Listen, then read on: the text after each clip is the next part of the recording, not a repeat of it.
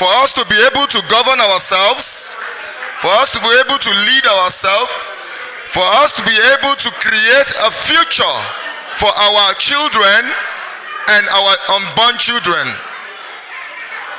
I have not much to say now, but I believe action speaks louder than word. I will continue to present myself, and I thank everybody that has volunteered himself to become a member and to put all it takes, even to the extent of putting our life in line, to sacrifice ourselves as IPOB members. I appreciate you all. Thank you. Thank you very much. And your voice comes for this man. For him. One thing, let me tell you something you don't know. Take a look at Nigeria today. Who are these people? They are making noise. And they're not part of us.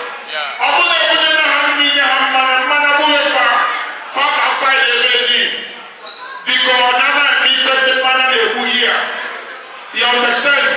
Here are no about total discipline. If I remember about command and control, if you will not discipline your mouth, we have no choice than to tell you to go outside. Now let me tell you people something. You are complaining of people who are reading Nigeria today. The leadership. Do you know who they are? They are the people that fought Biafra. From A to Z of them. The people who are leading you today in Nigeria, if you like compare from here to America, nobody will listen to you. It's from one Amadi to another Adamu, from Buhari to Enka Abiola, from Abiola to Mustafa, from Mustafa. It will continue to circulate. You can't do anything about it. The only thing you will do, you will make noise. By the end of the day, you shut up and go and sit down. So for you to be among the leadership, you have to devote and put whatever you can to make sure you restore your land, so you will be counted among the leadership. Because someone didn't go up to say, oh, the Biafra. Let me tell you, Biafra, Biafra by merit. Not by your education capacity, not by how many certificates you have, not by who you are or connection. Mazi Nnamdi Kanu said, "Open I am with the minister of Itampu. Apota achito don kuchinya lese upaligodo. Obo kebe pota asene po number officer. Ema he kumili. Asene po nyami. Ema lo abwe. Asene po immigration officer. Asene po salute. Onya osane beto. So out of good delete here. Don't mark it. Open a Biafra today. Whether you like it or not, the only thing here could be make it is to be general. Or will only make a family ANC or Chinedu. Or will anybody have a ANC or Chinedu?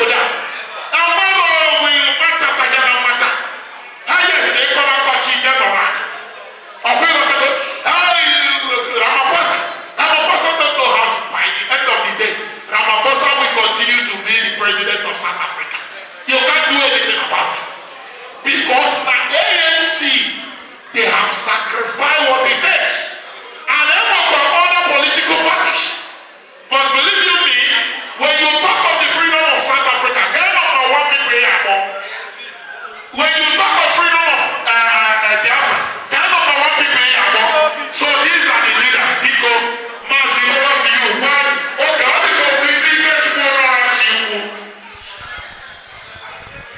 IPOB, one family. I just want to give a little bit of advice to our new leaders, as well as the members of IPOB in Bloemfontein. Biko, can you respect what we are doing? Please, if you must eat quietly. If you must drink quietly. Please. because there is a function, a procedure going on here. IPOB, thank you very much. So my advice to the leaders is this. You are the leaders, but you don't rule by your own imagination or your own rule. You rule because there is a laid down procedure which you must follow as a leader. It is called the code of conduct. You follow the code of conduct. If anybody rebel against the code of conduct, the same code of conduct will do what? Deal with the person. There is nothing personal. It is not between you and anybody. You are implementing. That's what you are doing. I don't want you to think because you're a leader, you can now undermine anybody or do things your own way. Follow the code of conduct so that if somebody disrespects you, you can discipline the person with the code of conduct. And as somebody who is also a normal member, if you are told that you did something wrong, you go and consult the code of conduct. If the code of conduct said that no, you did not do anything wrong, you can also do what? Lay a complaint. So it is command and control based on the code of conduct of IPOB. It is like the constitution of South Africa, the constitution of any country. That is what rules the country. It is like a Bible. Every other law must do what? Abide by the constitution. So for IPOB, our code of conduct is our own Bible. So I'm advising you as a leader, you are only there to do what? Implement what has already been what? Set down. Command and control. As you as a leader respect your superior, so shall your subject respect you. But if you're a leader and you don't respect your next in command, don't expect anybody below you to do what? Respect you. It's very simple. So this is my advice and my own little 50 cents for you this evening. Thank you very much. Mazi, thank you very much. I think that's a very good one. Mazi, you will make it very quick so that we can move on to the next. Give us your name and tell us your position in this very wonderful family. IPOB. One family. IPOB. One family. My name is Chinedu. I am the PRO of IPOB Bloemfontein here in South Africa. You know, one of the reasons why I joined this movement is because I get to know about our history in a bitter way. Because I was a historian when I was still in school in Nigeria, and throughout my studies, there was no lecture about the 1967 to 1970 war. Talk more of the 1966 massacre. You know, so we get to know this thing in a bitter way, whereby Mazi Nnamdi came and started educating us on the process of how we have been marginalized, how we have been brutally exempted from the rights of the people. So I have not much to say today. All I have to say is that I am committed, and as long as we are still breathing, we will fight to the last man. Thank you very much. Thank you very much. Can you clap for this man? Please clap for him. All the because next time, all the guy who's okay, be frank about money.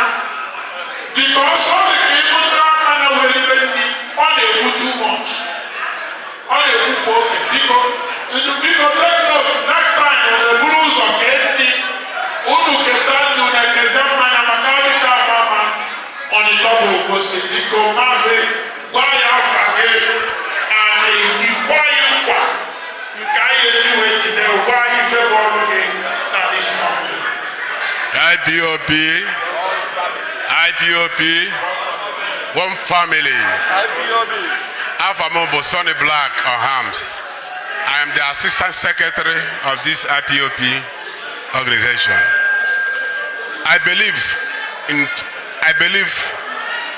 in the next 10 years or 5 years or 3 years to come, the Biafra will be actualized. I don't believe in talking too much. Actually, after the tunnel, the sunshine will rise. So I believe, this time, Biafra will be actualized. And with all my strength, together with my co-executives, I promise in anything in my power to make sure Biafra is actualized. I will do it. In Chukwu Okike Abiama, we pray. Thank you very much. Follow this man. When I say the Lord didn't do anything in a free state,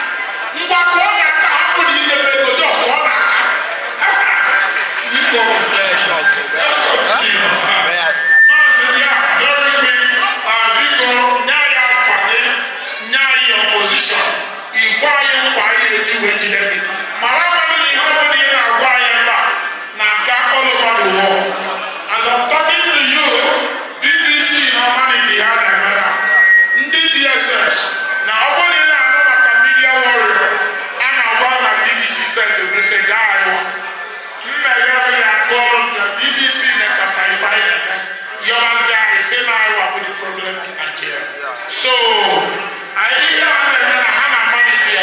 So this is what now. Actually, people like that in next 1,000 years, so why I forget and why you why you IPOB, one greatest family. My name's Uchenna Charles Okpai. I am from Ohozara in Ebonyi State, Ebonyi Province, Biafra land. I am the secretary of IPOB, Bloemfontein unit. I don't have much to say, but the ideology of Mazi, Nnamdi Kanu, the only prophet of our time, made me to love IPOB.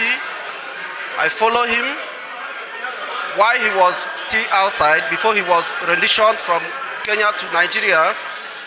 I make sure that I listen to all his broadcasts.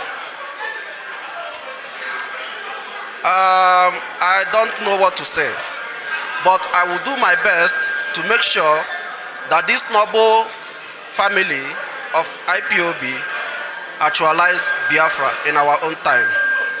May Chukwu Okike Abiama help all of us.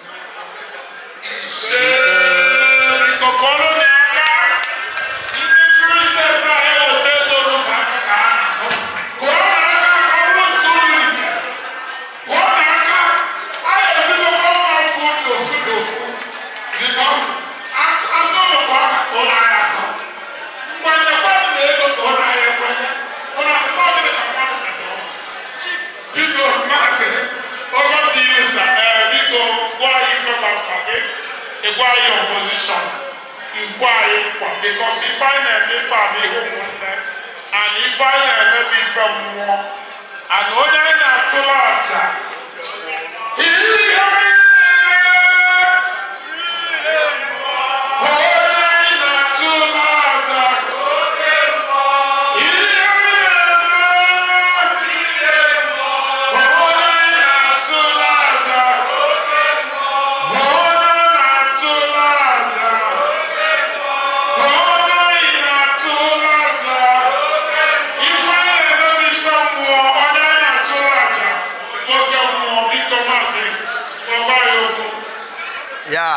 my name is Chinedu.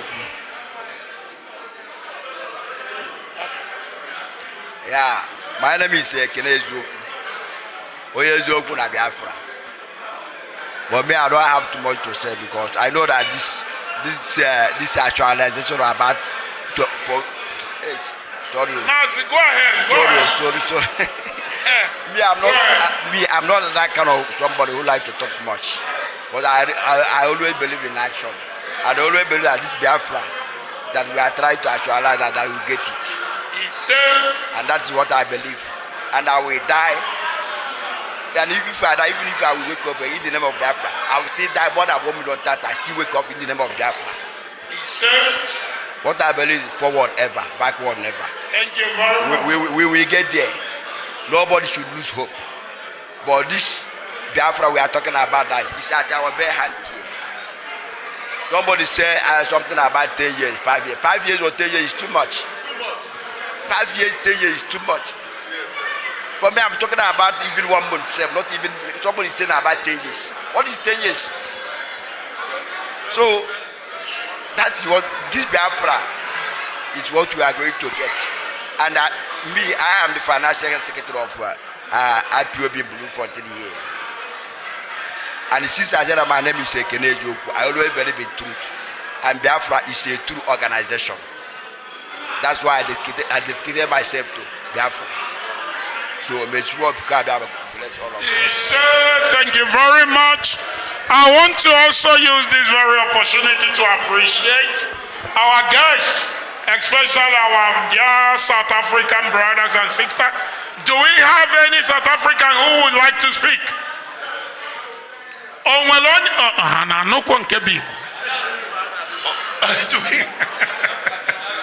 Do we have any South African, whether a man or a woman, who would like to encourage the people of Biafra?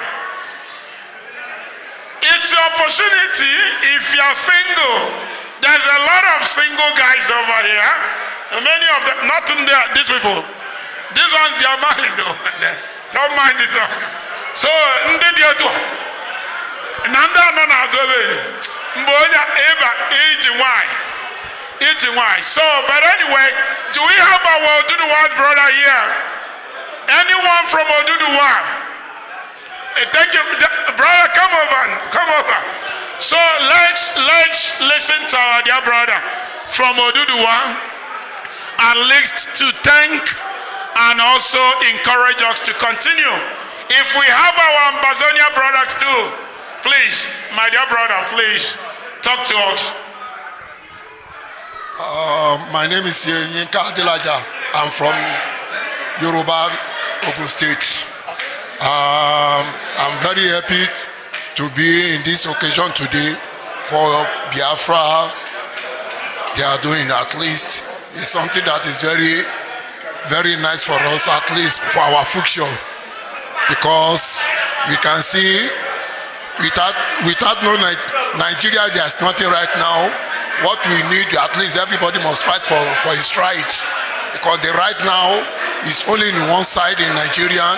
So we need their support in Yoruba and Igbo. We have to work together for all those people we call our leader. They are doing nothing. That is why we see ourselves in this situation in all over the world. Nigeria here, Nigeria there, which if you are one, at least things will be better for us in Nigeria. But right now, all our leaders, they are not ready for us. So we have to fight for our rights. So God bless Biafra and God bless Oduduwa. Wow, thank you very much. Our dear brother from Oduduwa said that we need to work together to restore this God-given country, because the only thing that will save us is the total restoration of Oduduwa and Biafra. If you are not free, you can't sell. That you are selling here is because you are free. So it's not possible to sell while you are still in cage.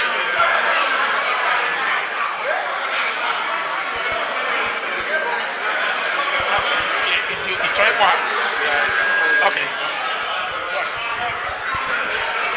Okay, please. Mazi, please, just 1 second. 1 second. I have an announcement. IPOB USA Emergency ESN fundraising, which will be happening on the 21st day of May 2022. And of course, the time will be 11 a.m. the Pacific Mountain Time, 1 p.m. Central Time, 2 p.m. Eastern Time, 7 p.m. Biafran Time. Platform will be the Zoom. It is a Zoom meeting. And the ID, of course, is 895-791-83292. The passcode is 678910. You can dial by your location. And of course, we have a special guest for this Zoom or rather fundraising. The special guest of honor is Mazi Edoziem, the HOD of IPOB. Guest of honors as well is the members of DOS, Madam Nyanya, IPOB Head of Finance. The chief host will be four regional coordinators, and the host is IPOB USA Women. And of course, you can dial during these hours that I've given to you via Zoom to join this IPOB USA Emergency ESN fundraising. Thank you very much. Mazi, can go over to you. Okay, thank you very much, Mazi Ketgonora. Let me hand over the microphone to one of our hosts here so we can appreciate some of our brothers who contributed so big to this special occasion. Mazi, over to you. IPOB, one family. Ase Todike and Komero Mozo, you know, I agree program without a special recognition to some of our brothers, members of IPOB and non-members of IPOB that has supported us massively in this effort. You know, our people here in Bloemfontein in particular are very, very appreciative. They supported us, they encouraged us, and they also advised us in this gathering of today. You know, financial support, verbal support, and otherwise. So I'm going to start from Mazi Kletu Sume. On behalf of IPOB Bloemfontein, we say thank you very much. Mazi Tony Ede, on behalf of IPOB, we say thank you very much.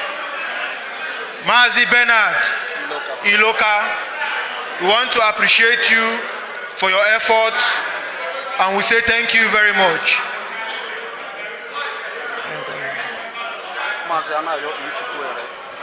Mazi Anayo Echukwu Ere, we want to appreciate you for your effort. Mazi Chinonso Onyachilam, we want to say thank you so much for your contributions and efforts towards this struggle. Mazi Martin Sunday, we say thank you so much for your efforts and your time for being here. Mazi John Chukwu Okute, we appreciate your efforts towards IPOB Bloemfontein. Mazi Chubueze Chukwu Agozie, we say thank you so much. Mazi Emeka Ofo, we want to appreciate your efforts towards IPOB Bloemfontein. Mazi Ikechi Nnamdi, thank you so much for your efforts. Mazi Ikechukwu Mborogu, thank you so much for being partaker of this historical event. Mazi Peter and Paul Nwankwo, we thank you so much and we say may God bless you. Mazi Felix Ogu, we thank you so much for your efforts. Mazi Noel Carlo, our able patron, we say thank you so much, sir, for your efforts towards this IPOB Bloemfontein, for making this day a reality for us. Thank you so much. Mazi Kinsley Chukwu, thank you so much, sir, for your efforts towards this IPOB Bloemfontein. Mazi Anayo Vincent Uzo, we appreciate you, sir.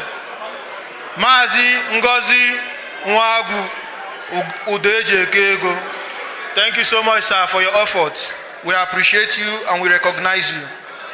Mazi Emmanuel Ikebwe, thank you so much, our able pastor. We appreciate you for your efforts. Mazi Joseph Ume, we say thank you so much and may the good luck be with you. Nwada Nora Omekara, we also appreciate your efforts. And our sister, Mrs. Ijoma, we say thank you so much. Yeah, we thank you so much for your efforts. We thank everybody who has contributed, everybody who has made today a reality. You know, without you guys, it's not going to be possible. Without you guys being here in particular, today is not going to be a reality. So we appreciate you guys, and we say, as you leave, as you go back to your different businesses, your different abode, may Chuko Kikabiama, may Chuko Kikabiama be with you all. Thank you so much, and God bless. Mazi, thank you very much. Mazi Kechukubiko, can you give us music?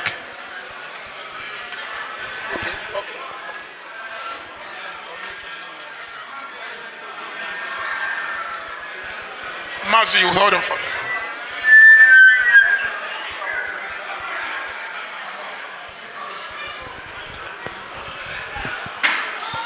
IPOB.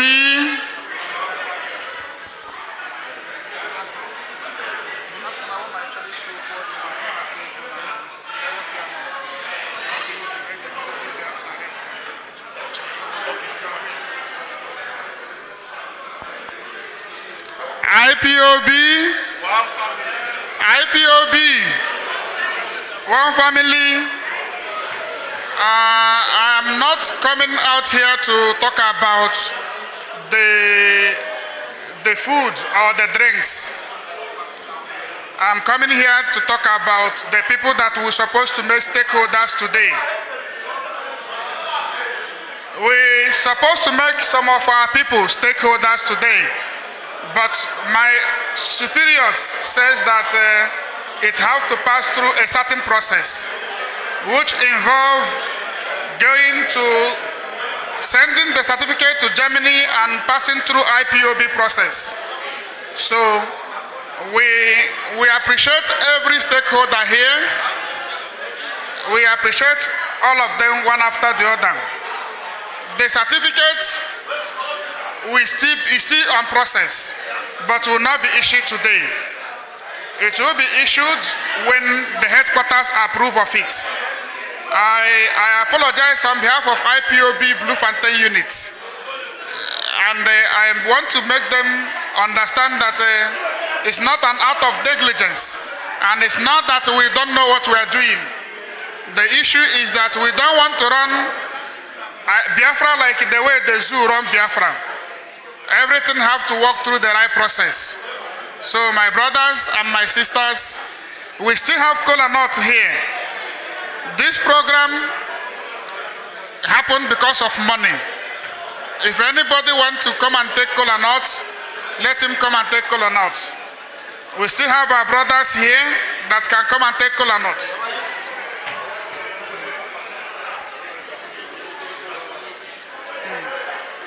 IPOB, one family. Let's not forget what I'm saying. We need to work on making this unit stand. And for the unit to stand, we need to have money. I am a blunt person. I believe in saying it as it is. And I believe in saying it truthful. In Biafra, you will see that there are different kinds of human race. In Biafra, you will see that injustice will not breed. In Biafra, you will see that there is a different kinds of defining democracy. Not democracy with interior motives. Not democracy that want to oppress you because you are their own person. Excuse me.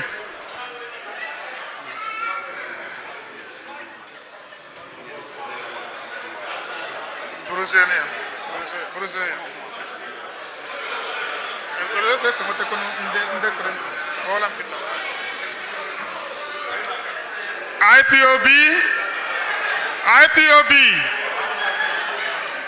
my brothers, lovers of freedom, we need support. We need financial support. We have cola here we are selling.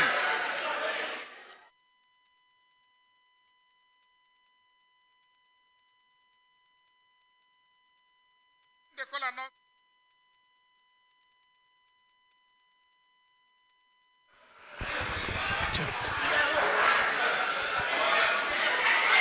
All right, great Biafrans, wonderful people and beautiful people. My name is Mazi.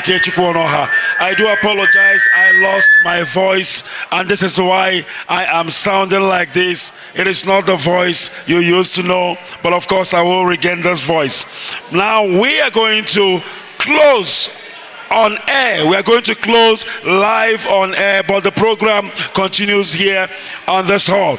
Therefore, I want to thank all of you who have listened to us wherever you are, all over the world. I say, may Chukwu Okike bless you all. And of course, we are going to sign off here, and I thank you all. And don't forget, on the 18th of May, our Nnamdi Kanu will be appearing before Abuja High Court. And of course, in solidarity with that, we will sit at home in Biafra land. I want to thank the people at the venue, the leadership of IPOB, Bloemfontein, as well as the IPOB Welcome, and of course, national body as well. I want to thank Mazi Ikenga Uruagunewi. Thank you, of course, for assisting and being the MC this evening. And of course, from me, Mazi Kechukwonoha, I want to say, may Elohim bless our leader, Mazi Nnamdi Kanu. May he bless and continue to keep Biafra. And I say, from me, from here, it is goodbye.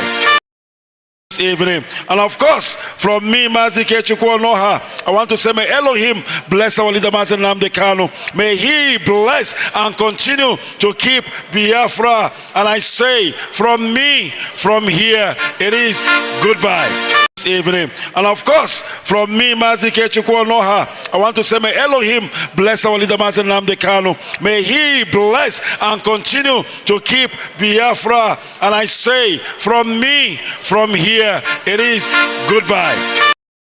Evening. And of course, from me, Mazi Kechukwonoha, I want to say, may Elohim bless our leader, Mazi Nnamdi Kanu. May he bless and continue to keep Biafra. And I say, from me, from here, it is goodbye. Evening. And of course, from me, Mazi Kechukwonoha, I want to say, may Elohim bless our leader, Mazi Nnamdi Kanu. May he bless and continue to keep Biafra. And I say, from me, from here, it is goodbye. Evening. And of course, from me, Mazi Kechukwonoha, I want to say, may Elohim bless our leader, Mazi Nnamdi Kanu. May he bless and continue to keep Biafra. And I say, from me, from here, it is goodbye. Evening. And of course, from me, Mazi Kechukwonoha, I want to say, may Elohim bless our leader, Mazi Nnamdi Kanu. May he bless and continue to keep Biafra. And I say, from me, from here, it is goodbye. Evening. And of course, from me, Mazi Kechukwonoha, I want to say, may Elohim bless our leader, Mazi Nnamdi Kanu. May he bless and continue to keep Biafra. And I say, from me, from here, it is goodbye. Evening. And of course, from me, Mazi Kechukwonoha, I want to say, may Elohim bless our leader, Mazi Nnamdi Kanu. May he bless and continue to keep Biafra. And I say, from me, from here, it is goodbye. Evening. And of course, from me, Mazi Kechukwonoha, I want to say, may Elohim bless our leader, Mazi Nnamdi Kanu. May he bless and continue to keep Biafra. And I say, from me, from here, it is goodbye. Evening. And of course, from me, Mazi Kechukwonoha, I want to say, may Elohim bless our leader, Mazi Nnamdi Kanu. May he bless and continue to keep Biafra. And I say, from me, from here, it is goodbye. Evening. And of course, from me, Mazi Noha, I want to say, may Elohim bless our leader, Mazi Nnamdi Kanu. May he bless and continue to keep Biafra. And I say, from me, from here, it is goodbye. Evening. And of course, from me, Mazi Noha, I want to say, may Elohim bless our leader, Mazi Nnamdi Kanu. May he bless and continue to keep Biafra. And I say, from me, from here, it is goodbye. Evening. And of course, from me, Mazi Noha, I want to say, may Elohim bless our leader, Mazi Nnamdi Kanu. May he bless and continue to keep Biafra. And I say, from me, from here, it is goodbye. Evening. And of course, from me, Mazi Noha, I want to say, may Elohim bless our leader, Mazi Nnamdi Kanu. May he bless and continue to keep Biafra. And I say, from me, from here, it is goodbye. Evening. And of course, from me, Mazi Noha, I want to say, may Elohim bless our leader, Mazi Nnamdi Kanu. May he bless and continue to keep Biafra. And I say, from me, from here, it is goodbye.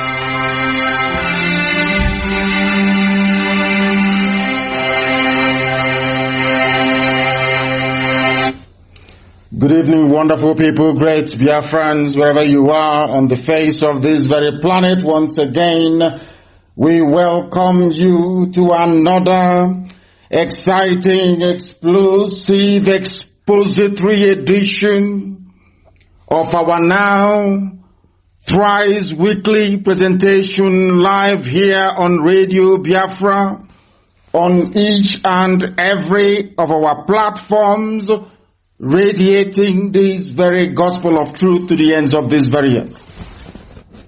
I say good morning, good afternoon, good evening, and good night to some of you, especially those of you who are listening from Seychelles, because today I can announce to the whole world that we have another family in the Seychelles. If you have joined us this very evening, you should be able to listen to us via my Facebook page, a persecuted and a suppressed page, the same thing they have now taken to my Twitter account and every other social media platform that we're on. We are transmitting live and direct on our newest app, IPOB Community Radio. I want everybody to download IPOB Community Radio on their listening device, because this very broadcast is live on that very platform.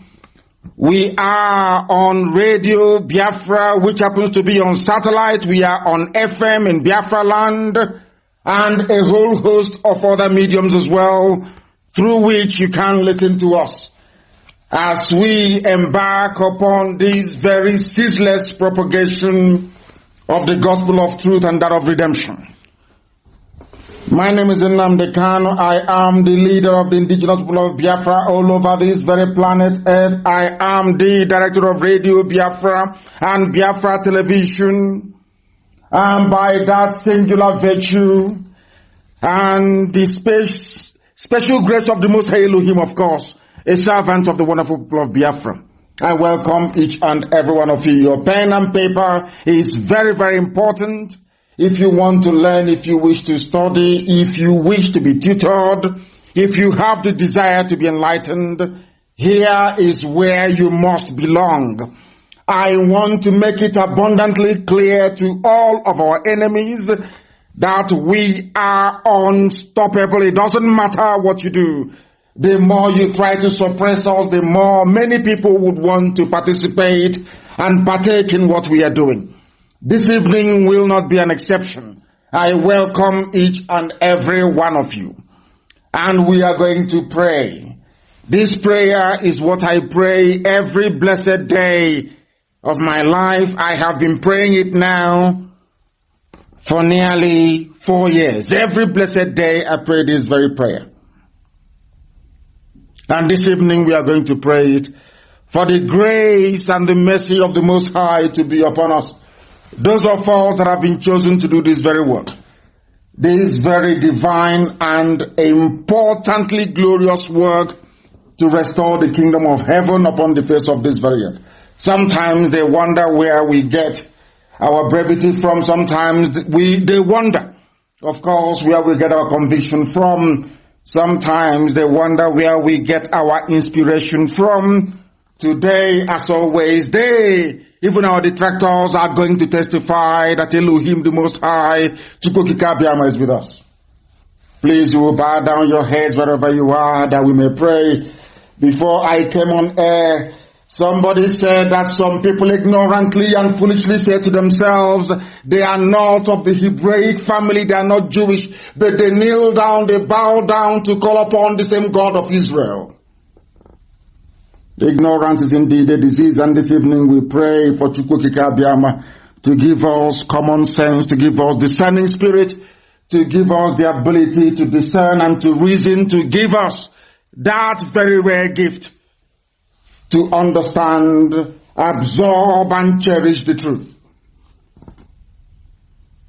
Our Father who art in heaven, the Most High, Chukwukika Biama Prumihenina. Your children are gathered all over this very planet in more than 160 countries and territories to partake and to participate in this gospel of renewal that you have placed in their hearts, that they may know the truth and that truth will set them free. We have no other God apart from thee. We do not worship nor bow down before any idol made by man or any flesh, because those that will worship you will do so in truth and in spirit. The eyes of man cannot see you, because you are the beginning and the end. You existed before time commenced. That is why you are the Lord of hosts of all the heavens and the earth. And that is not like thee. We do not compare thee with anything that you have made, because you are an awesome and mighty God, and we give you every praise and every adoration. Hurry up, O Heavenly Father, our Lord and our God, to deliver us. Make haste to help us, your children, because you are our Maker. Let all of them be put to shame and confounded that come after your children. Those that sought to spill blood in Enugu and elsewhere in Biafra land, the Janjaweed, the Fulani horde, let them be chased backwards and be put to confusion, all of them that wish to destroy IPOB. Let them be turned back to the Sahel from whence they came. Let their reward be their shame, all of them who laugh at your children. Let all those of us who seek thee, who are glad and who rejoice in your mercy in our lives, all of us in IPOB, this noble family, every Biafran family on this very earth, those of us that love thy salvation, for always we are going to say, hallowed be thy name, hallowed be thy name, hallowed be thy name, for you are magnified, O Heavenly Father. We are poor and very needy. You will make haste to come and deliver your children, because you are omnipresent. You are our help and our deliverer. You are our Lord, our God, Elohim Adonai, El Shaddai, Chukwukika Biama Prumihenina. Please do not delay. Come and deliver your children and set us in the land that you promised our ancestors, because we have returned to thee, and to thee alone. Biafra shall know only thee, you, the God of Abraham and of Isaac and of Jacob. that the world may know that we are blessed, that in Africa did you ordain that light shall come upon the whole of this very earth through your children, Biafra. This we pray in your holy name and no other, now and forevermore. He say, we have called upon heaven. As the sons of men that we are, we must proceed to preach this very gospel that heaven itself ordained must be preached on this very day, the 2nd day of September in the year of Most High Elohim 2020. The time now is approximately 14 minutes past the top of the hour. 14 past 7 p.m. in the blessed land of Biafra. A land that is blessed. The only land on this very earth where in less than 40 miles there is abundance of coal, abundance of natural gas, abundance of crude oil. The only place on this very earth. Because we are blessed. Extremely blessed. And Iguacha is working this evening. Our relay station in Iguacha is working. They should tune in and also be able to participate as well. We are going to preach this very gospel as Chukwukika Abiyama intended. This evening we are going to start with a very distressing, a very debilitating and a very worrying news. Because the Fulani Janjaweed with their jihadist tendencies are hell-bent on executing, eliminating and exterminating Biafrans wherever they can find them. Therefore, this evening, if you have a relative in the Zoo army, in the Nigerian army, if you have any Biafran of any ethnic coloration or clan in the Zoo army, more so if they are Igbo and they are combatant soldiers and they are related to you, from this very minute, you better start looking for them, be they male or female. Because the report we are getting about their condition is not very good. Our intelligence on the ground in the various barracks in the northern part of the Zoological Republic that Britain created has confirmed that they are redeploying all Biafrans in the Zoo army and taking them to Borno to face certain death. They are now assembling Biafran soldiers from all the formations that they have in the zoo, including 82 Division in Enugu and also the military barracks in Ebonyi State. They are rounding up our people and transferring them to the north, where we got intel this very evening before I came on air. People in my Malari barracks in Maiduguri are reporting that Igbo soldiers in the Nigerian army are being headed like a bunch of cattle into Black Maria and driven away. Where they are taking them to, nobody knows. What I'm telling you tonight is happening at Brigadier Mai Malari barracks in Maiduguri. It is the huge army cantonment there. They are killing our people as I'm addressing you this night. It is happening in the north. If you have a relative, if you have anybody serving in the Zoo army, please, I beg of you, look for them now, not tomorrow morning, because tomorrow may be too late.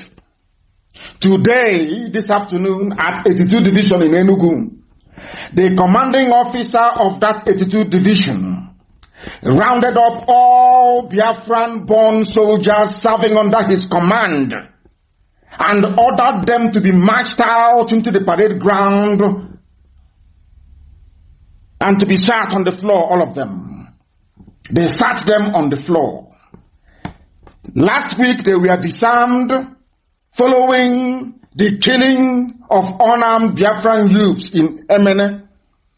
After killing our people, most of our Biafran brothers who are serving at 82 Division complained about what happened. They disarmed all of them, put some of them in the guard room. Today, they have rounded them up, brought them out this afternoon, sat them on the ground inside 82 Division in Enugu. We counted nearly 30 chartered vehicles. These are Hummer buses. They were seen inside the barracks with our brothers sitting on the floor in readiness to be transferred to Maiduguri. They are taking them to Maiduguri where they will be ambushed by their fellow Fulani terrorists, because mind you, every military formation in Biafra land,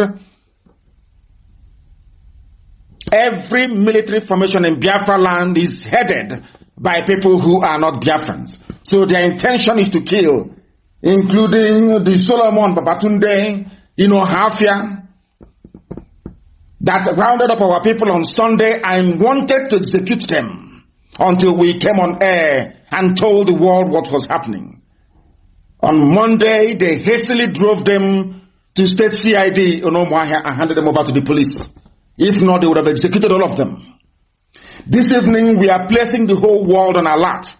If you have a relative who serves in any of the infantry divisions of the zoo, in the military police, be rest assured, if you don't recall them to come back to you between now and the weekend, they are dead people.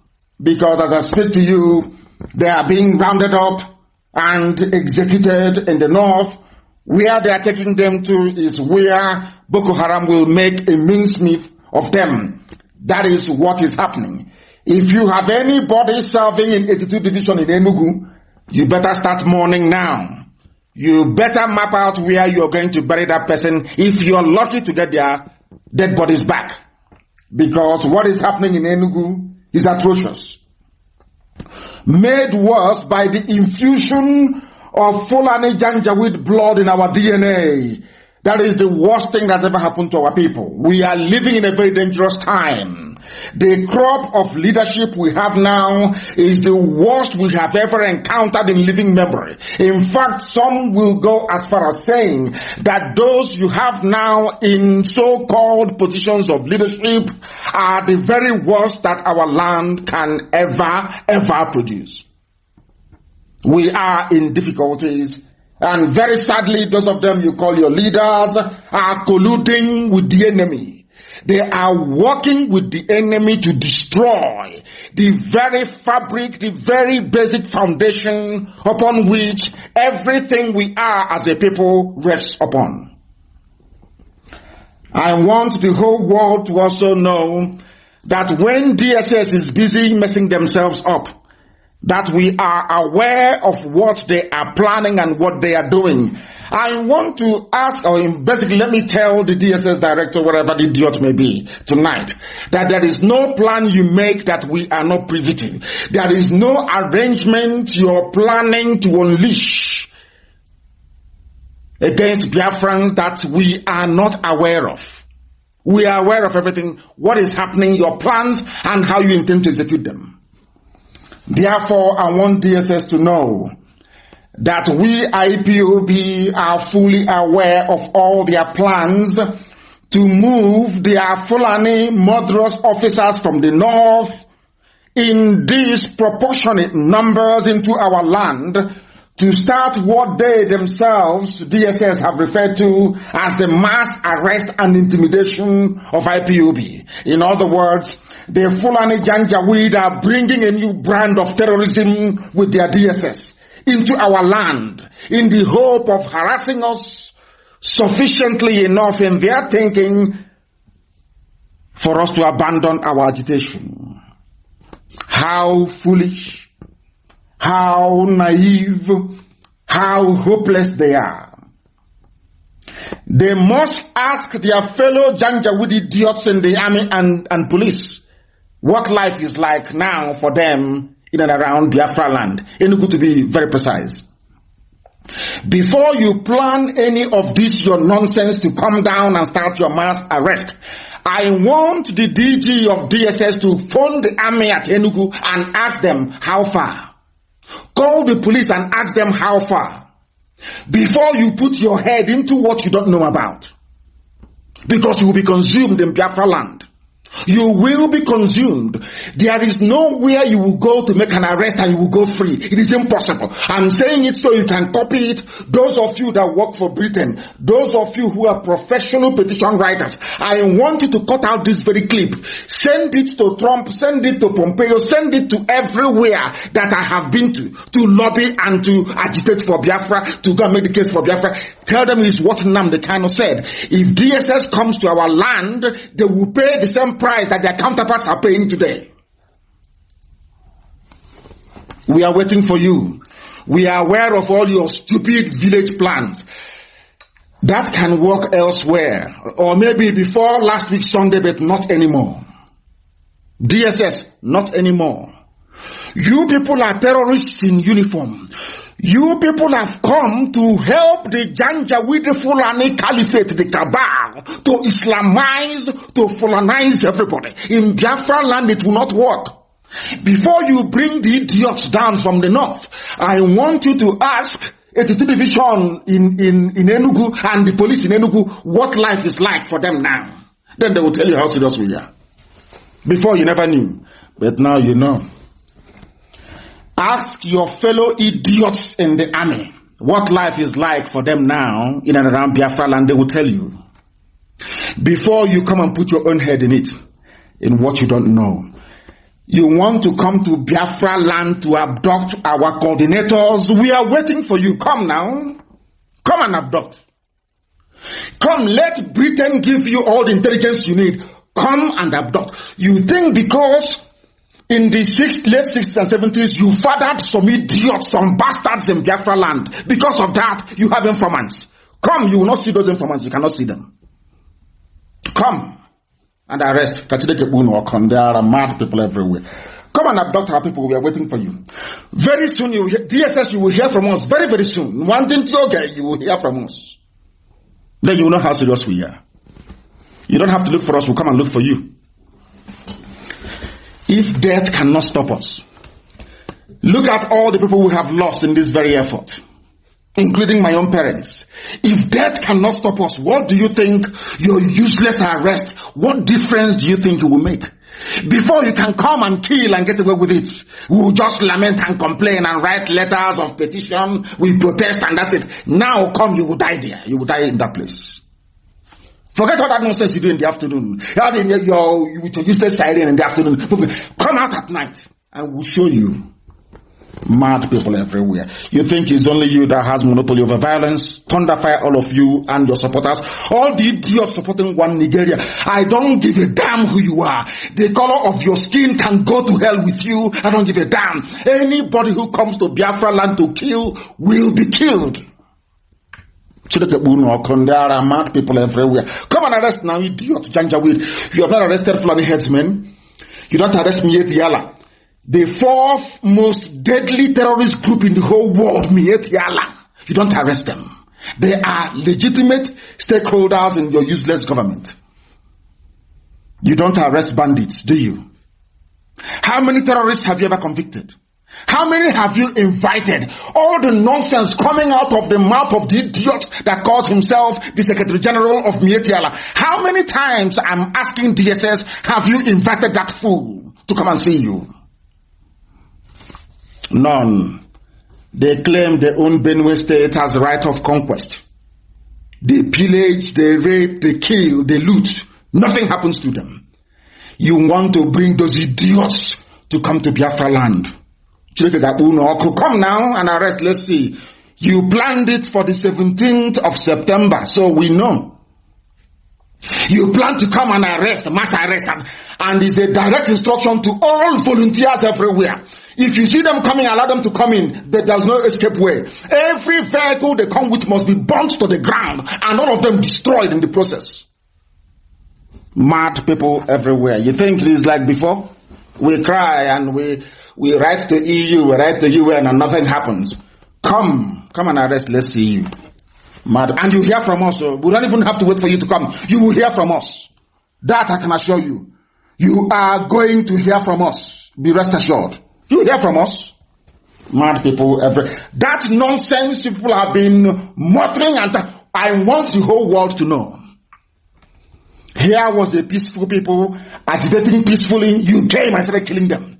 Because you kill, nothing happens. You kill, nothing happens. You think you can go on killing. You and all of you saboteurs, all you so-called politicians, the governors, all of you planning with DSS, we know all of you. You will pay a very heavy price. I'm saying it in public, that the whole world may bear me witness. That is how I operate. I tell you what I'm going to do before I do it. I warned army in Enugu what was going to happen is happening to them. I warned police what was going to happen and it's happening to them. Take me and put me anywhere. Idiot. When you come to kill people, you will die in our land. Ask army and police how life is for them. They will tell you. And the day we get started, any day we grab you, we catch you. We will set an example with you that any ear that hears about it will vibrate. All of you idiots collecting 50,000 naira from your parents' relative, answering Biafran names, answering Igbo names, some of you. The day we catch you, we will set an example with you that the world may know how serious we are. Fools everywhere. We are waiting for you. Come. Come with your petty village plan. We are ready. We know who your informants are. We know who they are, all of them, one after the other. We know them. All the governors that are planning this, we know all of you. If we don't spare the Zoo army and police, I'm going to spare you. You are mad. All of you are mad. Now, for all these years, we've been very quiet and very peaceful. Very quiet and peaceful. You never wanted to respect yourselves. That thing you're looking for, you have now gotten it. And we are not going to stop. Never until Biafra becomes free. Never. Any idiot that comes out to campaign for election, for presidency, you see what will happen to you and your entourage. That day you will know how crazy and how mad we are. Because when people try to be gentle with you, you don't understand. Fulani don't understand gentility. They don't understand normalcy. What they want is that useless way they drive their cattle, to drive everybody that way. You can drive other zoo animals that Britain created. You cannot drive, not when I lead IPOB, it cannot happen.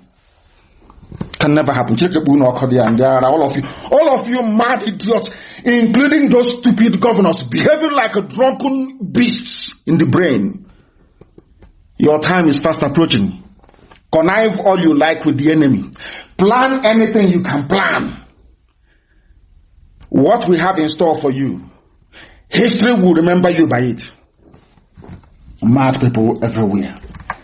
You don't want us to have freedom? But Scotland can have freedom, yes? Scotland can have a debate to decide when they want to have their own referendum. Scotland is not depending on Boris Johnson as to the timetable of their referendum. They want to do it themselves. And somebody have cleverly asked, why is it that referendum is good for Scotland and not good for Biafra? Oh, because Scottish people are white. Biafrans are black people. Because Biafrans are in Africa and Scottish people are in Europe. They have the right to control their own destiny. But people in Africa, we don't have that right. God never gave us that right. We are inferior to white people. That is the thinking. That is why Scotland can come out openly to, not just to agitate, to say to Boris Johnson of England, we want to go our separate ways and we are setting the timetable for it. No one has gone to Scotland to shoot at them. No one has gone to Scotland to kill them. No one has gone to Scotland to arrest. MI5 hasn't got to Scotland to arrest anybody. MI6 hasn't gone there. Military intelligence, they've not gone there. None. SAS, they're not there. But storming every home of an SNP member. None whatsoever. People ask us, oh, why don't you want to go into politics? I said to them, I told them long time ago, if you allow us to register a nationalist party, then politics is possible, because then you cannot rig election. Because if we do anything with your zoo so-called politics, you rig it, and then you say they have failed. For the idiots that will say, you refuse to participate in elections. How can you compare yourself to SNP? Because it is called Scottish Nationalist Party.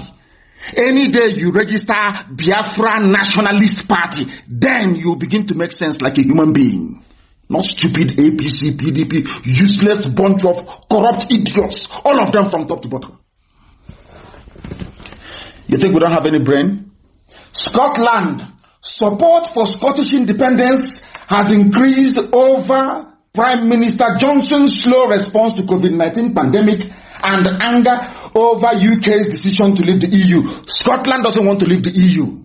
England wanted to leave the EU. They're in the majority. Now Scotland is saying, since you want to leave the EU, we want to be part of EU, you can go, we are becoming independent. The North wanted Sharia. They got their Sharia.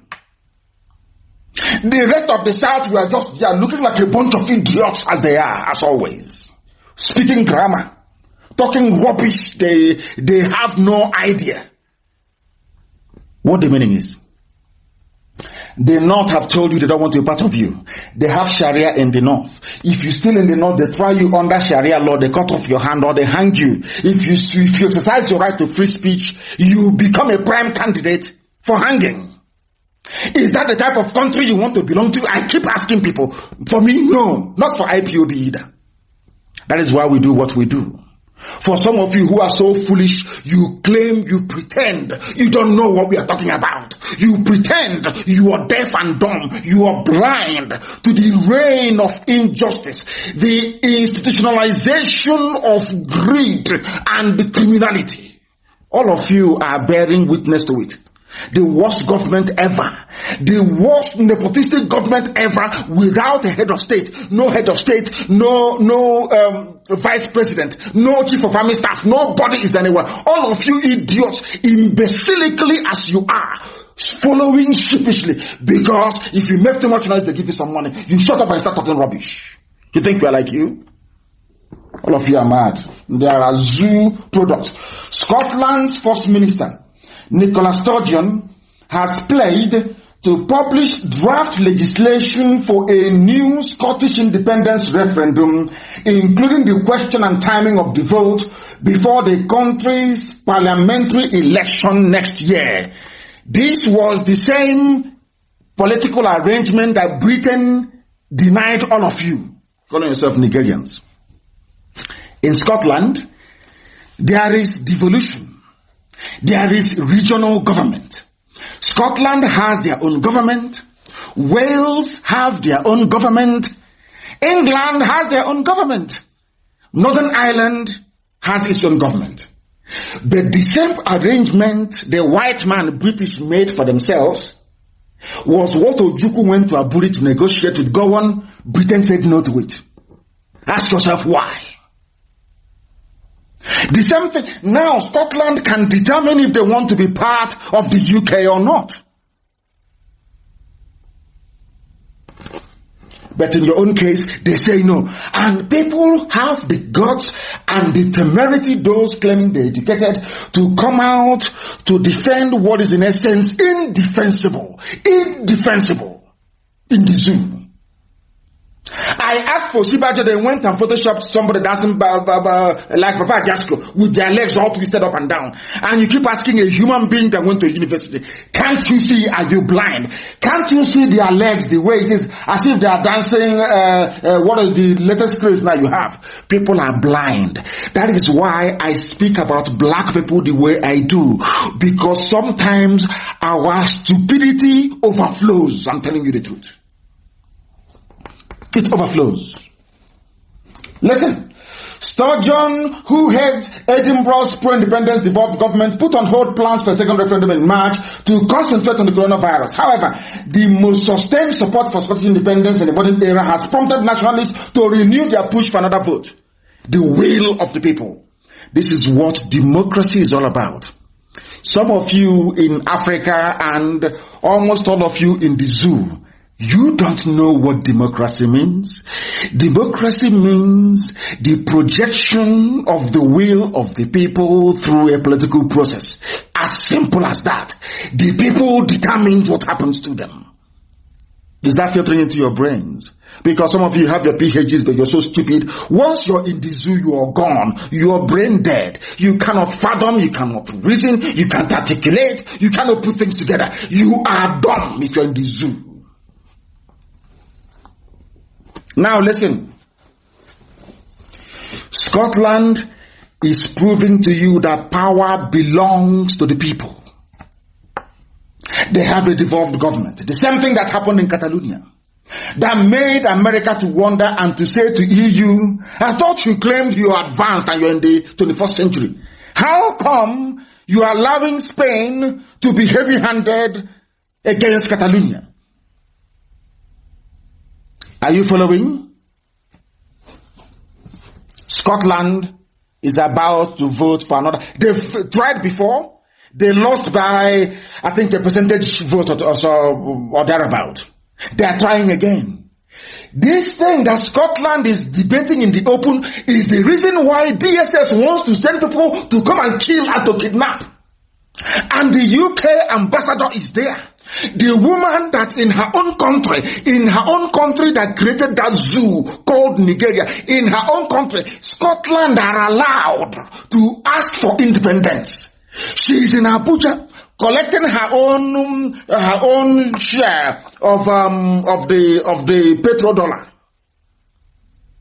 to support Fulani evil. When Fulani descend with their army, their police, and their DSS, they say nothing. And I want to ask the British High Commissioner to the zoo. I want to ask her a question. Why is it that in Scotland you have not sent the SAS, which is the elite paratroop division of the army? Why have you not sent MI6 or MI5 to kidnap Nicola Sturgeon or to storm her home and kill everybody who is there? I want to ask the British High Commissioner in Abuja. I want to let the world understand the depth of the stupidity of black people. I keep saying it all the time. Black people are useless, completely useless and hopeless. I want to ask this question. Why is it that there is a woman sitting in Abuja as the High Commissioner for Britain? In her own country, people are agitating to be free, and they are going to get it, of course. But she is presiding over the persecution of those who are agitating to be free, like the Scots are. Because in her mind, these are black people. They are monkeys, they are zebras, they are alligators, they are nothing. They have no brain. Only a white person can reasonably ask for independence. It's not meant for black people. You say how we created you. You say in the countries we made. We made you. We created you. Therefore, you are our subject. You are like a commodity to us. We trade you as we will.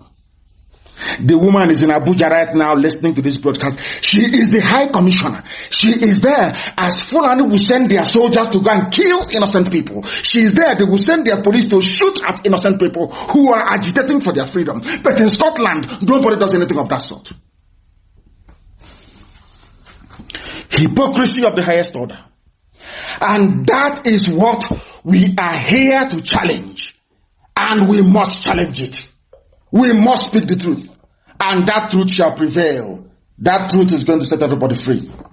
Including the woman. She's in bondage. In moral bondage. Her conscience is disturbing her. Why do I mention her all the time? Because it was Britain that created the zoo. Nigeria never existed. There was no country called Nigeria. Forget all this nonsense from these Neanderthals, these intellectual dwarfs talking rubbish every blessed day. Nigeria never existed until 1914. Never ever existed. Before the white man came, there was no country in Africa called Nigeria. None whatsoever. So all this nonsense about being a Nigerian is absolute fallacy, pure garbage.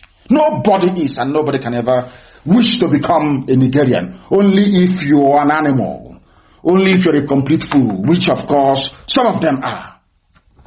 Some of them are. Scotland can have independence, but not Biafra. Scots are whites and Biafrans are from Black Africa. They are not entitled to. That is the brain of a black man.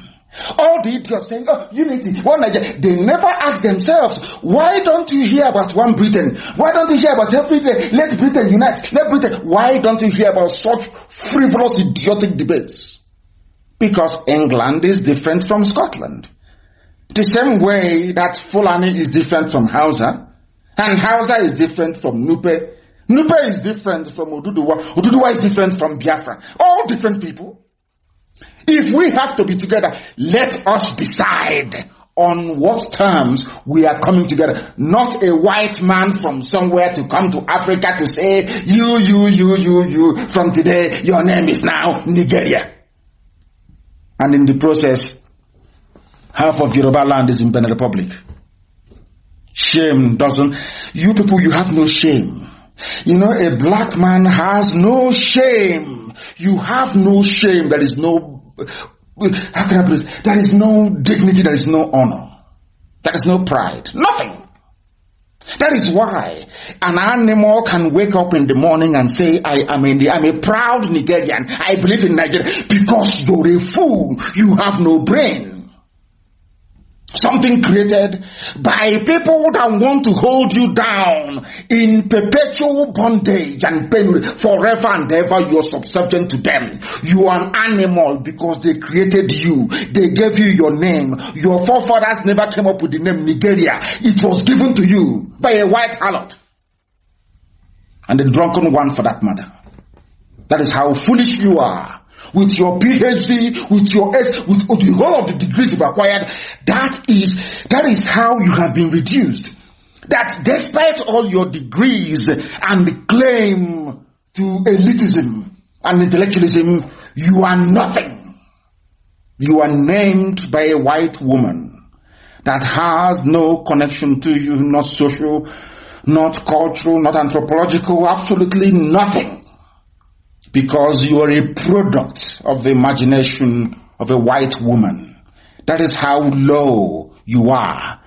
That is how low some of you will remain for the rest of your useless, idiotic lives in the zoo. Anybody who opens his stupid mouth or her mouth to say, I'm a proud Nigerian, to me you are nothing. You are lower than a vermin. You are nothing. You are complete idiot you are, because you cannot reason very well. Can you go to Europe and create a country for them in Europe? Can you, if you claim that God created every man equal, can you go to Europe and create countries in Europe the same way they went to Africa and created countries in Africa? Can you do that?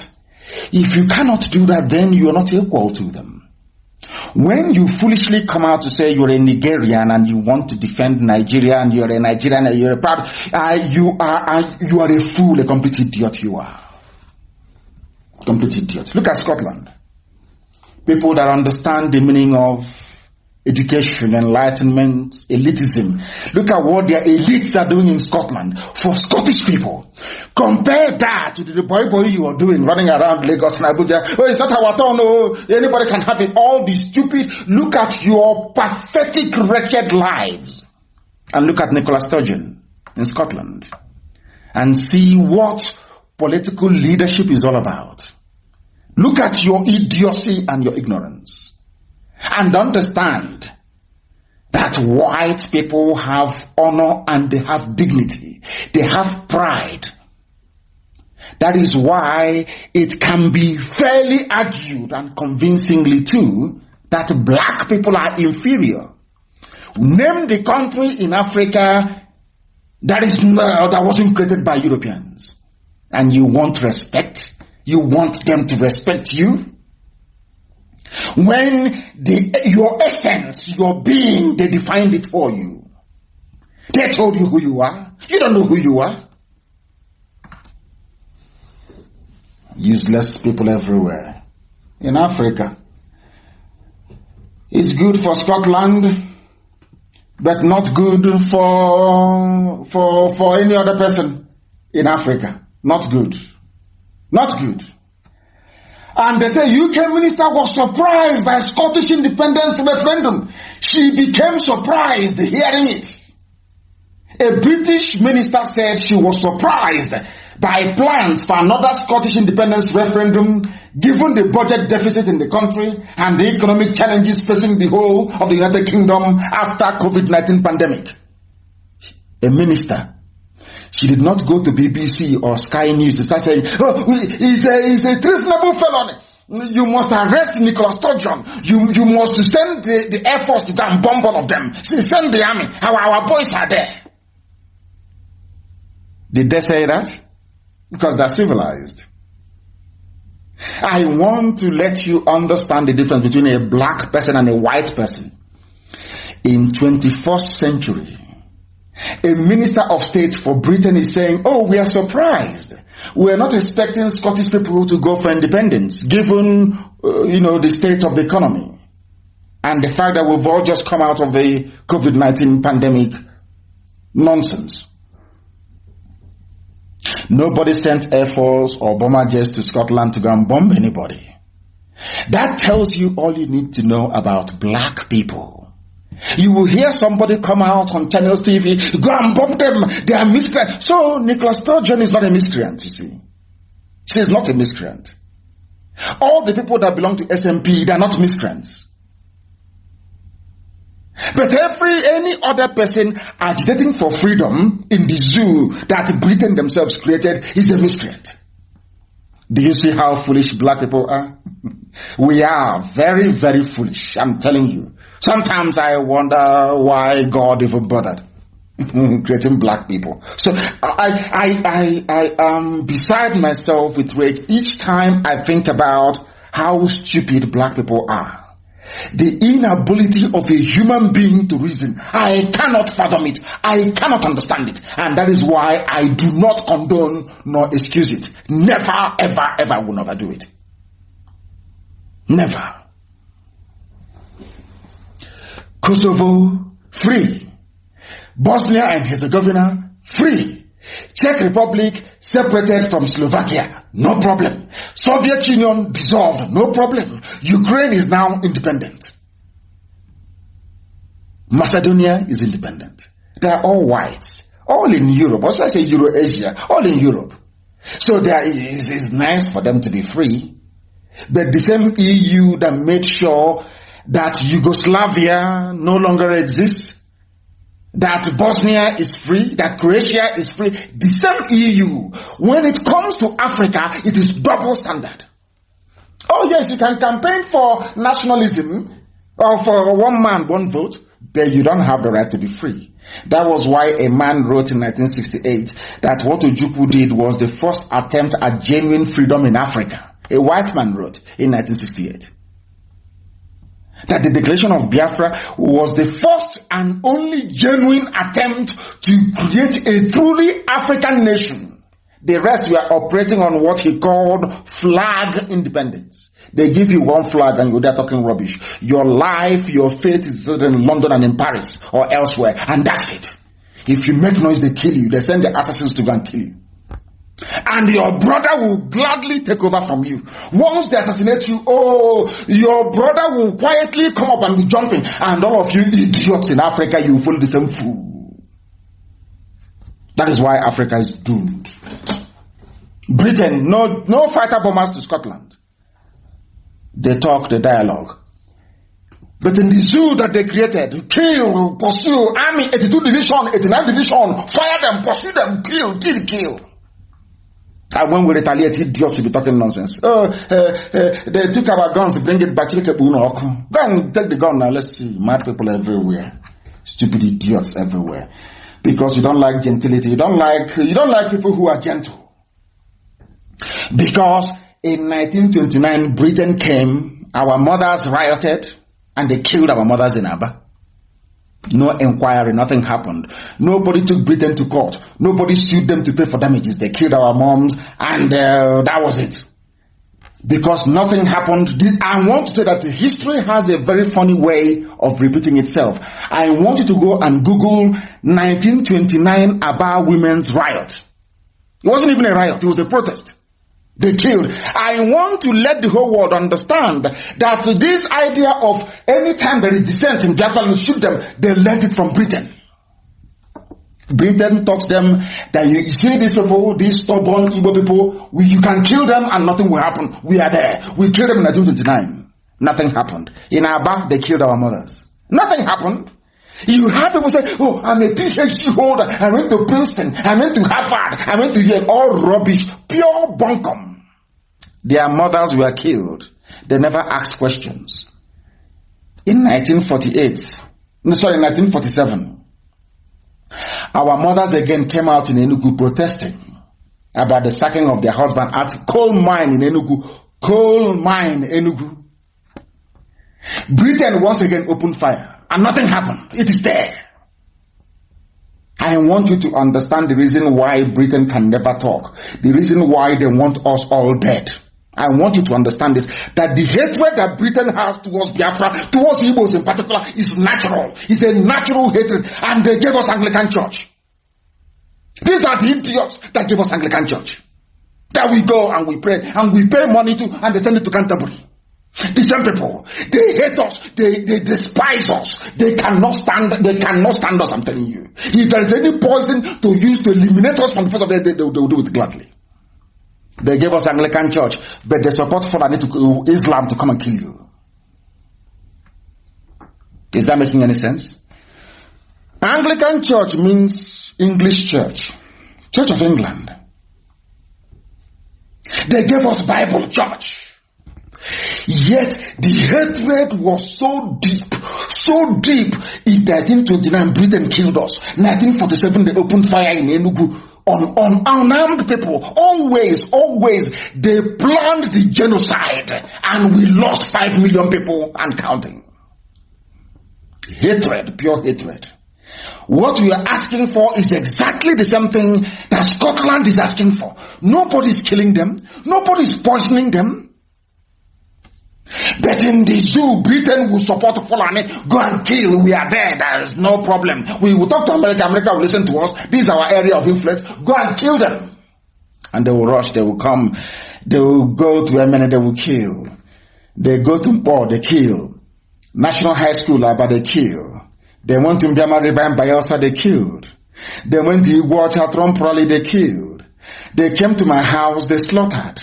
Britain is saying to them, we are here, we are the British, nothing will happen. Nigeria belongs to us. Fulani, go and kill anybody you like. Form as many terrorist groups as you like. Nothing will happen. That is why today, Fulani is boasting of 7 terrorist groups. 7 formed by Fulani. 7. Nobody is killing them or bombing them. Nobody. But if you talk about freedom from this Fulani madness, they send people to kill you.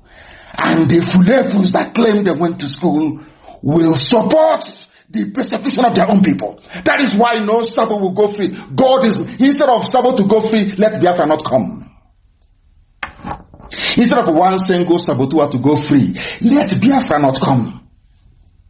They will pay dearly for it. Every Sabotua will pay very dearly for their crimes against our people. Britain has been killing us.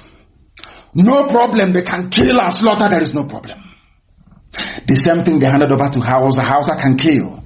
That's why the idiotic Yoruba man Solomon Babatunde thinks he can also join the killing.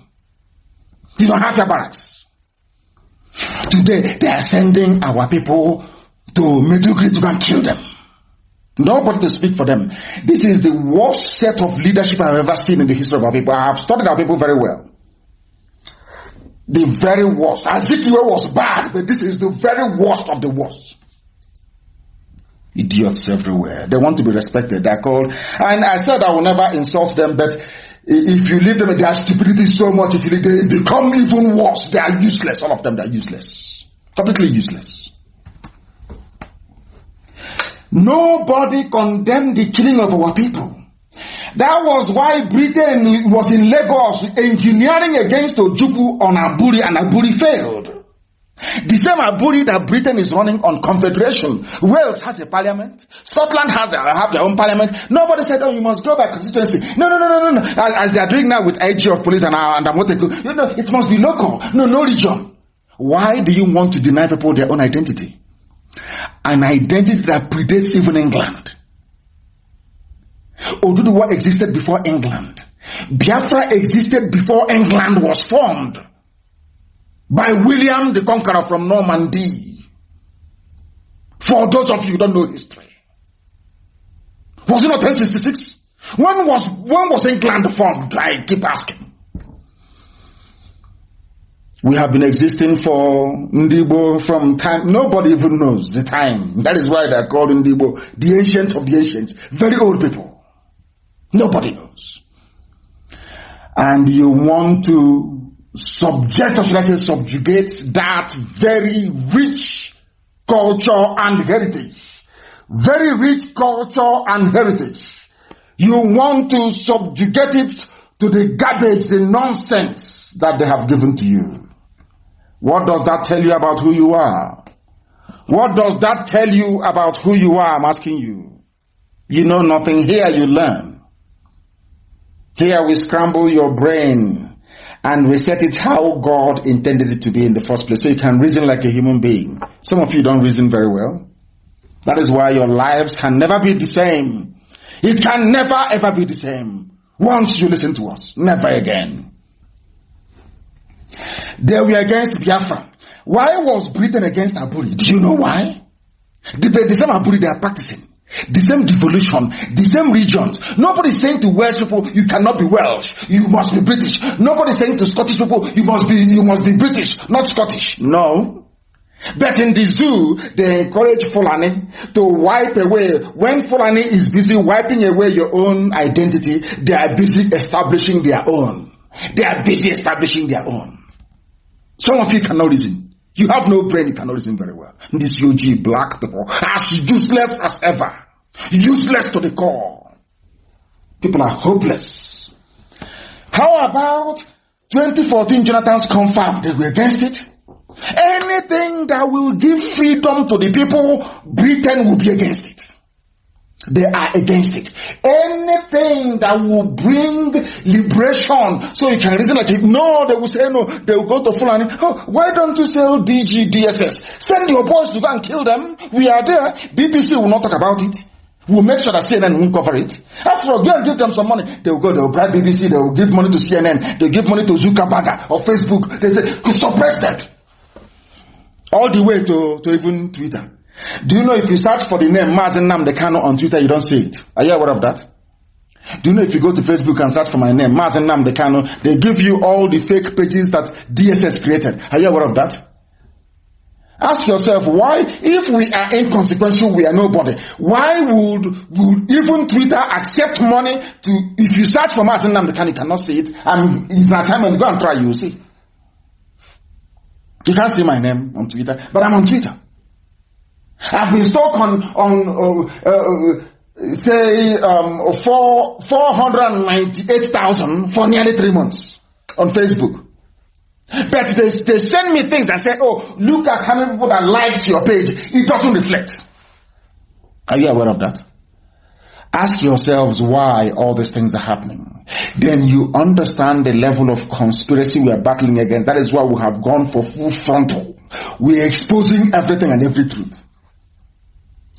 Let heaven be the judge of us all. It's always about oil. Always about oil. Iraqi invasion was about oil. Tony Blair is there. He's writing to NBA. Idiots are NBA. This was a man that I voted for in 1997. I voted for him. I voted for Tony Blair, thinking he was a human being. Look, he went to the same thing that the same Labour Party. It was the Labour Party in 1967 that said we would kill every Biafran rather not have oil, access to Biafran oil, because we created you. We told you the use of oil. We are Britain. If Ojukwu, once they came to Ojukwu and Ojukwu said, no, I'm not going to share the oil, don't report. They said, okay, we'll see. They went to Fulani. Fulani said, take the oil, take everything, kill them as well. And they made that deal. That was when they made the pact. We take the oil and gas, you take the land and graze your cattle as you wish. That is why Britain will never ever condemn Fulani. Impossible. They can kill, Fulani can slaughter everybody. Britain will never ever raise an eyebrow. Never. Now you understand it. Because Ojukwu said, yes, you can take our oil, there'll be no problem. The same Labour Party, the same government in England, and they went to war over oil. And it's not like the UK doesn't have oil, or that they're not blessed with human ingenuity. This is a country that the first agricultural revolution, industrial revolution, all happened in England. Adam Smith is from Scotland. That British Isle, blessed, intelligent people, blessed, brave people. They are warriors, brave, intelligent.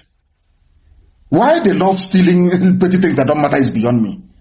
Look at Germany. Germany doesn't steal from anybody. They're an industrial powerhouse. Do you know that the economy of California, one state in America, is bigger than that of Britain? Because Britain over the years, instead of developing their capacity, their natural God-given intellect to make things happen, to manufacture, they relied on stealing oil from Africa, stealing natural produce from Africa. Look at them today. California has a bigger economy than Britain. Go and check. It's there. Go and check. Because they abandoned the grace that God gave them to be pursuing poor, wretched, idiotic African countries, impoverishing them, thinking that way they will be on top, but they're not on top anymore. They're no longer on top. There was a report that came out, they can no longer even challenge China. They cannot. They cannot. And that is what happens when you spend your life stealing from poor people. Oil. We lost 5 million people. Over 5 million people. Britain. 1929, we're not going to pay tax. They killed us in Aba. 1940, the coal is our own. In Enugu, they killed us because of our coal. Our own natural product, they killed us because of it. Now you understand, don't you? You understand? That is why they want to suppress the news. They want people that some idiots apart from Jubril and Facebook suppressing you. What other news have you brought? One idiot, one okoko, he wrote. And I was laughing at them. If we are not potent, why do you think that Twitter and Facebook will spend their time trying to suppress or hide who we are? Why do you think they're doing it? All my social media handles are suppressed. You search for me on Twitter, you cannot see me. If you search on Facebook, you will not see me. Because Facebook and Twitter, and they collect money and they say, useless African people. There is this madman from Africa always broadcasting and talking and insulting everybody. That's what they will say. They won't tell you that I tell them the truth. Even today, I posted something today on my page. They said they are banning me and restricting my page. They wrote and said, we are restricting your page because you wrote something that a few criminal journalists in the zoo said is not true. Of which we are taking them to court in America for that anyway. Let them come and explain. And I asked them, I showed them the pictures of the person they claim is Buhari. I said, which one did you take money from? Facebook. Who did you take money from? And how much? That is, these are people that tell you about patriotism, they tell you they love each other, there is about one Nigeria, but they will go and pay Facebook billions. They go and they pay Twitter to suppress the truth. Something that Nicola Sturgeon is doing, something that people are doing all over the world, asking for their freedom. But because we are black people, we are from Africa, who is an African man to be asking for freedom? Who are you? In fact, you're not up to that level. That is their mindset, that is the way they reason, that is the way they behave. And that is why we must remain resolute, determined beyond determination. Because victory is ours. And that's why I used to tell you that we are living in an era of the last miracle. And Biafra is that very last miracle. I tell you. If you speak, freedom of speech, DSS will issue, come, we are inviting you. Come and clarify yourself. Have you invited Mieti Allah before? They invited some Yoruba musicians. The one is John Jazzy, Yemi Alade, that they made a political statement. Secret police will not invite them. And Britain is there in Abuja doing diplomatic service. Or should I say diplomatic eye service. Encouraging evil. Britain is there encouraging evil. Because they believe in stealing from poor, wretched, unreasonable Africans. That is why they keep quiet. As impunity upon impunity is happening every day. Britain. They invited them. DSS. That's their job. Everything is controlled by the Fulani. He wants to speak again, they will invite you. Why not to come? People spoke against Jonathan. How many times were all of you morons invited by the DSS under Jonathan? How many times I ask all of you? You even ganged up and set up Boko Haram to fight him with the help of Obama. The criminal Obama who should be in jail. To go and fight Jonathan. All of you are today enjoying looting, stealing, going to Dubai to do shopping for wedding, building palatial mansions in the north, having fun. The idiots you recruit from the south, the idiots that claim they went to school, the morons that claim they're intellectuals from the south, idiots, professional petition writers, they can't see all of you, nor challenge you for the idiots that you people are. They invite them. If you exercise your right to free speech, they either invite you or they hang you. That is the conflict. An idiot who wake up claiming, I traveled abroad and I have a degree from overseas university. You traveled abroad and you are a bundle of idiocy. You want to belong to a country where one idiot, as somebody wrote, Gandhi said, oh, bring me the death penalty, I'll sign it. The same hand you used to collect $5 million as bribe. Your hand wasn't cut off. That is the type of stupid, idiotic country that some of you claim you are proud of. I'm telling you, it is appointed unto man to die only but once. One day we will all die. Every living thing will die and come to. I want to ask God, the type of, the special blend of stupidity he put in the brain of a black man. A black man must have been created very foolish. I'm telling you the truth. Very, very foolish. Foolish set of people. You are proud of a country your ancestors did not create. You are proud of a country that came to Yoruba land and cut it into two. One is in love. You claim your pride. I keep asking myself, I don't know. God have mercy, please. Have mercy on stupid black people. That is why today I am one of those who proudly stand to say that I salute every Oduduwa son and daughter that participated in the protest in Ibadan over the creation of a Yoruba nation. I will support them anytime, any day. Anytime, any day. These are the people that I told you we are doing business with. Not the old guy, the same old rubbish. After some time, they want to go back to government and collect money and send their kids abroad and live very large. You know, the same old rubbish. And they pat themselves on the back and they claim that the elites. Mwokoko. These are petty hustlers. These are hustlers. These are wretched carpetbaggers. That's what they do. They are nothing. Nothing. The people I respect are those that came out in Ibadan. Two leading Yoruba sociocultural groups are at loggerheads over an alleged secession agenda being championed by one of the groups for the Southwest to break away from the zoo and become an independent nation. The Yoruba World Congress and also the Yoruba Appraisal Forum. I believe in Professor Banji Akintoye. The Yorubas, they are more than qualified to be a nation. How many people are in Scotland? I said, how many? People say, to break away from Nigeria. And I keep asking them, what is Nigeria? Nigeria and Oduduwa, which one is older? Or Nigeria and Yoruba, which one is older than the other? Azikiwe and Nigeria, who is older than each other? Azikiwe's father, or should I say Awolowo's father and Nigeria, who is older? So, who were they before the white man came? You know, people, when I used to throw the line open to debate any animal from the zoo, I used to say to them to go and bring their finest professors. And I will tell them, if you last 2 minutes in a debate with me, only 2 minutes, I will resign from what I'm doing. And the question I've always wanted to ask them is this. What was the identity of your father before Lugard and Flora Shaw came? And that will end the debate. So you're telling me what you're saying, by accepting one Nigeria created by Britain, you're saying that the history of your ancestors never mattered, that you are nobody until the white man came and gave you an identity. Do you see how foolish black people are? Do you see how hopeless black African people are. I am telling you the truth before God and man, black people are very, very useless. I want to ask you again, what was your identity before the white man came?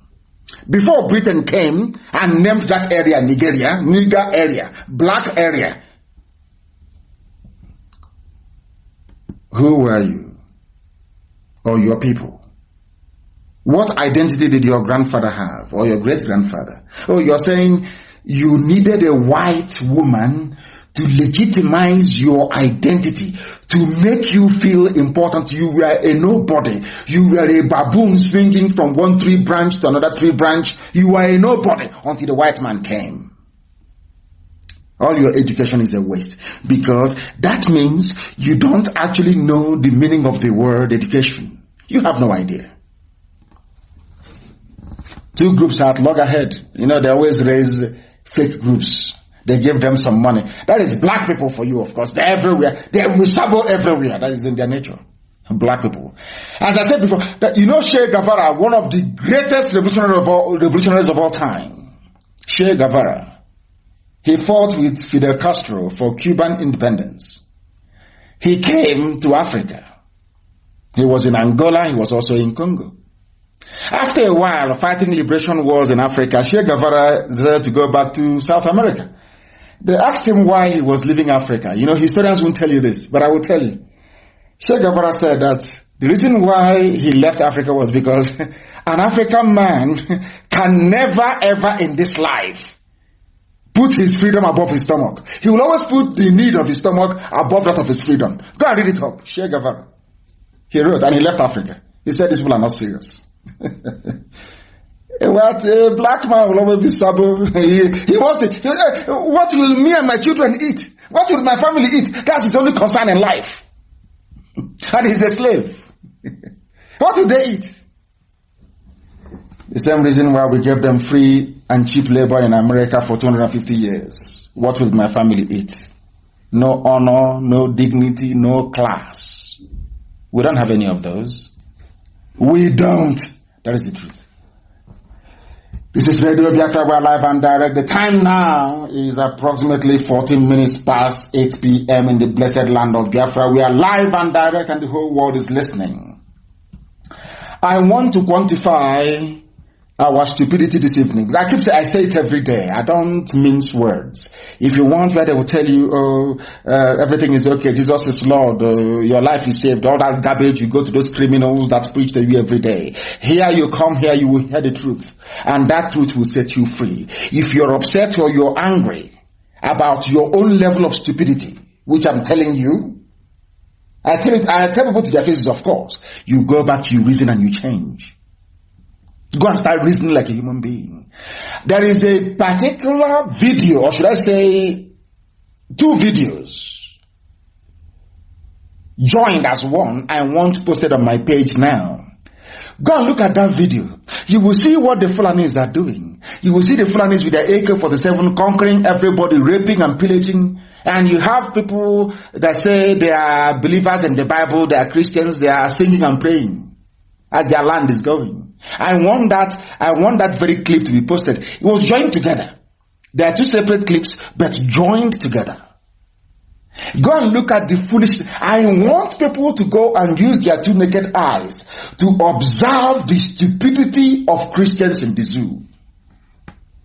Fulani are arming Muslim jihadists to kill all of you. All we are doing every day is to pray. To pray. Every day to pray. Because they are using that prayer to feed their families. So they believe that if they don't talk about prayers, they cannot get tithe and offering to feed their families. Go and look at those two videos. There, as you're watching the video, your stupidity is staring you in the face. Go and look at it. Go and look at it. I can even give the Catholic bishops, their conference, some credit, because they came out and said, we must defend ourselves. At least, those of them, look at Anglican Church. Does it even exist? I don't even know if it exists in the zoo or not. I don't think so. They are the most hopeless of the most useless of the useless. I was raised in Anglican, so I know what I'm telling you. The most useless of the useless. Have they ever held any protest or come out to complain? Have you heard of Anglican bishops rising up and saying we are protesting? As Catholic bishops would, of course, no, you won't hear from them. Go and watch that video. It's on my page and has been posted. One is, you see them full on with the AK. DSS will not invite them. No. Britain can never tell DSS, go and bomb them, storm their homes and execute them. Never. Instead, they are giving them arms. They say they come from. So you're telling me that somebody carried AK-47 all the way from Mali cross the border into the zoo to come to Okwa to kill people? Is that what you're telling me? And the governors, they see this. Your so-called elite, they see it. All that concerns them is, since that man has a private jet, me too, I want my own private jet. It's our turn in 2023. Let's go and loot as well. It's our turn. That is what they do.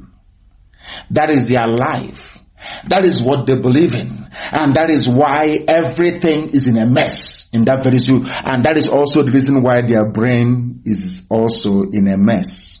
They cannot reason properly. I am telling people this.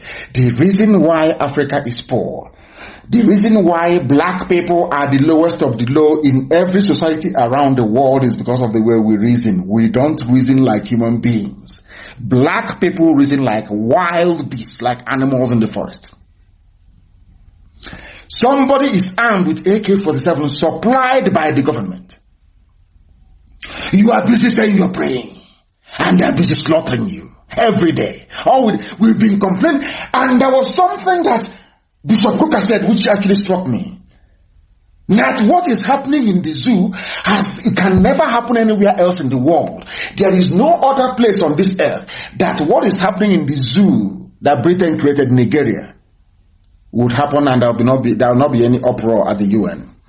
Now ask yourself this question. Why is it that all these killings are going on in the zoo in Nigeria and there is no uproar? Nobody's complaining. Nobody's shouting at the UN. EU is not saying anything. Do you know the reason why? Because some of you don't know history, but I will tell you tonight. After the Second World War, some of you think it was Azikiwe Awolowo that fought for independence. That is rubbish. Absolute rubbish. There were 2 US presidents. In fact, it became a law, or should I say an article of faith, for the United States of America. After the US government with her allies defeated Nazi Germany and Imperial Japan, American president, at least especially Truman after the war, told Europe, you must get away from Africa. Some of you think it was Nkrumah fought for independence. That's garbage. I said absolute piffle, rubbish. Britain had the might to crush any opposition in Africa and retain their power. They had it.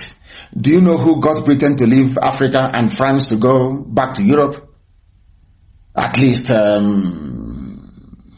theoretically speaking, was the US government.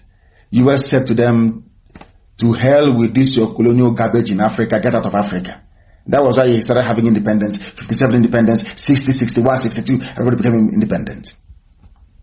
Because US said, United States of America said so. US. Do you know that Britain wanted to go back to go and colonize Egypt again or take over Suez Canal? Are you aware of that? And how many of you know about the Suez Canal crisis?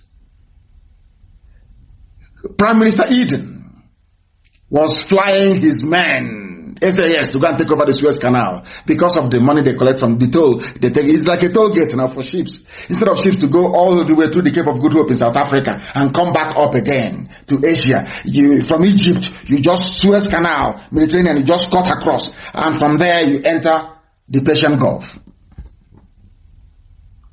Or the Arabian Gulf, so to speak. I want to be geographically correct. From Egypt, it's called the Suez Canal. They make so much money from it. Like the Panama Canal you have. If you want to cross from Atlantic to Pacific, you go to the Panama Canal, you just cross. And you pay your toll as a ship and then you cross.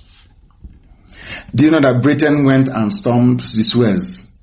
He didn't want to go and take over Suez Canal because Britain was losing money and they wanted the money. Again, stealing. Just to Suez Canal belongs to Egypt. It doesn't belong to Britain. But Britain felt it's a mighty power. We can go and take it. They went. One phone call from US president told him, come on, will you get away from that place? It's not your own. Go and look at the archives. And he didn't pull back the troops, British troops, humiliation. And said, America is our ally. America said, we are your allies, yes. But we're not going to support evil. Suez Canal belongs to Egypt. And Egypt is a full sovereign nation. So get away from there. And Britain went back in humiliation. That was how they lost the Suez Canal. And Abdel Nasser was very, very high. Then he was the then leader of Egypt. Some of you don't know history. If you go and study history, some of you will not be as stupid and as foolish as you are today. I'm telling you the truth. Go and read history. That was why Britain left. They left and they said, they agreed after they left, they said, okay, we are leaving, but we are still going to retain control over all the areas we colonized. They had a gentleman's agreement. That is why every coup that happens, they know. That is why they control your currency. That is why they tell you when your currency will rise up and when it will fall. That is why they control all your resources. Everything is in their hands. That is why you cannot do anything in Nigeria without the approval of Britain. That is why Britain decided to tell EU, you cannot talk about the killing of innocent people in Nigeria. It is our territory. Remember, after the Second World War, we all agreed, after we left Africa, that anywhere you colonized belongs to you. What do you think is happening in Amazonia? The same thing. What is happening to the currency called CFA? Have you forgotten? The same thing. Because France owns every French Francophone Africa belongs to France. You can't touch it. Your lives are a misery and it is a mess. You African people, your lives are a joke. I'm telling you, you are like a pawn on a chessboard. You have no future. You have nothing. That is why, after so many years, despite your universities and your engineers, you don't have electricity. Have you asked yourself why? Is it that the same science that white scientists apply, or the electrical engineers, doesn't apply to you? Ask yourself that question. Because somebody has to sell their generators. Because all of you are very foolish. You will buy generators. Instead of you to sit down and to say, no to hell with generators, always quick. Always quick. You go and buy your generator, polluting everywhere, making noise, and of course giving yourselves lung infection in the process. And you die off and you say it is your neighbor who is holding you. That is why Biafra is the last miracle. That is why they don't want Biafra to emerge. They know how intelligent we are. They know that Biafra indeed will change the narrative for black people all over the world. That is why only people who can see in the spirit, people who are not Biafran, support Biafra because they understand what Biafra portends for Africa.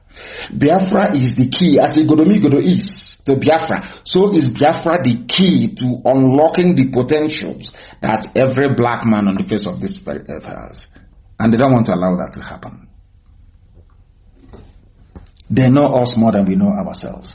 Go and look at that video very well. Muslims are killing you and you're busy praying. And there was something that somebody wrote, which I think is very, very interesting. His name is Bala Baba Dihis, D-I-H-I-S.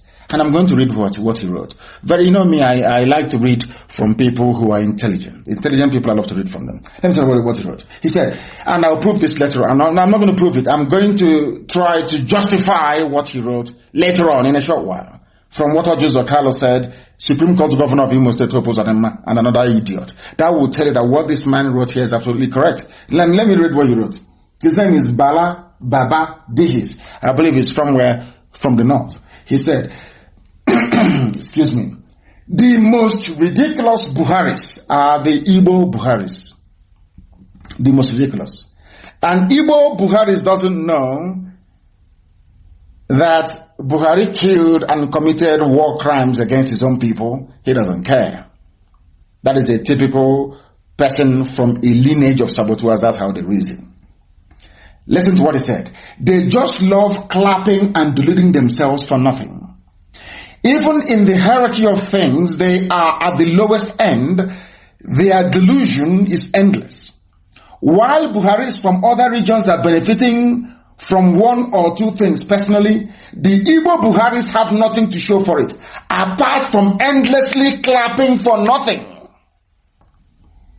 There are many projects going on in the north, in the west and south without any fanfare. But the opening of an uncompleted airport is what some of them are splitting hairs over. That was why I said I will not insult anybody. I will leave Ohaneze alone and the politicians. But believe you me, sometimes their stupidity is mind-numbing. Their foolishness and the fulefuism is astronomical. Can you tell me why people that claim they have PhD, they're educated, they're the elite, will be jumping up and down over the opening of an airport that hasn't even been finished? They go and they Photoshop pictures online to convince the idiots who have no brain. Your so-called elite. Somebody came to your house and stole 1 million naira from you. And after you must have finished suffering and dying, so to speak, they now come and they offer you 1 kobo out of it. Out of 1 million they stole from you, they came back and they give you 1 kobo. And you're jumping up and down. Are you not an idiot? Look at Enugu Airport. I challenge anybody to go there and see if the work has been completed. The only reason why they did it was to try to kill the news of their children they killed. They came to Enugu, Fulani came to Enugu and killed your children. And in order to drive away that news from the headline, they invited all of you and they came. Do you see why these people are the main problem that we have? They call themselves leaders. They were jumping over themselves. The airport hasn't been completed. There is no shame. Yeah, I don't know where these people came from. I don't know what planet they inhabit. I don't know if it was actually our ancestors that these people came from. I very much doubt it. Honestly. Have you seen their behavior? Have you seen the way they behave? They went to Enugu. Enugu hasn't been finished. Because of the stupidity of these so-called elders and leaders, you can see Scotland, they are all older than Nicola Sturgeon. Scotland is agitating for independence. They cannot talk about it because that Enugu they came to, the Fulani man has promised them 1 million naira each, or promised them, oh, we'll make your son a minister or your daughter a minister, junior minister for state. And because of that, every sense of responsibility went through the window. They have to come and dance on the graves of their children that the same Fulani killed not up to 4 days ago. Do you see why we are very harsh when it comes to these people? Do you see why we are the way we are with them? Do you understand the mess these people have put us into? Men without honor, without shame. Apex group, Apex, you see their stupidity? Your children were killed, so you claim.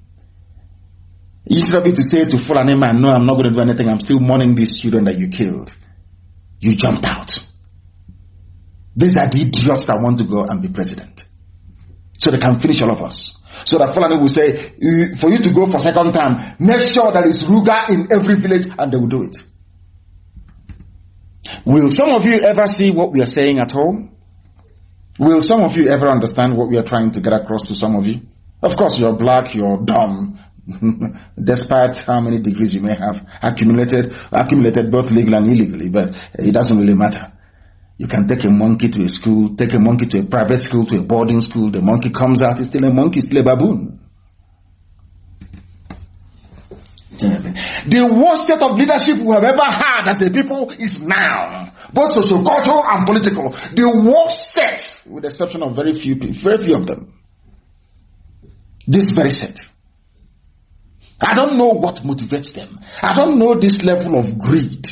If they are the ones in my position, oh, by now they'll be billionaires with properties all over the world and private jet, or build a mansion with Olympic-sized swimming pool. somewhere in Iguacha, maybe in Owura, in Enugu. But we are different. This is the job we are born to do, to restore the kingdom of heaven upon the face of this very earth, that the world may know that indeed, that's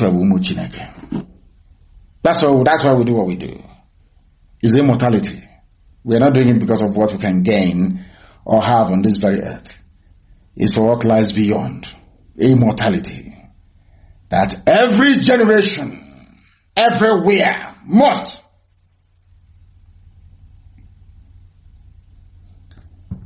talk about it. They have arrested a set of Biafran youths again in Enugu, and they're heading to the same Hafia barracks from Babatunde.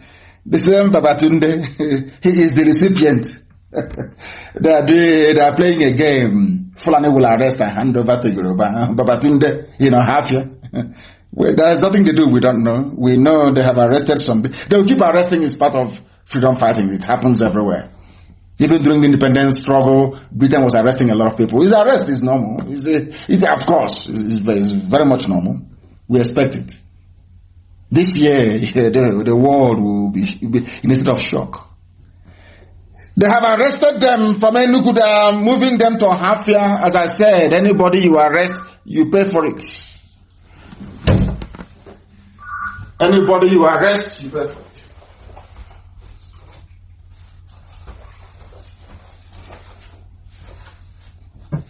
Anybody you arrest, you pay for it.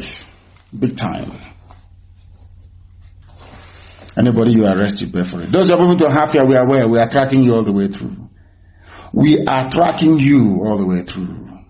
You cannot escape it. Not now, not tomorrow, not ever. We are aware. So just to warn you that we are aware of what you're doing.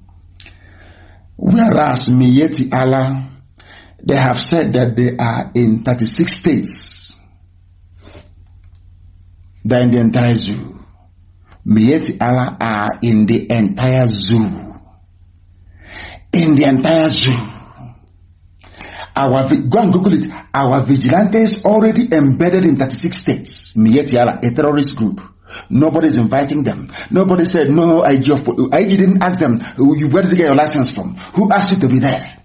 Because I warned you before that they are working with the army and the police and DSS. Their job is to conquer you. They are in a hurry. They want to start this war in the year 2022. That's when they will commence their assault and their attack. For all of you campaigning for presidency in 2023, you are all wasting your time. That was when they planned to start, and you're not going to stop them. They are in 36 states. The same vigilante we formed, and they said they must kill us. Now they have formed in every state to take over your land, to rape your mothers, to abduct your daughters, and forcibly marry them away to their fellow Janjaweed. And yet you have leaders and you claim you have elites. Why are they doing this?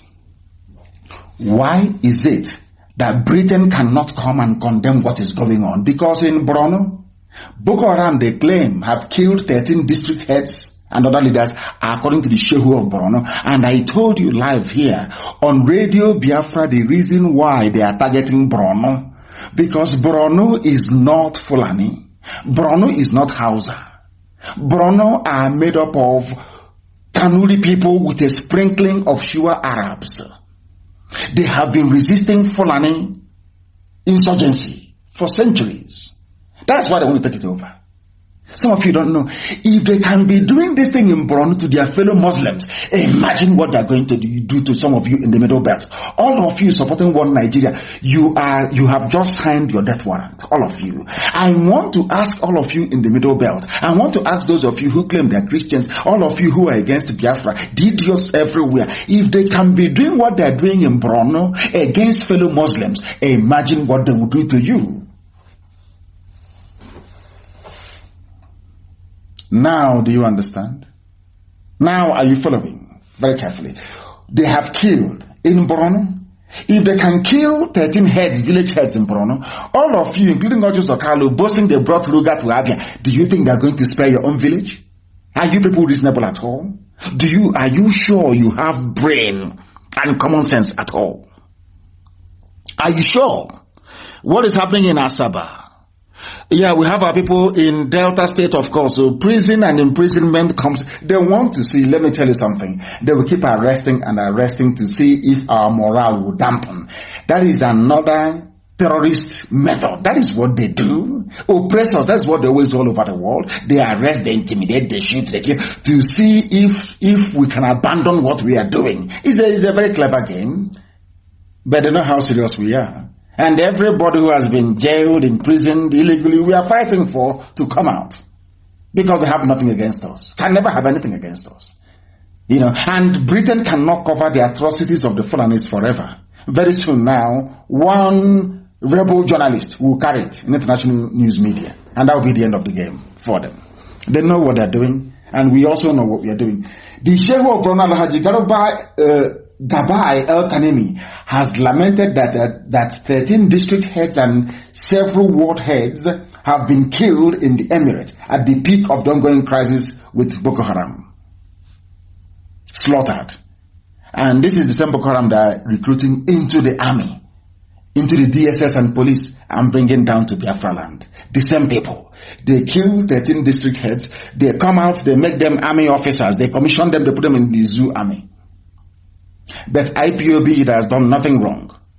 Just praying and exercising, they come and they kill you. And you're telling me that such a country deserves to stand. Is that what you're saying? Those who have killed 13 district heads in Borno, they go into the army. Recruited and treated like first-class citizens, they go into the army. But people who are on their own, having not committed any crime against anybody, are shot dead. And you're telling me that such a country deserves to stand. Anybody who even remotely suggests that should have their brain examined. Should have their brains examined, please. Very, very important they do so. These are the same people that came to, excuse me, to Enugu Airport. Mietiala. I want some of you who have access to internet tonight to Google Enugu Airport. Please, just go to Google and Google it, Enugu Airport, and go to the images. There you will see all manner of Photoshop pictures telling you Enugu is beautiful, what APC have done for you, what the late Buhari just done for you. Go and see it online. Google it. Go through the pictures. Now, go through the pictures which I am asking to be posted on my page. Go through the proper pictures of human beings, the ones not computer generated, but the humans, real human beings took in Enugu, and you will be shocked. You will be shocked that their useless opening a few days ago of the airport was based on photoshopped computer generated pictures. They used it to convince those you call elites, elders and political elites. Bunch of idiots. Enugu still has potholes. The scaffolding is still up there. It's not completed. It's not been done. We are grateful that somebody came to our land, stole our oil, stole our gas, and enriched themselves with it, and budgeted something less than $500,000. And we are all jumping up and down. The people you claim are your elders are jumping up and down like a bunch of headless chickens. It's unbelievable. Unbelievable. And people will be wondering if these are their elites. That is what Fulanis are saying. If these are their elites behaving like this, that means the ordinary rank and file that are useless now. We can go and take over their land. If we can deceive them with Photoshop pictures of Enugu, when they landed, they saw that the whole place. But in order to collect favor from Fulani and dishonor the memory of their children that were slain in Enugu, they had to come. Are these the type of people you want me to respect? People who don't even know the meaning of respect. People who are so foolish that the person that killed their children asked them to come. Oh, come, let's go to the grave of your children and dance. And they joined him. Are these the elders you want me to respect? Are these elders, I'm asking you? Inquiry hasn't been set up.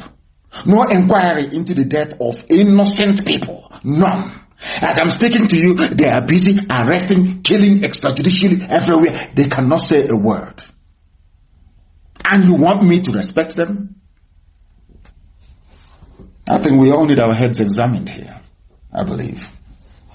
These are the so-called elders and political leaders helping Fulani terrorists to deceive their own people. You are helping a terrorist to deceive your people. Who can recall, apart from myself, who else can recall a worse set of leaders than the people that we have now in our land? Who can recall? None. We are facing a lot of enemies everywhere. The Fulanis, they have the money. We don't. They are bribing, and they have the clout of Britain behind them. Britain will always support Fulani. They have the clout of Britain behind them. Britain wants the zoo to stand because they can steal oil and gas for free. They know that. Everybody knows that. Who doesn't know? Unless you're a fool. Who doesn't know? Unless you're a pretender. Our brother Anyanwo Justice, he went and he wrote, and I want it posted. I went to see for myself. They commissioned the Enugu airport as our eastern brothers are propagating its completion. Behold, the entrance and the ceiling has fallen this morning, and the surrounding structures are far from being completed. I was taciturn and termed it self-victimization. Our people, those you call your leaders and your elders, they are the ones victimizing you, not even Fulani. The worst set of people on the face of the earth. Enugu hasn't been completed. And they know it. Yet they came to deceive themselves and their children. Imagine an elder deceiving his children. This is the worst. I have never seen anything like this in my life. An elder helping an oppressor to deceive his own children. I have never come across such a thing in my life. Only this set. Please publish the pictures that the world may know that what I'm saying is the truth. Enugu airport hasn't been completed. Only one refurbishment. And they wanted to make our lives hell. That was why they shut it down. And those you call your elders are clapping because of promises made to them, because they have been held down in compromising positions. Because some of them abandoned their possessions in the north. These are the idiots they imposed on us as our leaders. Look at the mess we are in today. Helping a terrorist and a terrorist who is an oppressor to deceive your own people. I challenge all of them from Nnamdi, all of them that went to that rubbish. Is that airport completed? Is it complete? If it's not complete, then what were you doing there?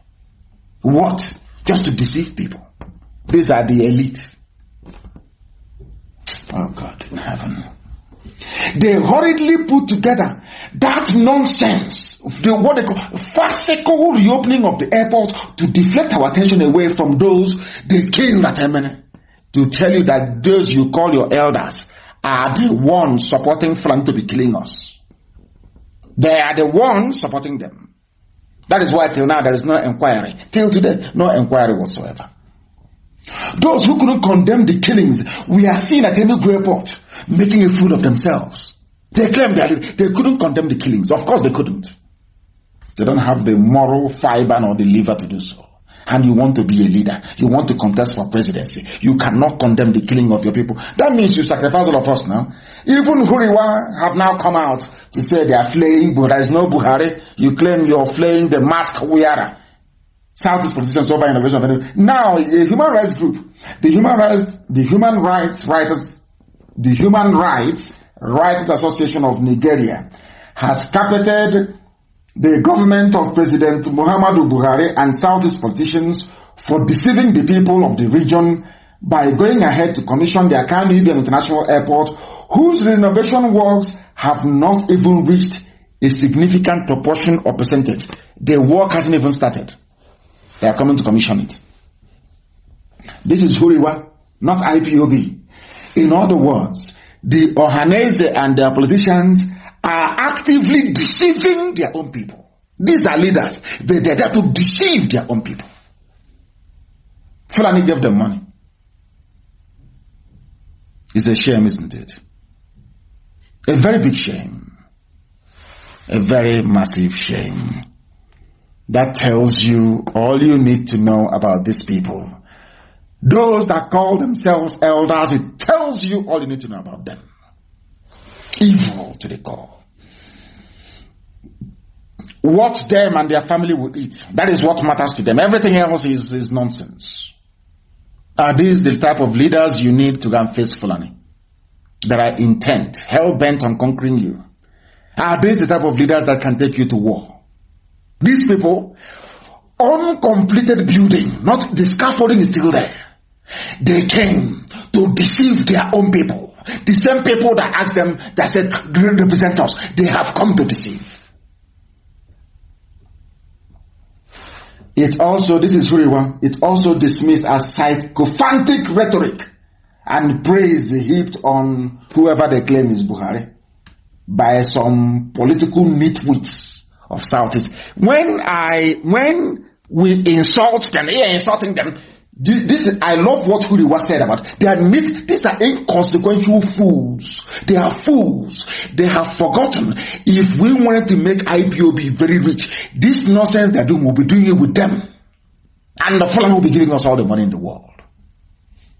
Look at how foolish they are. They are nitwits. All with the exception of Abaribe, all these idiots they call politicians, they are lily-livered cowards. They are nothing. They are wretched, money-hungry, inconsequential fools, all of them. They are fools, all of them. Even Huriwa. Has Huriwa ever before written such about any other region? It's only them. Men without shame and honor. Idiots everywhere. These are your so-called leaders. They are not leaders. The fools without honor. Uncompleted building, and I want this news to go. We've talked about it 2 days ago or whatever. I want this news to go viral tonight. Send it to every nincompoop, every fool that refers to these idiots as their leaders. Send it to them. These are leaders coming. There's a saying where we come from, as everybody says all the time, an old man cannot be at home and they go to give birth in feathers and all that rubbish nonsense. These ones are now conniving to deceive their own people.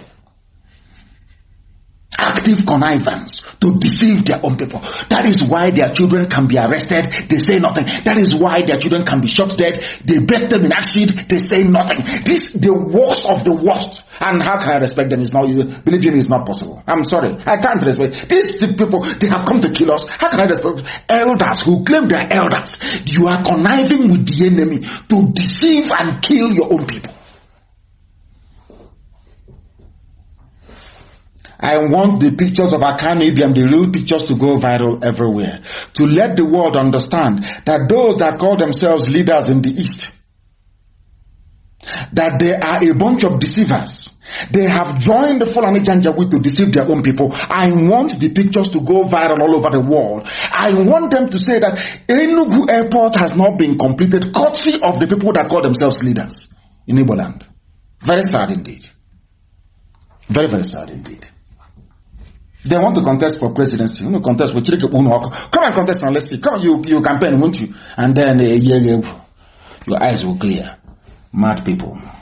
Mad people everywhere. Look at them and their sycophantic idiots. Even Huriwa is calling them nitwits, that they are inconsequential. All they do is to praise sing. They give them some small money.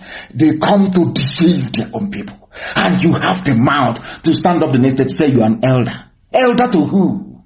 Leader to who? The people you've come to deceive? The children you've come to dance on their graves? They can't go free, I'm telling you the truth. They cannot. Now, I'm sorry that tonight's program is about the non-leadership we have where we come from, especially those who are among the zoo. Victor May is a former senator. He was complaining, or should I say campaigning, so was Ohaneze and a few other people. Is the turn of the Southeast and all that rubbish. Allow Southeast to produce president for unity of Nigeria, according to Victor May and a few other people. Right?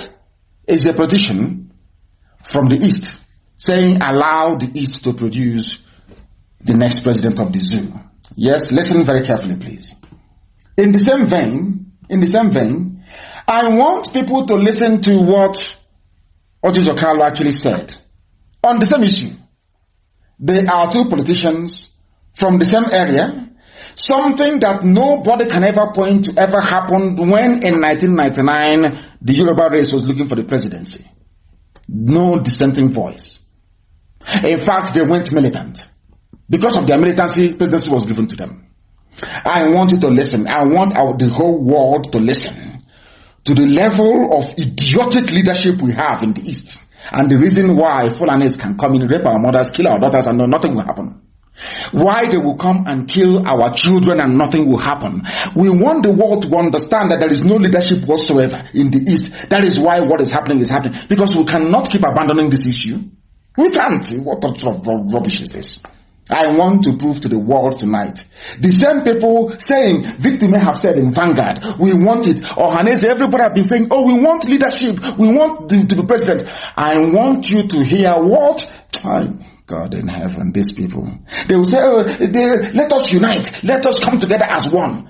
I want to let our people understand that you have no leadership. Political leadership in this. You have none. I want to play for all of you what Oji Zokalo said. He went to go and see his political masters in Mina. Those supporting him. There, because there is no godfather in the East. He had to go to Mina, to Abdul Salami and to Babangida. And let us hear what he has to say. Listen. Back in focus in 2023, which has been generating controversy as we look ahead to the upcoming elections in that year. Among those who insisted. Where is it? Former governor of Abia State, Oji Kanu. According to Senator Kanu, the presidency is an open basket for anyone willing to contest. He was speaking in Mina. It's an open basket. It's no longer Igbo. But it's one planning to contest, it's planning to run. This is how evil they are. What he's now angling for is for vice presidency. So should somebody come from elsewhere and tap him for vice president, he will go and destroy the political unity of his people. Ume on one hand, or Hanese also, they're saying, oh, it's our turn. One of them is saying it is not our turn. Anybody can contest. Do you see how evil? Do you see how self-centered? Do you see how selfish? None of them has the interest of the people at heart. None whatsoever. Listen. At the Niger State capital, after meeting with former heads of state, Generals Ibrahim Babangida and Abdul Salami Abubakar, on the issue of insecurity in the country, Senator Kanu says that there is sabotage in the security system. Listen. So what is Zokalo? Parties have every right to stay where their candidates of election will be. He's an Igbo man. APC will have no issues on it. Anybody can contest. Anybody can contest. It's no longer zoning. It's not in the constitution of APC. Not in the constitution. So as long as it's not a constitutional matter of APC, the president is an open basket where anybody can fight. Security is a big challenge. Are you listening? Before they were telling us it's our turn. IPOB mellow down. It's our turn. We will have to go for 2023. Oh, please stop. On one of them, one of the heavyweights, one of their leaders in Abuja is telling you, he's the chief representative, he's telling you that it is not our turn. Anybody can contest. That means Tinubu have approached him and offered him the chance to be the VP. These are the people that they expect us to follow. These are the so-called leaders and the elite. You can listen to what is coming out of his mouth. His brothers are on one side saying we want the president. He's on one side saying anybody can contest. So if one man decides to come out from Zungeru to contest, it's all well and good. Do you see who they are? And it doesn't end there. There is another headline which I want posted. Please, I hope this video is up so that the world can see it. The world can see the mess that we are in as a people. There is another one that came on Channels TV. We are practicing partisan democracy, not tribal democracy, according to the Supreme Court Governor of Imo State. Why I'm saying this is because I don't want Ohaneze or any other idiot to come out and be saying to IPOB, please stop Igbo presidency. When your own so-called political leaders, amongst all of you, you can't even agree. You cannot agree. Hope Uzodinma is saying, because they put him in power, he is saying, oh, no. The North can come out and a foreign man can be president if he wants. All these are called the same. A product of the North. The North can produce whoever. These are the same people. These are the same people. You call your leaders. Shame on all of you. Can you imagine how the Fulanis will be laughing behind that? Do you see how disorganized, how foolish? That is why when they look at IPOB and how formidable we are, they get very jealous. They start looking for who in IPOB to give money to. Oh, why don't you scatter them, please? Try and scatter them. They have seen how formidable we are. And that is the source of their envy. One single thing, they can't even agree. They cannot agree on anything because they are serving different masters from the north. That one, they have called him now. So say, hey, what are you doing? Don't talk about that nonsense Igbo presidency rubbish. Don't say that nonsense. He went out to his masters. And he have just said as they have instructed him. And these are elite leaders. Can you now understand? The one that Tanko made governor of Imo State. Oh no, don't worry, because they made him governor. Oh, don't worry. Hey, Janjaweed, my master, Janjaweed, Miyetiala, my master. You can be president for life. We are practicing partisan. Look at this baboon. Do you see it? So do you see the reason why anybody who talks about Igbo presidency should be stoned? I'm telling you the truth. They are foolish. They have no brain. Our mission is freedom. Our destination is Biafra independence. We are not stopping. And there will be no campaign, this presidential rubbish. It doesn't, it's like letting the genie out of the bag, as they say. It's like what has happened in Enugu is like tantamount to somebody. How can I put it? I don't want to sound. It's a family radio station, so I won't. What I want to say, I won't say it because I have no better way of putting it than the way I had wanted to put it. So I won't say it. But the genie is out of the bag. It's no longer going back. What is happening in Enugu and will keep happening, and another place in Biafra will continue till Biafra comes. It will never ever stop. Let me see where you're going to do your campaign. Criminals. A whole Senate chief whip and the governor of a state is coming out and going contrary to what they claimed, all of them claimed was their common interest before. This is the type of leadership you have in our land. Very, very sad indeed. Very, very sad indeed. That is how sad and foolish they all are. When we say, stop insulting them, why won't you insult fools like these are idiots? Why won't anybody insult them? Why not, I'm asking you? Why wouldn't somebody insult them? In all their lives, they have nothing to show for their stupidity. Absolutely nothing to show for it. Absolutely nothing. Let us speed through these things, please. Now, somebody is saying, presidency from the southeast is no longer feasible. This is another column. Not Kanu, I am Kanu KNU. This is Kanu KNU. Presidency of the South is not feasible. Do you see how they contradict themselves? Because they are serving different masters from the north. Everywhere, all they do is to offer their services. Oh, Al-Hajj, I will be your slave. I will be your slave forever. Please make me minister. Please give me contract. I'll be your slave. That's what they do. These are the idiots you call your leaders. They have no honor. When Fulani comes to Nnamdi Kanu, they know what to expect. When they go to IPOB, they know what to expect. That is why when they go to these fools, these idiots, they bow before them. They come by, they bribe media, they write rubbish. Apex, number one, Apex movement of garbage. They go and they prostrate before Fulani, begging for contract. And that's why they insult them. They call them on the phone and say, hey, are you there? This one, the wife says, idiot will come out and talk more rubbish. This idiot is saying a cross-station of politicians are waiting for zoo presidency of Southeast extraction. But this one, his name is, what's his idiot's name? He said his name is, what is his full name now? Chief Emeka Charles Talon of PDP. He's saying it is not the turn. Nobody should do turn by turn. These are the idiots telling you about presidency. Tomorrow night you hear one. Somebody from somewhere tomorrow will say, it's the presidency. It's time for our presidency. Rubbish. They are doing it to get money. After that, they put money in the pot. They change their tone. That's what they do. They know we don't change. They know we are IPOB. We are unstoppable.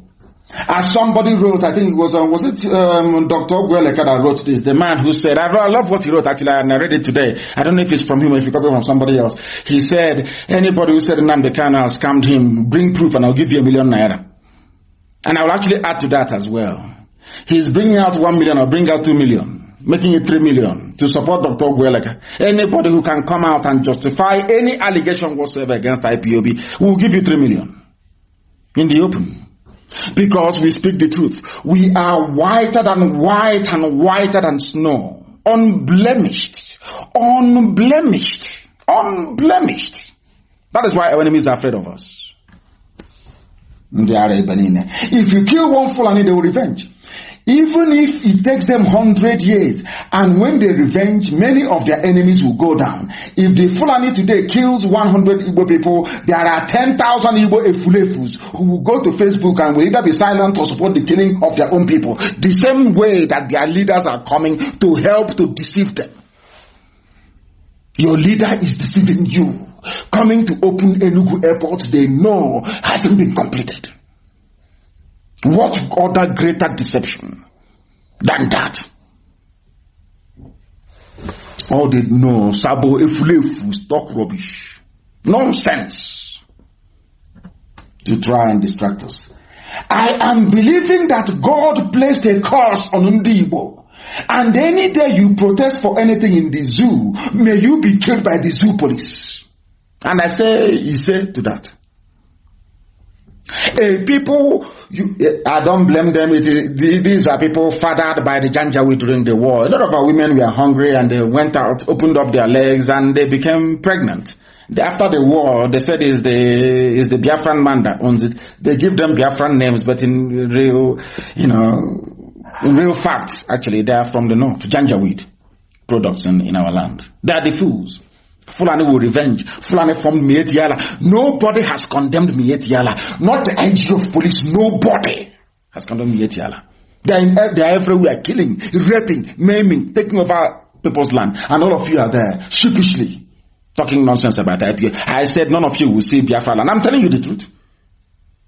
After we are done with the zoo army and zoo police and DSS, possibly if they come down to do their useless arrest, then it will be your turn. There will be no mercy. There will be no mercy. I'm telling you the truth. Sabo, every Sabo knows they will go down. That one is given. They know that very well. It was these same people that proscribed IPOB. It was them that happily proscribing IPOB. And I want people to pay attention. I have nothing against anybody. In fact, I pray for these people to repent from their sins or to become intelligent enough to understand that they are being used against their own people. I pray for them, I'm telling you the truth, to repent from their sins. I'm going to give all of you a very simple example. The way that Obiano was speaking to prove to you that it was Igbo governors that proscribed IPOB. And they are working with Mieti Yala. That is the funniest part of it. The same Obiano that read out the position of IPOB to the hearing of the world is the one working with Mieti Yala, the fourth most deadly terrorist group in the world. I want you to listen to this. Very, very important, please. That our people may understand what we are saying. We don't hate anybody. I don't hate anybody. But the level of their wickedness is unbelievable. Listen, please. Listen. Listen. I want the world to understand what transpired between us. Listen. Yes? The one to Kulobia. They said we were invaded. I went to Ekulobia. Because they said I cannot come to Ekulobia. That the army and the police were there, is everywhere. And I said no, that I will go to Ekulobia, and I went to Ekulobia. And I want the whole world to listen to what the governor of Anambra State had to say. The reason for proscribing IPOB, that we went for a rally. I want people to understand the wickedness of those politicians. We went for a rally. Nobody was injured. Nobody said any of their properties was missing. But because we were able to pull more crowd than anybody in the history of zoo politics, envy, jealousy, go and kill them. Kill Nnamdi Kanu and all the people in IPOB. Listen. He said thousands of young people invaded. Disrupt activities. And the continued challenges being posed by these people. These people is IPOB. Challenges posed by IPOB. As this is a governor, Obiano, what are those challenges that IPOB was posing? That we say we want to be free, that Fulani can no longer rule us. Those are the challenges. So to him it is a challenge. Now listen please. The Southeast governors, they met yesterday and resolved. The Southeast governors resolved, yes.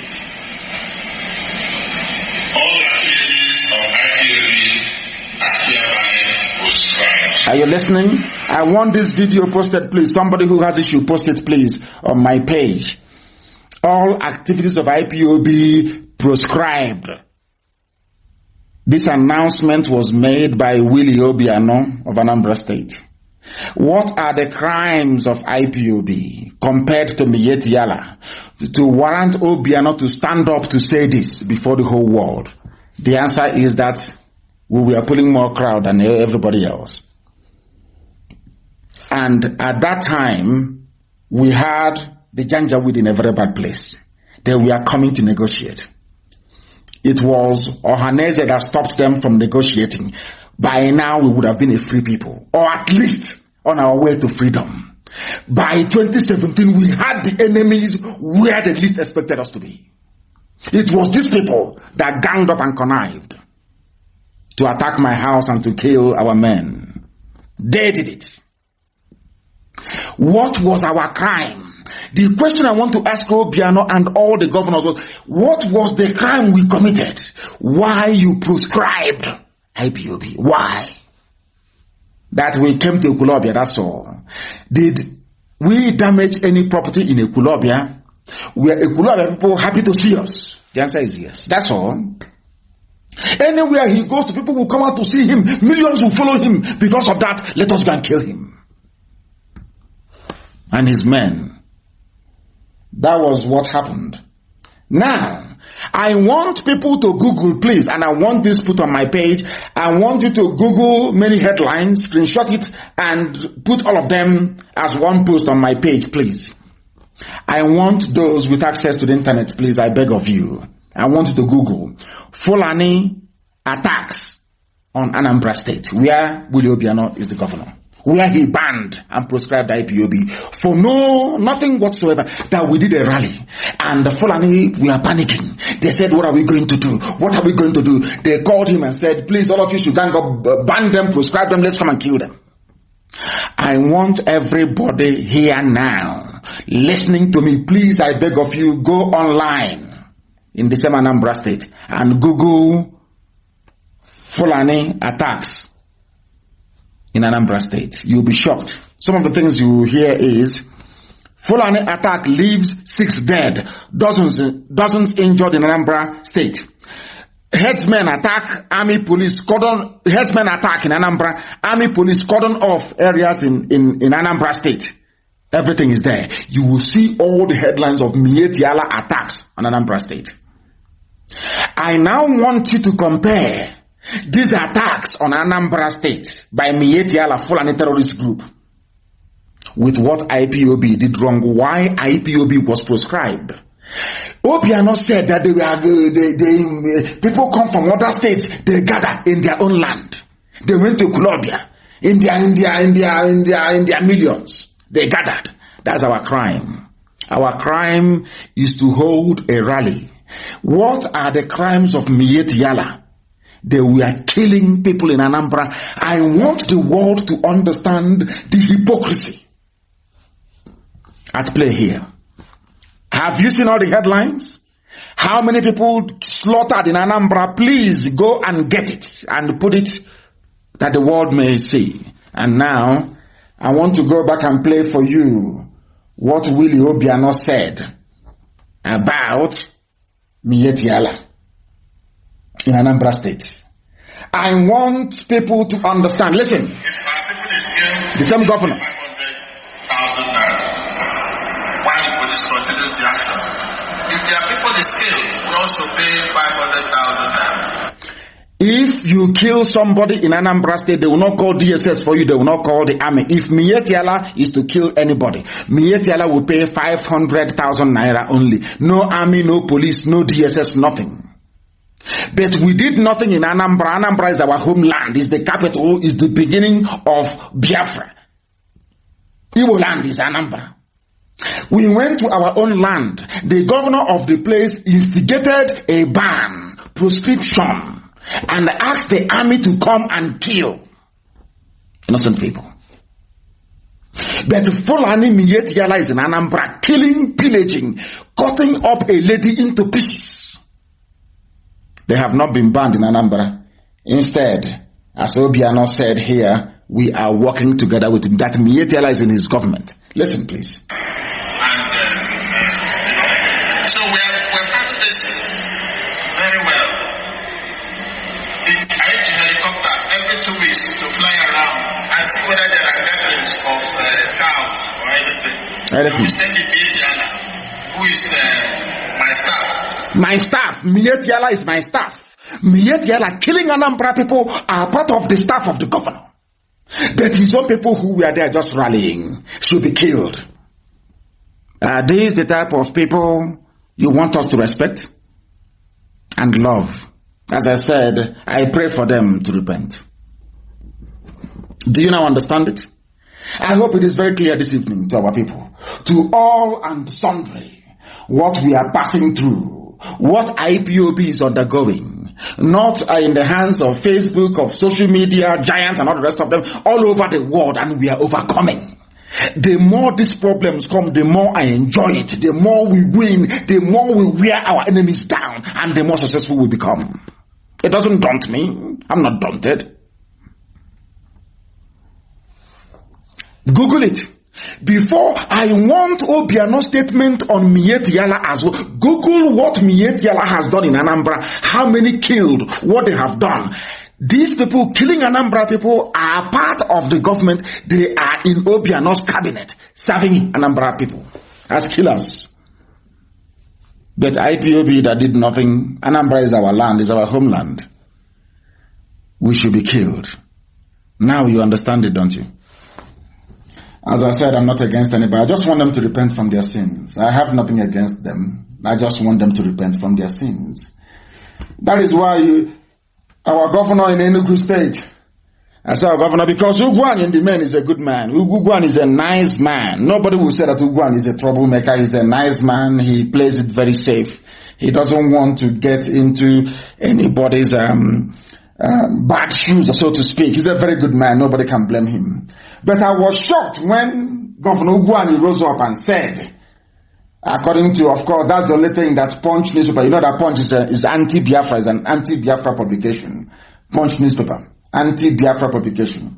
They said Enugu killings, return stolen weapons. Ugwani tells suspects. I don't know who he's talking to. But I hope and do pray he's not talking to IPOB. Because I'll be very, very upset. I hope he's not talking to us. No inquiry, no nothing. Nothing has been said about those they killed. Nothing whatsoever. Is to return weapons. I don't know who took their weapons. Wherever they left their weapons, they should go and take it from there. But as I said, the game has changed and they are feeling the heat. My goodness. They are. Wait until the season of Sabo opens up. Sabo 2, you hear confessions. I'm telling you the truth. So please, you are telling the Governor Guani, go and set up a panel of inquiry as Nzukumun have told you to. Go and do it. And then you will know the truth. That is why they don't want to set up any panel of inquiry. That is why they spend their time and their money campaigning. They don't know how formidable we are. They think if they go and bribe Facebook, they bribe Twitter, they do all these things that they somehow they can. You see how foolish they are. My voice is being listened to in over 160 countries on our app right now as we speak. So it doesn't matter what Facebook does. That is rubbish. Absolute rubbish. Our FM is on in Biafra land. Our satellite is on. So the whole world is hearing. And more white people listen to what I preach than black African people. Because they wonder, we never believed any black man can speak this way. That's what they write to me. That's what they tell me. Because I speak the truth. The truth that God Almighty in heaven gave me to speak. That's what I speak every blessed day of my life. We must continue. We must continue. We must continue.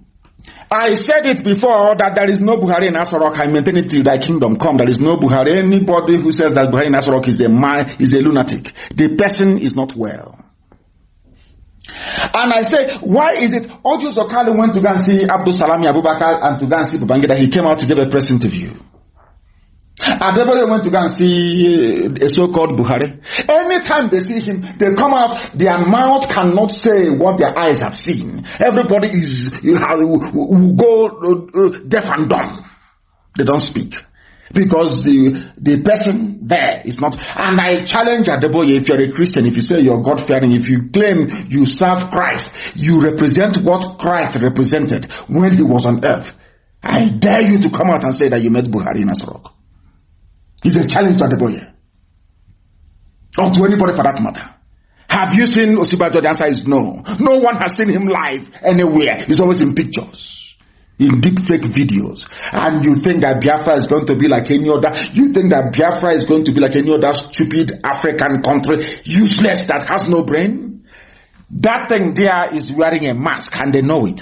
It's not Buhari. I challenge. Okay, if it's Buhari, why didn't Adeboye say something when he came out? He can't say anything because he knows it's not Buhari. Everybody with any gumption will know that there is no Buhari in Asarok. Only idiots believe that junk. Only idiots believe it. Somebody sent something to me which is very, very interesting. Very, very interesting. There are African migrants who are dying in Saudi Arabia. I'm sure that some of you have seen that, because you have no shame, you have no class, you have no decency, you have no dignity. It is not news.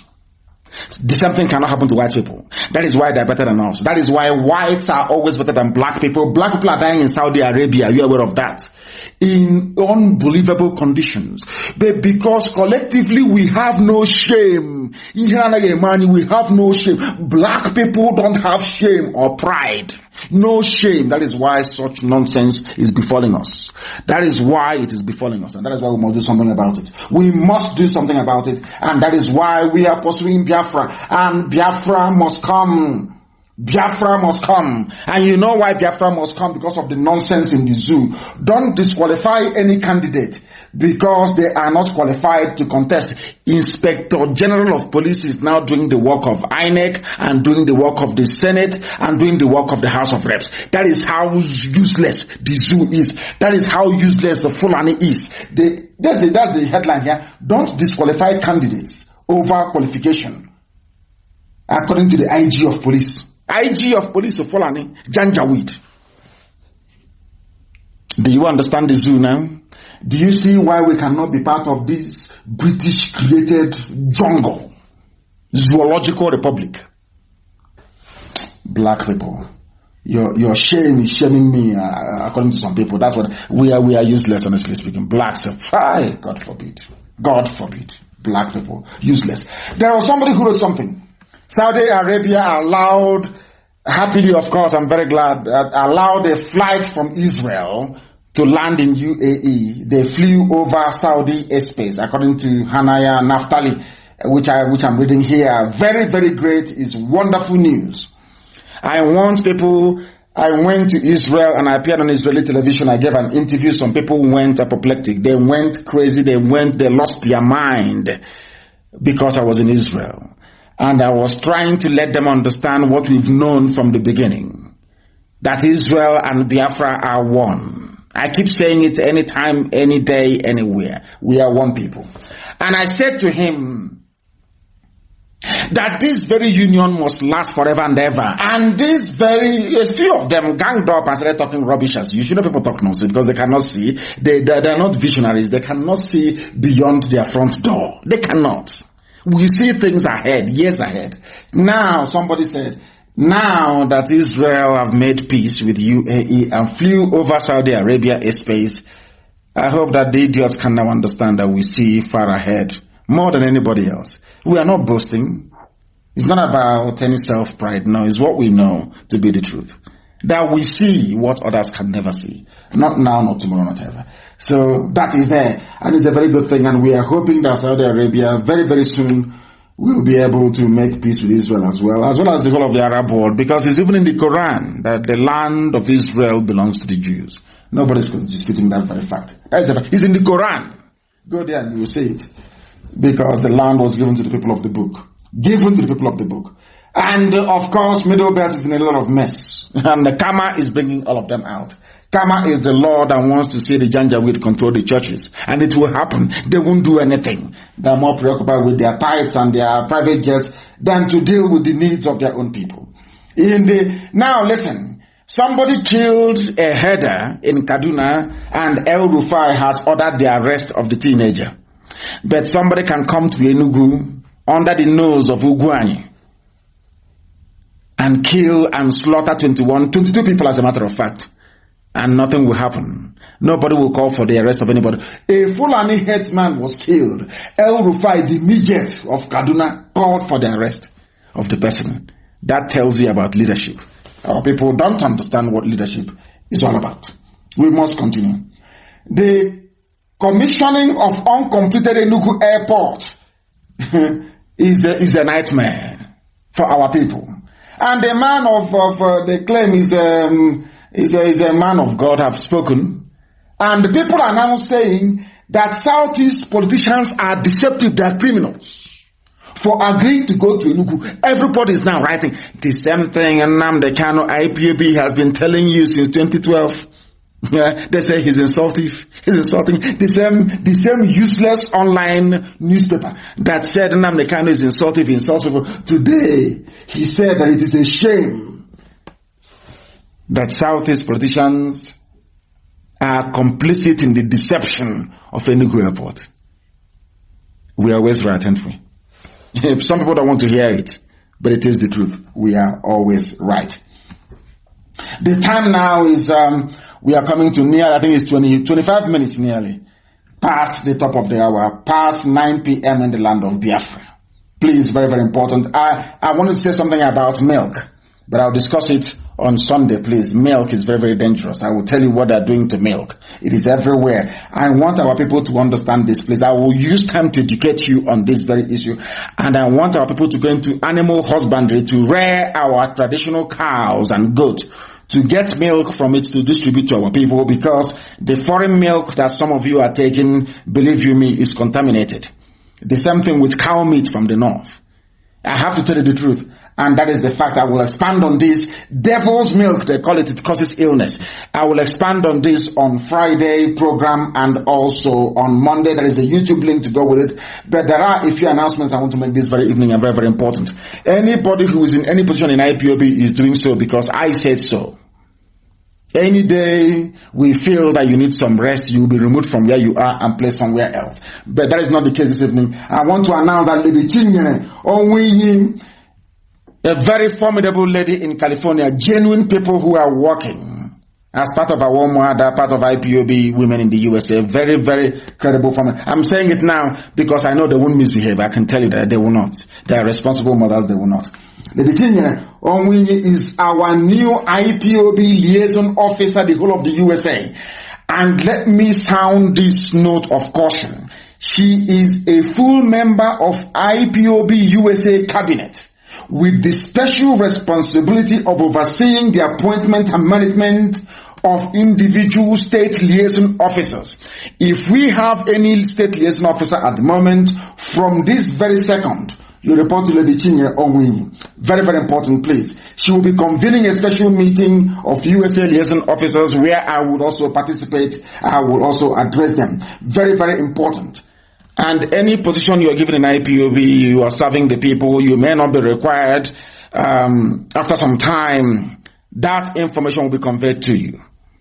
And if that happens, that is the end of the case. All this zoo behavior of once you're relieved of your position, you start talking rubbish can no longer obtain in IPOB. Never, ever, ever. This evening, Lady Chinedu is our new IPOB liaison officer. She is a member of USA cabinet, which means that the USA national coordinator must involve her in every cabinet meeting, in every cabinet decision in the USA. She has the sole responsibility for all our liaison officers across the USA. I thank all of you for listening this very evening. The whole world is reverberating because our truth is timeless and it is endless.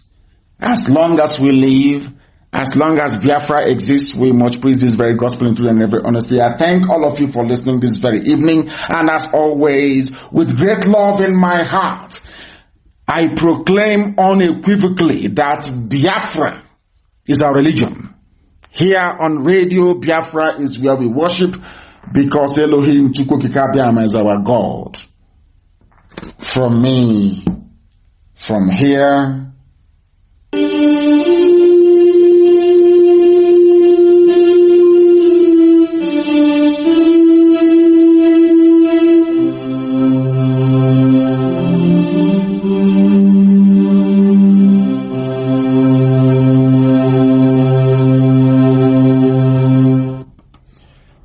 good evening, wonderful people, great Biafrans, wherever you are.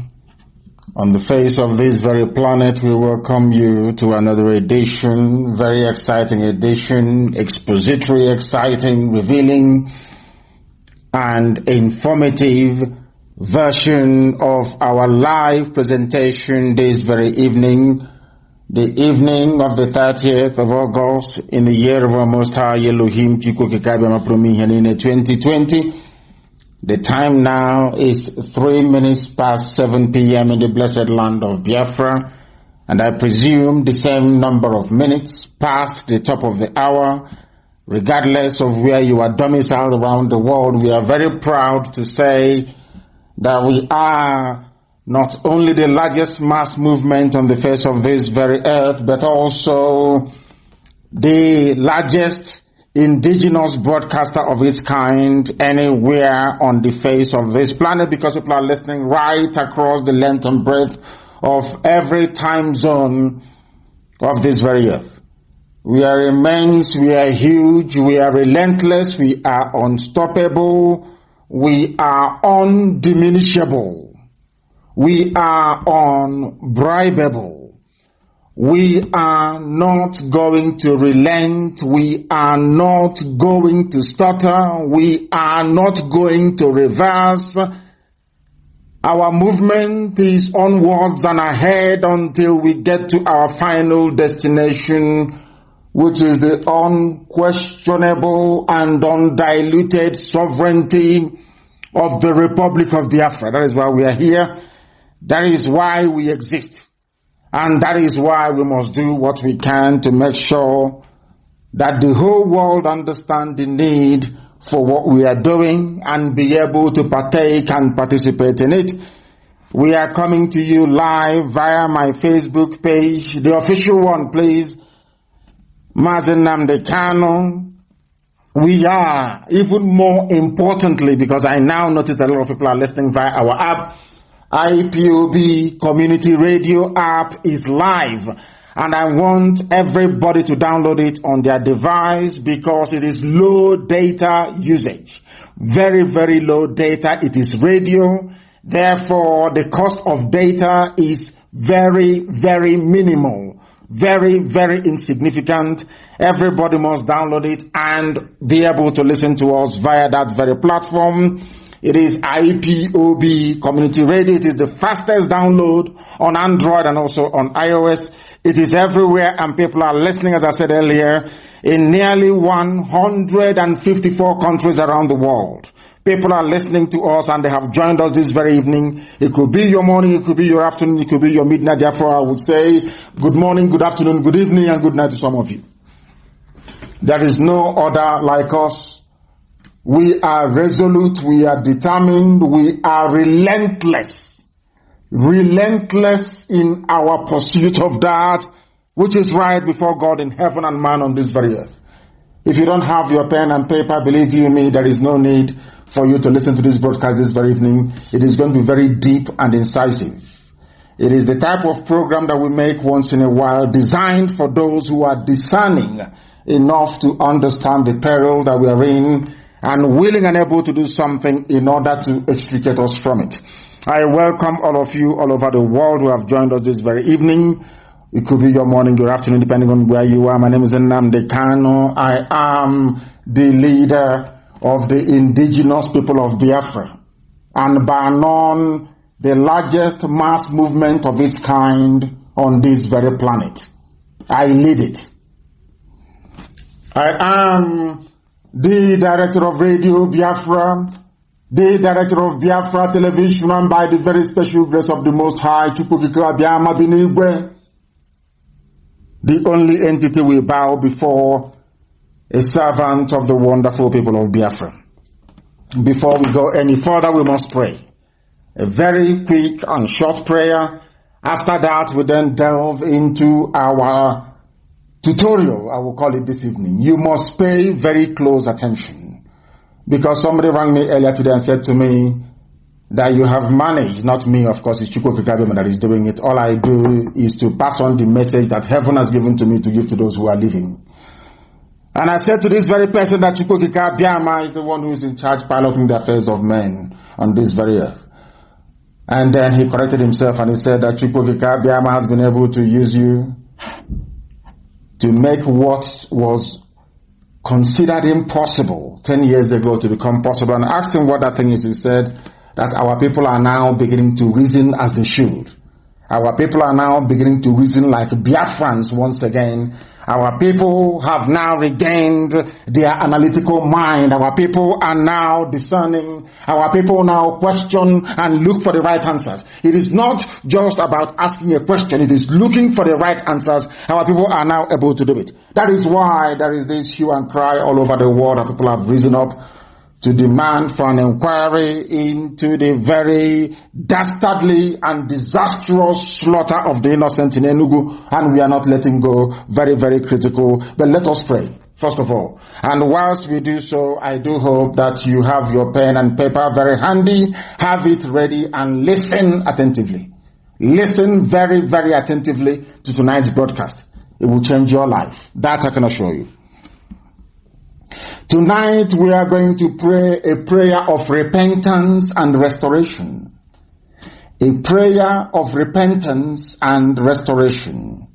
Because the same way that your house over time gather cobweb and dust, and there is need for you to cleanse, to clean, to tidy it up, the same way that even the computer that you're using over time collects bugs all over the place, and the result of that is either slowed down or it crashes.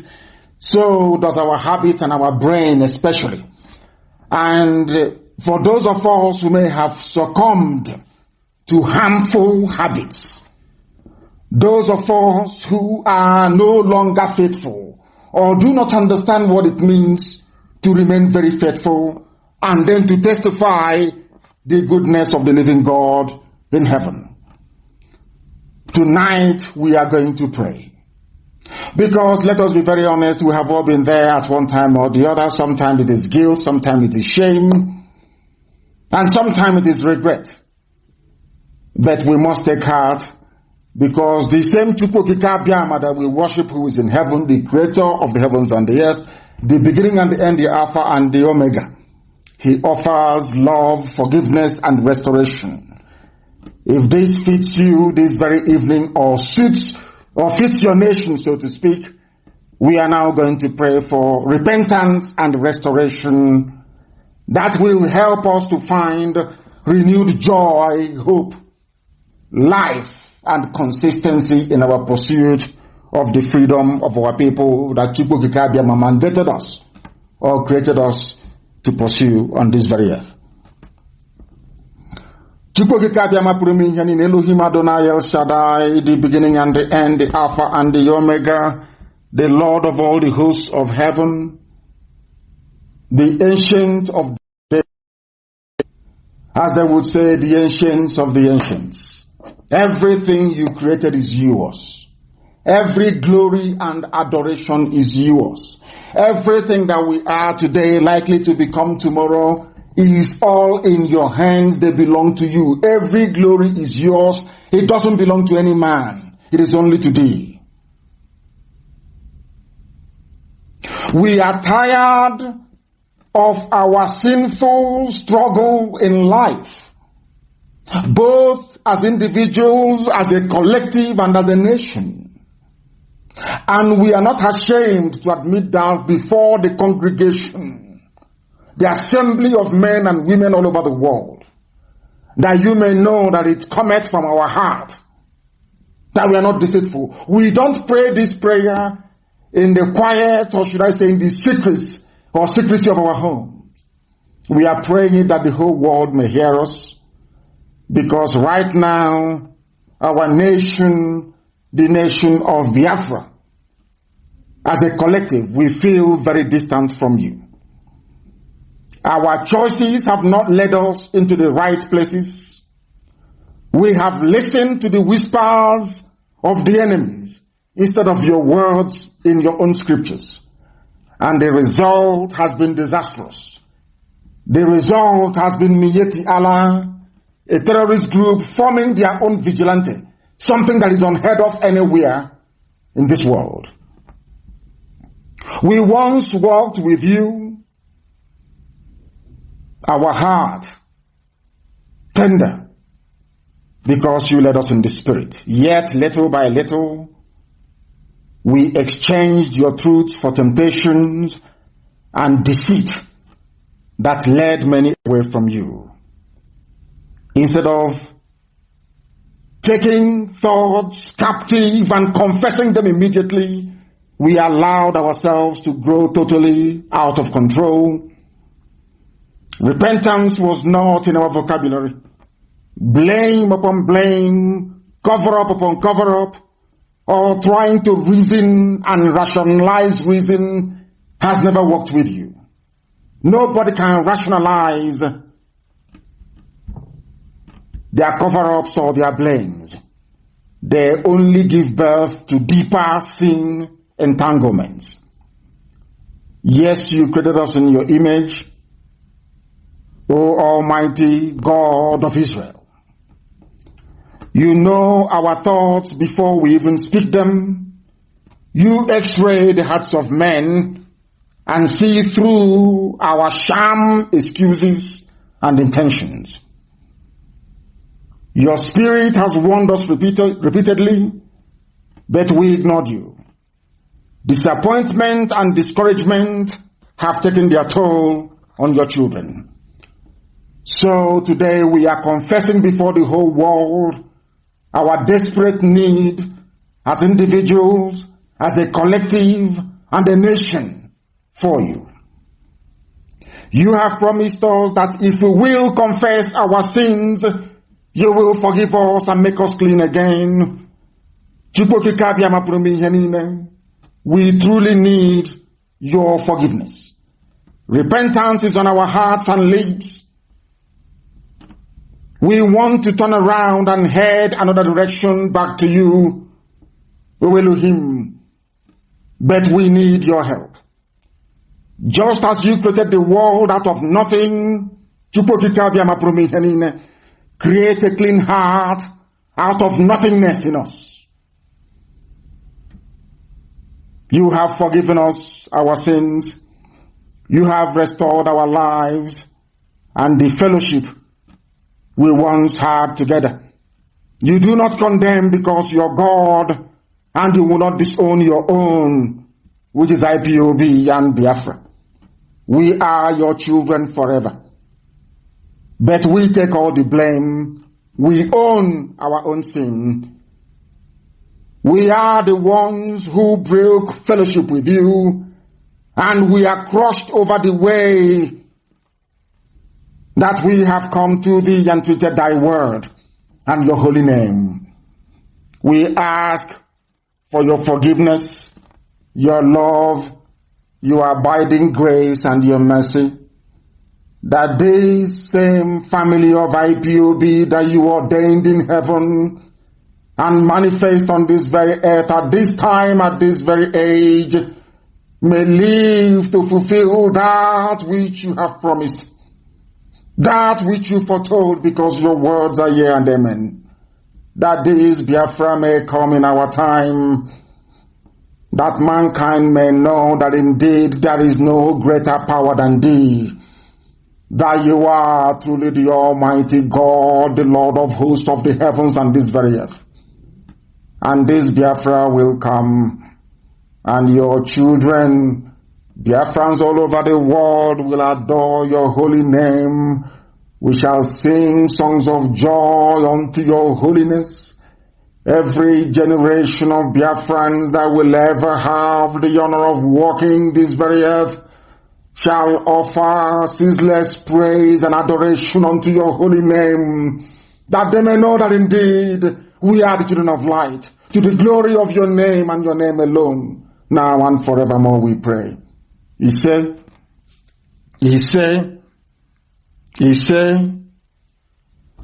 we are live and direct, please. I don't need any complaints today. I want people to download IPOB Community Radio and listen to us, because the whole world is listening.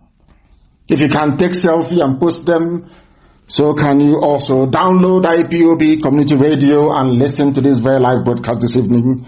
We are on satellite, we are on FM across Biafra land, but also importantly and critically, we are on my Facebook page as well. The suppression is going on. Facebook is not going to stop.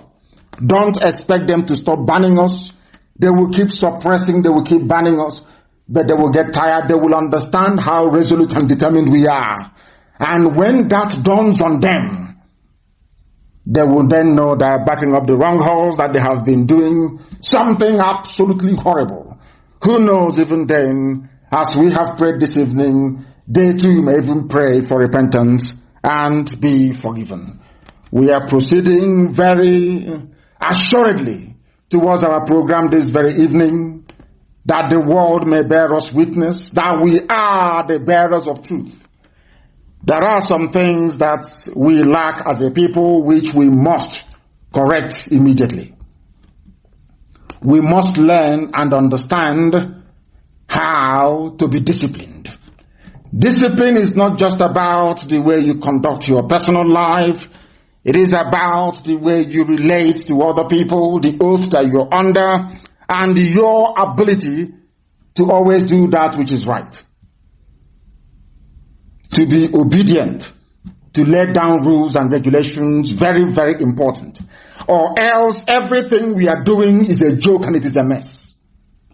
The reason why we are where we are today is because of, I keep saying it every blessed time that I come on air, our inability to be rational enough to dissect and digest information in a way that it enables us to make the right critical decisions at the right time. That is the essence of reasoning. Very, very important indeed. And if we are a race of people that have risen, please write what I'm saying down. It is very, very important, please. I beg of you. If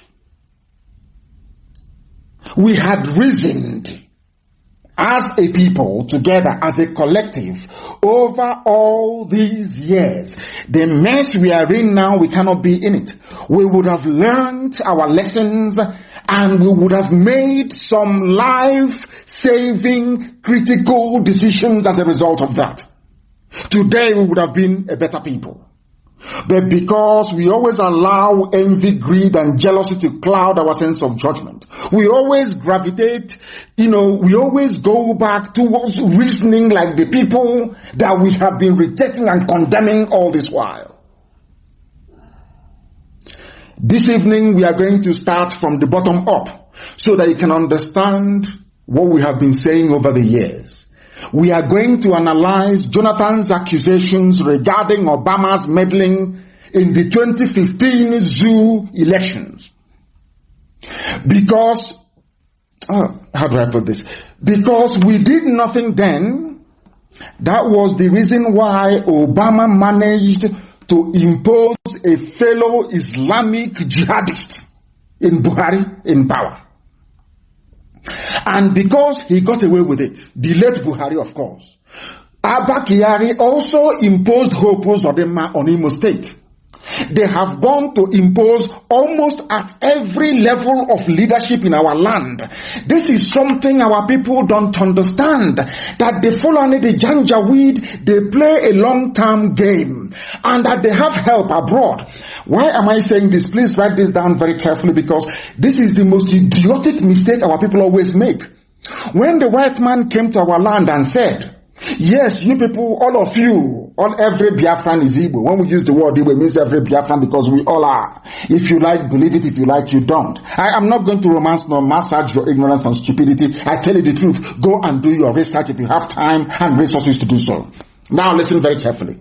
When the British came and when they came to Biafra land, They went to Arochukwu, they saw a temple, something exact replica of what you have in Jerusalem.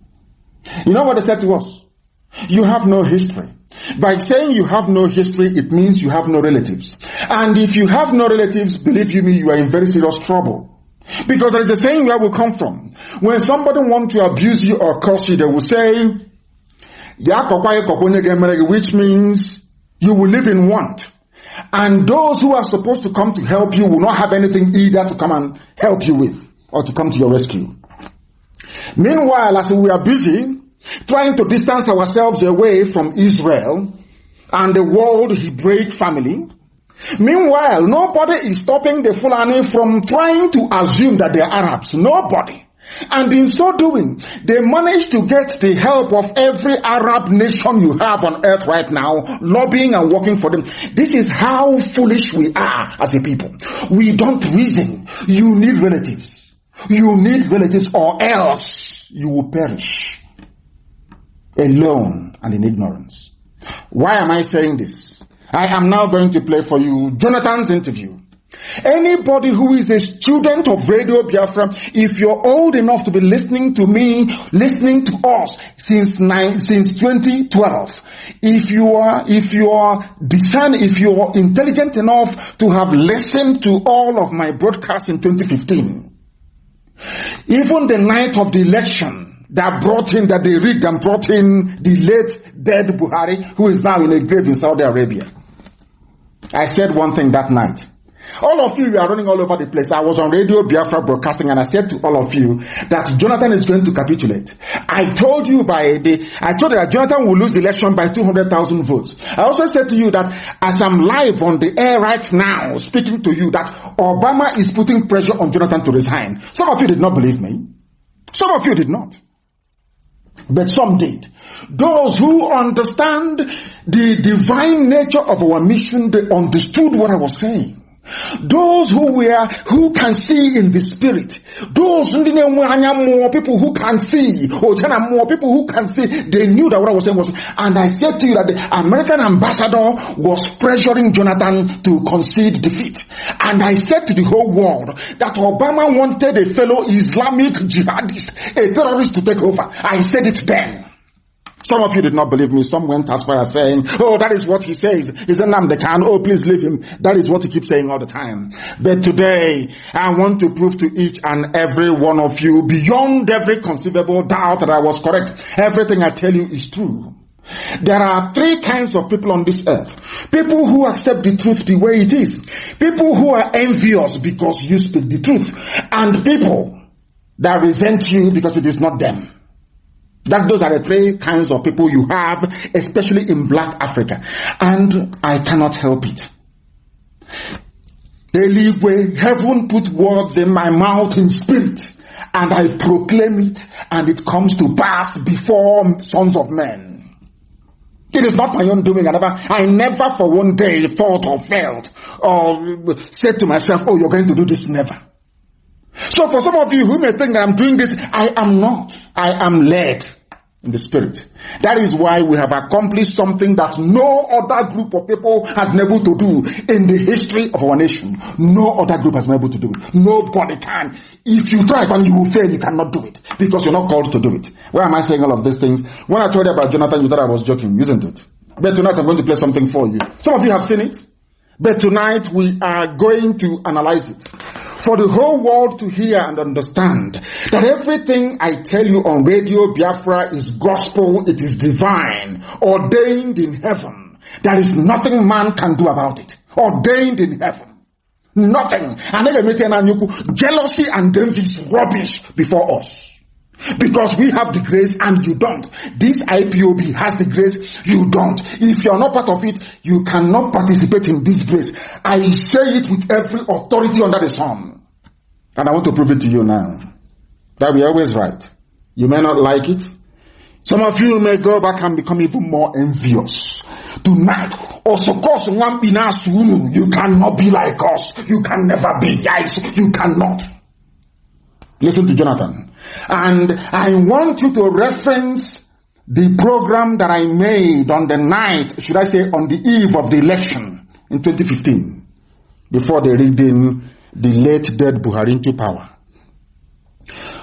Understand it very well.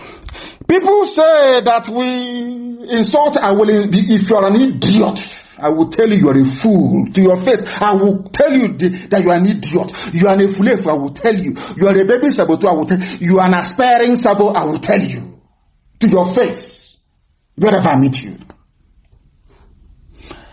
I traveled all over the world and I went to the USA and I told them what I felt about them. People were shocked. Ask Ikenawan on any. He took me to a group of indigenous people in California. Ask him what I said. They were in shock and horror. I tell you anything I want to tell you in your face. There is nothing any bagger can do. Nothing, absolutely nothing. Not absolutely nothing. Listen to Jonathan, please. I want you to listen to the former president of the Federal Terrorist Zoological Republic of the zoo that Britain created. Listen to him. You reference my program on the night of the election. Go and find it. Uche, go and look for it, or form and look for it. Anybody who has access, look for it. I want that eve of election broadcast. Go and bring it. And that same night of election, bring my broadcast. I want it to be replayed for the world to know that Elohim sent us. What I say, mortals cannot, what I see, mortals cannot see it. That is why when you give me advice and I don't take it, please don't take it the wrong way. The time for that your advice hasn't arrived yet. We see things that mortals cannot see. You cannot see it. When I said this thing, Jonathan was in panic. Jonathan could not believe. He could not. He was wondering, how did Nnamdi Kanu know what is happening? I told you what was happening. And now listen to Jonathan, please. That you may know that Chukwukika Abiyama is on our side. That Elohim we worship is with us. Listen. The level of interference by the Obama's government was very overwhelming. This is the voice of Jonathan. It's not as if I couldn't have won the election even with that. But if by my own thinking and also the way some other people look at it, they go outside the normal diplomatic relationship, then it should be mentioned. Now listen. Jonathan, after these years, I commend Jonathan, to be honest. He's a statesman. Jonathan is a statesman. I commend him. I can criticize him in any other way, but good Lord, Jonathan is a statesman. I commend him and I have respect for him for that. He waited all these years. Now the zoo is in trouble and he is telling you what happened. The same thing Obama did to Libya. The same thing Obama did to Libya to destroy Libya and plant terrorists is exactly the same thing he did in the zoo by putting in the late dead Buhari. I want you to follow this very carefully. Exactly what I told you that night. When I said that Obama was interfering in the elections, some fools could not understand what I was saying. They said, oh, he's just making it up. Has it not been confirmed from the mouth of an ex-president, from Jonathan's mouth itself? And I want that broadcast found tonight. My broadcast of the eve of the election of 2015 and the one I made on that same night when they were going to polls and voting. You will hear it. I told you that America was putting pressure on Jonathan to concede. I told you they will rig the election, that Jonathan will lose by 200,000 votes. Exactly my prediction came to pass exactly that way it is. Exactly the way it is. Our people don't know anything. Do you know the reason why Obama was helping the Janjaweed North to win? Because they are all Muslims, they are all Islam. Because the Fulanis are not ashamed of saying we are subservient to Saudi Arabia. I want people to understand, to reason, because the Fulanis, they have relatives. Using their religion, they have relatives everywhere. People who can fight for them, people who can stand for them. But you, who can stand for you? Okoko, who can stand for you? Nobody. That is why they're killing you. That is why Mietiala has formed a vigilante group. You cannot reason. You cannot reason. Your brains are not working properly. But here, after listening to us, you must reason. MUST, you must reason. If you like it or not, you must reason. All of you together. Listen to Jonathan, please. Very carefully. Obama was meddling in the elections.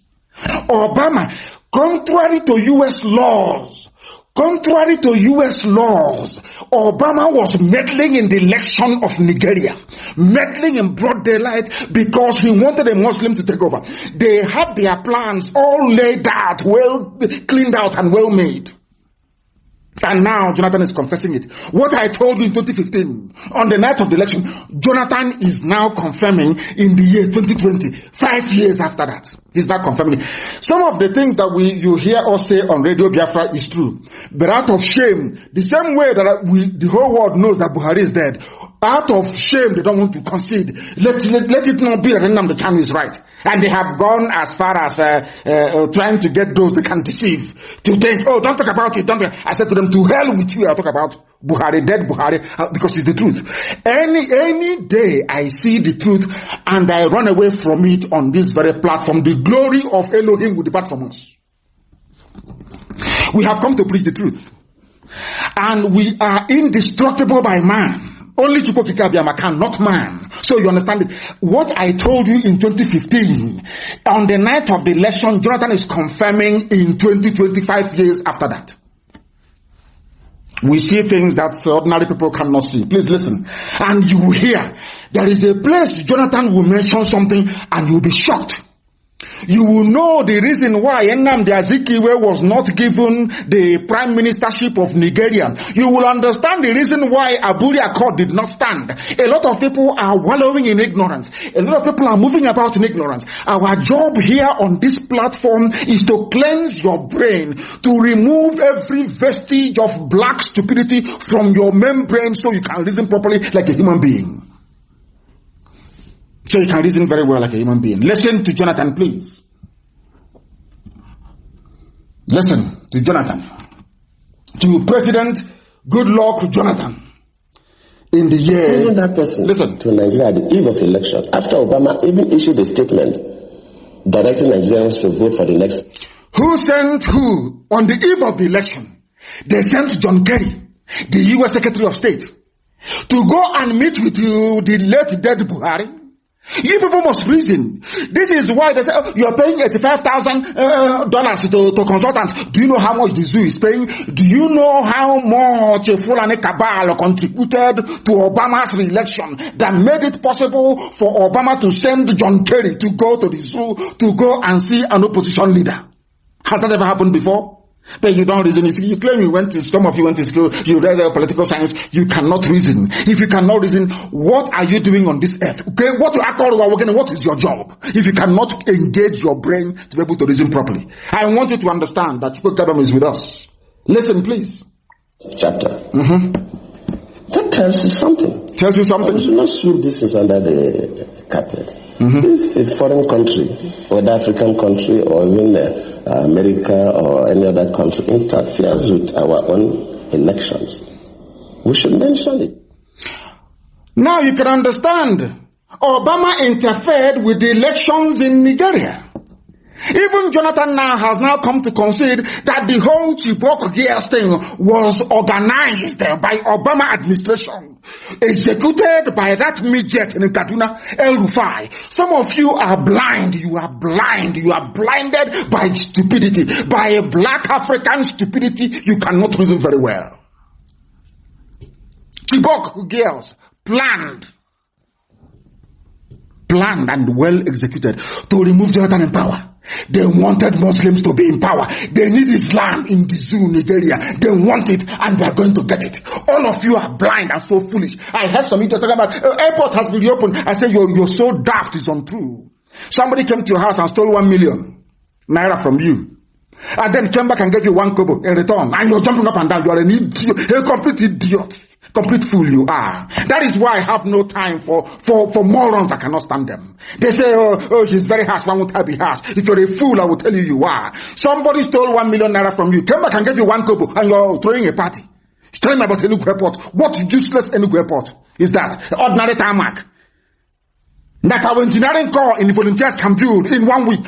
You are jumping up and down. Look at how they deceive you. Chibok girls, organized by Obama and El Rufai, with the late dead Buhari, Abakari and Co, Fulani Cabal, deceiving all of you. And you wake up and you talk about our Nigeria. This is our Nigeria. We don't know what is happening. You people are fools. You know nothing. I will insult you because if you're an idiot, I'll tell you are. Let us listen to Jonathan, please. Let's listen to him. To what President Jonathan has to say. Listen. How do we get these girls out? Yes, Chibok girls. Within a couple of days, we saw people going to the US, bring back our girls' placards. Yes. Why? Mrs. Obama, did you see Mrs. Obama carrying bring back our girls? Did you see her? All planned, all well orchestrated, planned, Fulani Islamic Brotherhood, cabal, they planned it. You saw, all of you saw Obama. You bring back our girls, so they all planned it to paint Jonathan black, to destroy Jonathan. That a Fulani Janjaweed will come in and take over our waterways, take over our farmlands under Ruga. Tell you that Miyetia, a terrorist group, can form vigilante across the country, and all of you moronic, idiotic zoo animals that Lugard created, all of you are just there looking more sheepishly like a bunch of idiots that you are. You cannot reason. You cannot reason, can you? Let us hear Jonathan, please. And of course, the Mrs. Obama received one of those placards. Mr. Obama. I cannot take responsibility for the abduction. I don't control Boko Haram. They are criminals. But as the president, of course, you know, it's not the president that go to the field. You have security and intelligence officers that do the work. Let me admit that, yes, maybe they do their best, but their best was not good enough for us to recover the girls. That does not mean that I'm trying to remove myself from any blame. Yes, I may not be blamed for the action, but I could be blamed that my security and intelligence systems are not strong enough to be able to rescue the girls. Do you see how a statesman talks? You can criticize Jonathan all you like, but the man is a natural born statesman. He even took responsibility for Chibok girls because it happened under his watch. Compare that with these morons, these scavenging, desert-dwelling, cattle-heading animals. You see the difference between a Biafran, somebody who by nature is cultured, and a bunch of vandals from the depths of hell. That tells you all you need to know. Obama interfered. Why did Obama interfere? Let us go to Ojukwu and Aburi. So you understand. When I tell you people that the alliance against us, you don't know. Even the complete idiot who may be on Facebook yapping and writing rubbish do not know the amount of enemies Biafra have. He has no clue. Had no idea. Biafra, when is it coming? They have no understanding. The hurdles we need to negotiate and cross before we get to the promised land, they have no idea. They think you wake up in the morning, you write to Trump, you write to EU, Biafra will come. They are insane. I used to say on this platform that Biafra is the last miracle, and I used to say it for a reason. Because of the obstacles and hurdles in front of us, we need to overcome. This is one of them. American president from nowhere is against a head of state because Jonathan is a Biafran. They cannot allow him. No, it's impossible. He cannot stay there. I want you to pay particular attention to what I'm going to play next. And I said this evening, this program may last up to 3 hours. So be prepared. If you don't have data, you go and borrow data from. So go and borrow, you buy on credit. You must listen this evening and learn. After tonight's program, you will know that reasoning is very important in life. And when you go through Jonathan's experience, when you go through the experience of Nnamdi, you go through the experience of Ojukwu, believe you me, you need to go back into your room, turn off the light, and fast and pray for God to give you the capacity and the ability to reason. You pray for 30 days. I'm telling you the truth. If you look at, you don't need anybody to educate you on anything. Look at how they treated Jonathan. Look at how they treated Ojukwu. Look at how they treated Azikiwe. That will tell you all you need to know. That the people you claim you're with, you're not with them. Or those that claim they are with you, they're not with you. That is what informs how we run IPOB and why IPOB is the most successful freedom fighting movement in the whole world. Not despite the fact that no politician in Biafra land is in support of what we are doing. Because they are cowards, of course. You know that very well. But yet we are waxing strong all over the world. Have you asked yourself why that was made possible? Any day you understand it, that day you respect IPOB. You respect IPOB. Now let us go to the next one so that the world can hear very, very well what has been happening to us. And after this program tonight, I want you to put one and one together. I don't want you to forget IPOB. I want you to cast your mind back.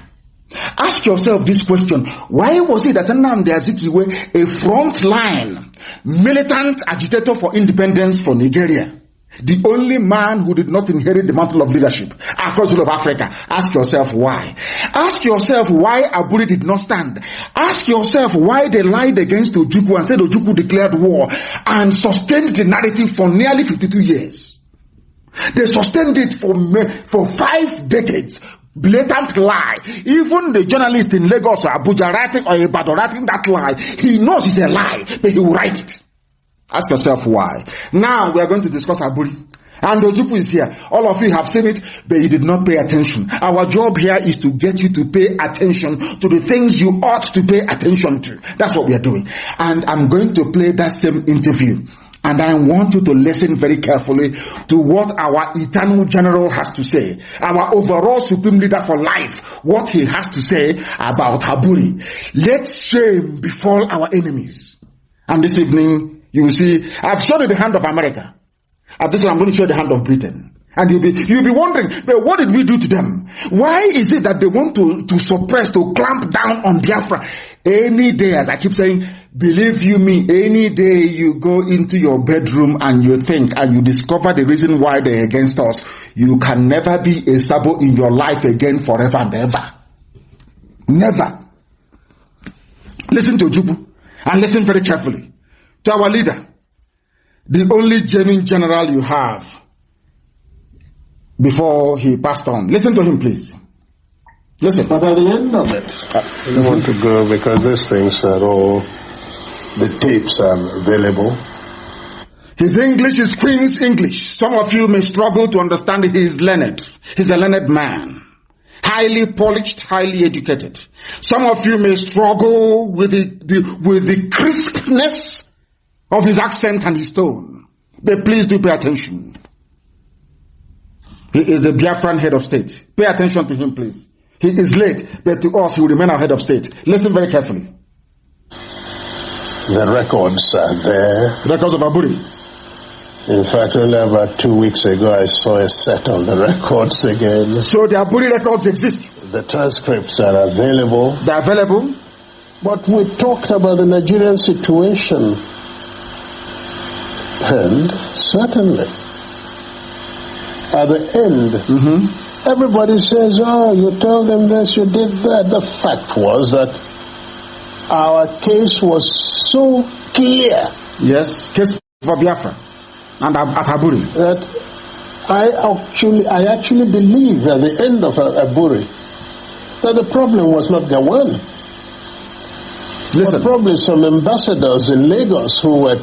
The problem was not Gawan at the end of Aburi. Our leader knew. He said some ambassadors in Lagos did not want Aburi to stand. So I am telling you today, Britain does not want restructuring. All of those blood-sucking, demonic neo-colonialists, they don't want restructuring. That is why the Fulani Janjaweed can never restructure. I need you to understand this. Ambassadors, these are white people from Europe and elsewhere.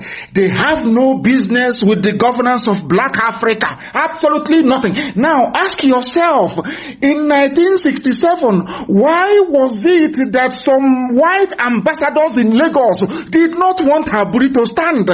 Because Aburi standing meant that the eastern region, which is Biafra, will have an independent economic system. Because before they sent, and I'm going to tell you tonight, it was Britain that planned the coup. I'm telling you the truth. You may be shocked, but it's the truth. The coup of 1966 was planned by the British. The reason being, they wanted to destroy the economy of the East under Dr. Michael Okpara. Michael Okpara had the fastest growing economy in the whole world. In the whole world on this very earth, Dr. Michael Okpara of the Eastern Regional Government had the fastest growing economy. We were manufacturing things. Britain could not stand it. Britain did not want to see it. They planned that very coup to destroy us. One day it will happen. I'm saying it now. It sounds like it's a joke. One day it will reveal itself. And say, my goodness. Mazi Nnamdi Kanu was right. Of course, I'm always right. I'm sorry to say this. Some people don't like it. I'm a human being. I'm immortal. I'm nobody. I know that. But I get it wrong. I get it right 99% of the time. Maybe I get it wrong 1%. I want you to listen. I want Efulefus, all the idiots, all the Abuja contractors, all the baby sabo with feeding bottle. I need you to understand that you don't know the amount of enemies you have. You have no clue. You have no idea. This evening, I want to come to you, I want to do a slight revelation, so you will understand the enemies you have, that only Chukwukikabiam Elohim can save us, not man. I need you to understand it tonight. Are you listening? It was ambassadors in Lagos, not Gowon, ambassadors in Lagos that put pressure on Gowon. Abandon Aburi. The same people you're going to say, give us restructuring. You are dreaming. You're wasting your time. Let me listen to my leader, please. Listen very carefully. Those in Lagos who were pressing for something else. Yes. Because we understood each other. We agreed on everything. Ojukwu and Gowon understood each other. The drafting was, in fact, my chief secretary. The drafting of Aburi Accord. With two other chief secretaries from the other side. Yes. They said, no. And drafted and agreed. We looked at it, we agreed. Listen. General Ankara read over the whole. General Ankara was the then Ghana head of state. At the end. Asked us if we wanted to amend anything. After the whole agreement was made, General Ankara asked Ojukwu and Gowon, do you want to amend anything? They said no. We understood each other. We know what we want for our country. We want it to move forward. But meanwhile, white ambassadors in Lagos, we are not happy. Ask yourself, why were they not happy? What is it about Aburi that made them uncomfortable? Because restructuring back to the regions will allow people the autonomy to grow their economy. But these criminals, these neo-colonialists in Abuja now, they don't want it. Because if you do it, the ingenuity of a Biafran will come to the fore. The intelligence of an Igbo man will rise up. You can't stop it. So the best way for them to stop it is by bringing darkness. Darkness is full of Janjaweedism. Are you following what I'm saying tonight? Do you know, have you heard this before, that Ojukwu and Gowon had no problem? They agreed, they drank champagne, they shook hands, they did everything. They now came back to Lagos. White ambassadors in Lagos said no. And that is Britain. We don't want it. So that Okpara can be growing economy of the East. So that these people can rise up again. These stubborn people can come up again. They said no. Because you know why? They know I have discovered what they know about who we are as a people. That is why they are frightened. That is why no matter how many reports Amnesty will write about the killing of our people, they will stand on it, they will say no. We are at ICC. Have they called our case? The answer is no. They can never call it. Because they know that Biafra is the light of Africa. They know that any day that Biafra stands, that Africa will stand. So what they have done is to go to the source and switch off the light. They just have no fuse. They took the fuse and they walked away. So everything you are doing, connecting every cable everywhere, until you put in the fuse, it can never work. And what is that fuse that Britain pulled away? It's called freedom. Now you understand it, don't you? Now you understand it. Only if some of our people know what we know. You don't know what I have seen. You don't know how far we have gone. You don't know why we do things the way we do it. You don't know why we say things the way we do it. You are confused. You don't know. If you don't know, you ask questions and you'll be told. Now listen carefully. This, what I'm telling you tonight, I'm telling you that almost 70% of people don't know this. They don't know it. You don't know the amount of enemies you have. You have no clue. Now listen very carefully to what our leader has to say. Listen, please. No? At the end of all that, the position was so good. Very good. Between Biafra and Nigeria. Listen. Ankara drove Jack Gawan and myself. Yes. To the airport. Yes. Jack was sitting on his left, I was sitting on his right. He was in the middle. Yes. And in the course of that journey, at a point, General Ankara shook his head and said, "Oh, thank you. Thank you. Yes. If only we can go on like this, everything would be all right." Yes. In Ghana. Yes. Ojukwu and go on in Ghana. I was the one. As I do now from time to time, I go for the dramatic. Suddenly I picked up Gawan's hand. Ojukwu took Gawan's hand? Put it on Ankara's. Put it on Ankara's lap, yes. Brought my other hand, placed it on it. Yes. And I said, "General, sir, hold us together, I want to say something." Yes. So General Ankara put his hand on top of the two hands. And I said, "General, I want to assure you that I am totally satisfied with everything we said." Yes. This from my head of state. I will go further and say to you something I did not say at the conference. Yes, what was that? And that is that once we have implemented everything we have said, yes, I would ask you for one favor and one favor only. Yes. And that would be to be the one to propose Jack Gawan as a head of state of Nigeria. Are you listening? That was my head of state, the late General Demodumegwu Ojukwu. Has Gowon is alive. Can Gowon, he says he's a prayer warrior.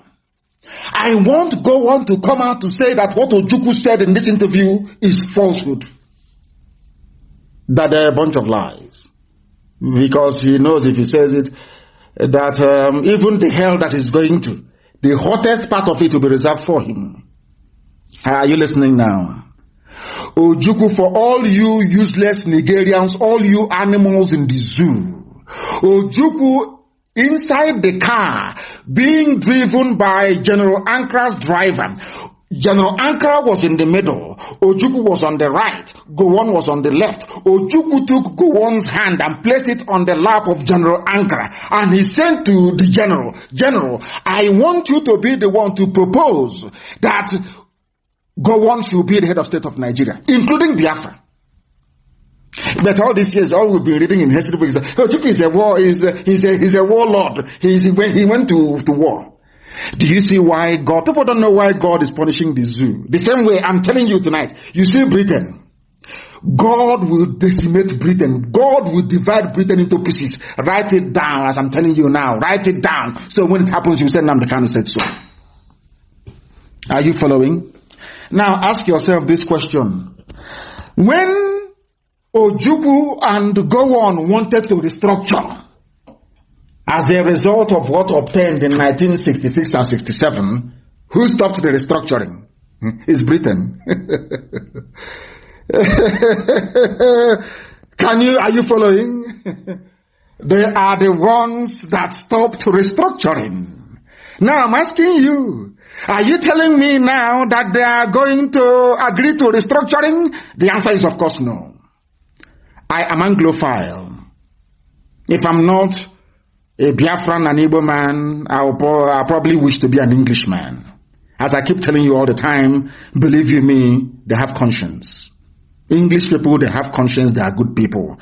But there are some criminals in the mold of Lugard, in the mold of Viscount Harcourt, in the mold of all these wicked criminals that descended on Africa like a biblical plague and brought darkness where once there was light.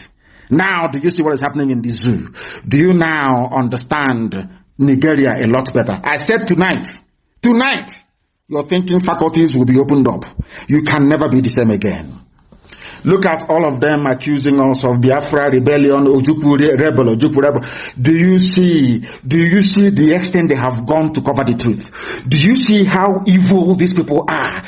Do you see why I insult them? Do you see why I speak the way I do? Because Ojukwu was speaking like an Oxford-trained historian, speaking grammar, being a gentleman. You saw the way they treated him? They insulted him.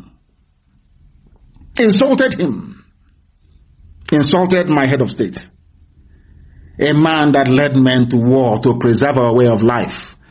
If not, they would have killed all of us. And Ojukwu said, on Aburi we stand. Aburi meant still one Nigeria, but let us have devolution.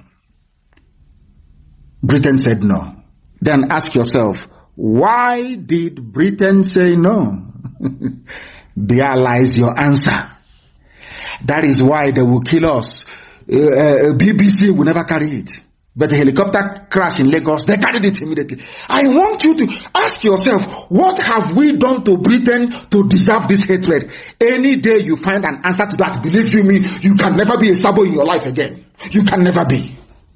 Never. Now pay attention very well. I've given you 3 examples tonight. If you want to understand the mess we are in as Biafran people, including everybody, including Ezon, including Ejo people, including Ishekiri, everybody, I want you to follow this very carefully. Jonathan could have still remained in power, but he took the intervention of an Islamic United States president to remove him from power. These are the things you ought to know. Ask yourself why. Ask yourself why they did not allow Aburi to stand. Ask yourself why they did not allow Nnamdi Azikiwe to become the head of state. Only then will you find the answers. And after that, as I pray the prayer of repentance tonight, believe you me, you will go and start burning candle and praying for God to remove every trace of Sabo in you. Now you understand it, don't you? Now you know that we know what we're talking about. Sometimes when you advise me, some people say, he doesn't take advice. It is not every advice that I will take. Because if you give me advice, I take it. And then I weigh it against what the prevailing circumstance. If it's conducive, I take it. If not, I may defer it to another time. Now you understand, don't you? Let us continue. Why do you think Britain supports Mietiala? Why? Remember that we floated BSS to safeguard our people. Our own people came against us. Our own people. In fear of Fulani. But now can you see how boldly Mietiala is saying we are going to float a nationwide. We are going, as I told you a few days ago, they said we are going to work with the police and the army. They are friends in the army and the police. All terrorists to kill, to pillage, to destroy. Now you are following. Now you understand the mess Nigeria is in. Now you understand why we are the way we are. Today you understand why people come out now and they are confessing that we have opened their eyes. Now you understand, of course, that we are very serious. We are not going back. Not at all. Not today, not tomorrow. Not today, not tomorrow. Somebody published an article called Justification for Resuscitation of the Sovereign State of Biafra in that newspaper. It is my humble suggestion and recommendation that our people go and look for it. They have removed it. I cannot even open it here. It seems to me they have removed it. It seems they have removed it. In that very article, you will hear or see what our brother was saying. Our brother simply said, very simple, that in Nigeria, Nnamdi Azikiwe was the only person to lose out amongst every nationalist leader you had that fought colonialism in Africa. That is what you need to know. These are the things that you need to understand, because our people do not reason. Here, we compel you to reason. Go and read that article. Justification for the resuscitation of the sovereign state of Biafra. This is published by Vanguard. Unfortunately, they no longer want us to see it. It has been removed. It can no longer be found. That is the world of the Janjaweed. That is what they do. Once they say the truth, they suppress it. And the reason why some of them, of course, they love us in secret, of course they do. The reason why they come out sometimes to be talking rubbish or paying all these idiots, sometimes they think they can come to, go on said it, if I knew how they loved money and power, I could have just shared money and allowed them to fight themselves. Don't allow yourself to be one of those that Gowon was talking about. Ask yourself also this evening, why is it that Vanguard publication of today that I read before coming on air is no longer there? That tells you all you need to know. Because that publication contained the truth. It contained the truth. Absolute truth. I want people to understand the way the mind of a black person is. I need you to understand how the mind of a black person functions. Any day you understand it, you will then know. You will then understand and appreciate. You will come to the full realization that what we have been doing here has been right all along. Now, listen very carefully. Why we are deploying Miyetti Allah vigilante all over Nigeria, Abdullahi Bodejo of Miyetti Allah. These were the same newspapers that were castigating Nnamdi Kanu and IPOB for floating BSS to defend our land. They are the ones today interviewing this man. Nobody has bombed his house or raided his house. He is fine and okay. No northern governor, no Fulani governor is against him. And I want to ask the Igbo governors, have you seen it? When we floated BSS, they said, oh, go and kill him, go and you jail him, bomb him, you proscribed them. You did. But now they are bringing terrorism to your doorstep. Have you proscribed Miyetti Allah? I'm asking the useless Igbo governors, have you proscribed them? Now listen carefully. The national president of Miyetti Allah, Kautal Hore Bello Abdullahi Bodejo, has said that castle rustling and incessant attacks by their members led to the formation of this security outfit, Miyetti Allah Vigilance Group, which will operate all over the country, not in because Fulani has no homeland. So they now need to conquer everybody at the same time, and all of you are just there, sheepishly and hopelessly looking as the morons you are, and they are moving ahead, full steam ahead with their plans. Do you know why they are doing it? Because they know that Buhari is dead. If all of you can be so foolish enough not to realize that Buhari is dead, then they might as well do to you as they please. That's what they are doing, and that's what they have done. Now listen, we launched Miyetti Allah on July 27th, and we started with 1,000 personnel who are still undergoing training with Vigilante Group of Nigeria. That's their own name, Vigilante, which means they own the whole of Nigeria. And Moteku is for the West. Any day Elohim decides that something should come from the East, it will be for the East. But their own is not for the North or for the Sahel North. They call North Arewa North. No, it's for the whole of Nigeria with the help of Britain. Now listen, and follow him very gently, please. You know, Fulani people are moving to those areas where there are grasses. Anywhere there is grass, there is Fulani area. That's what he's telling you. Any place where there is grass, they will operate there to see how they can feed their cows. Are you not foolish? All of you in the South, are you not hopeless? Can you see your stupidity in front of your eyes? Can you see how hopeless you are? Those of you from the South, Oduduwa and Biafra, can you use your two naked eyes to observe your stupidity? All the years of subservience to Fulani, has it ever made them to relent? They are coming to conquer you. You see Hope of them, they will even take over his own village. I'm telling you the truth. He doesn't know how they operate. Supreme Court governor. This is how they are. This is how they behave. This is how they operate.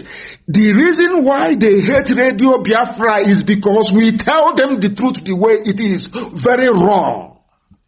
We don't sugarcoat it. Anywhere there is grass, a Fulani will go there. So everywhere they are, the vigilante is supposed to be there. So if they come to your village all the way from Mali, from Timbuktu, from Mauritania, they come to your village in Okigwe, it is where they are. So any land they are in, they will have vigilante. Have you heard of this? Is the easiest way to conquer people. Very, very easy. Direct and straightforward. The easiest way to conquer. And our governors are there drinking kai, drinking ogogoro, just saying, oh, you'll be president in 2023. Please give us your land. Do you see why we speak the way we do? We are the last line of defense between whatever thing we have called freedom today, or relative freedom, and total darkness. Do you see the work that IPOB is doing? Do you now understand it? Do you now have the common sense, the gumption to appreciate the depth and the sacrifice that IPOB is making? Do you now understand it? For everybody, not just Biafrans, for Duduwa, for Middle Belt, for everybody. Even for Hausa. Do you now understand it? The journalist asked Miet Yala, there are Yorubas all over the country, but they did not set up a Moteku in every state of the federation. You know what he said to them? That concerns them. If they are all over the country, they are not operating in the bushes and forests.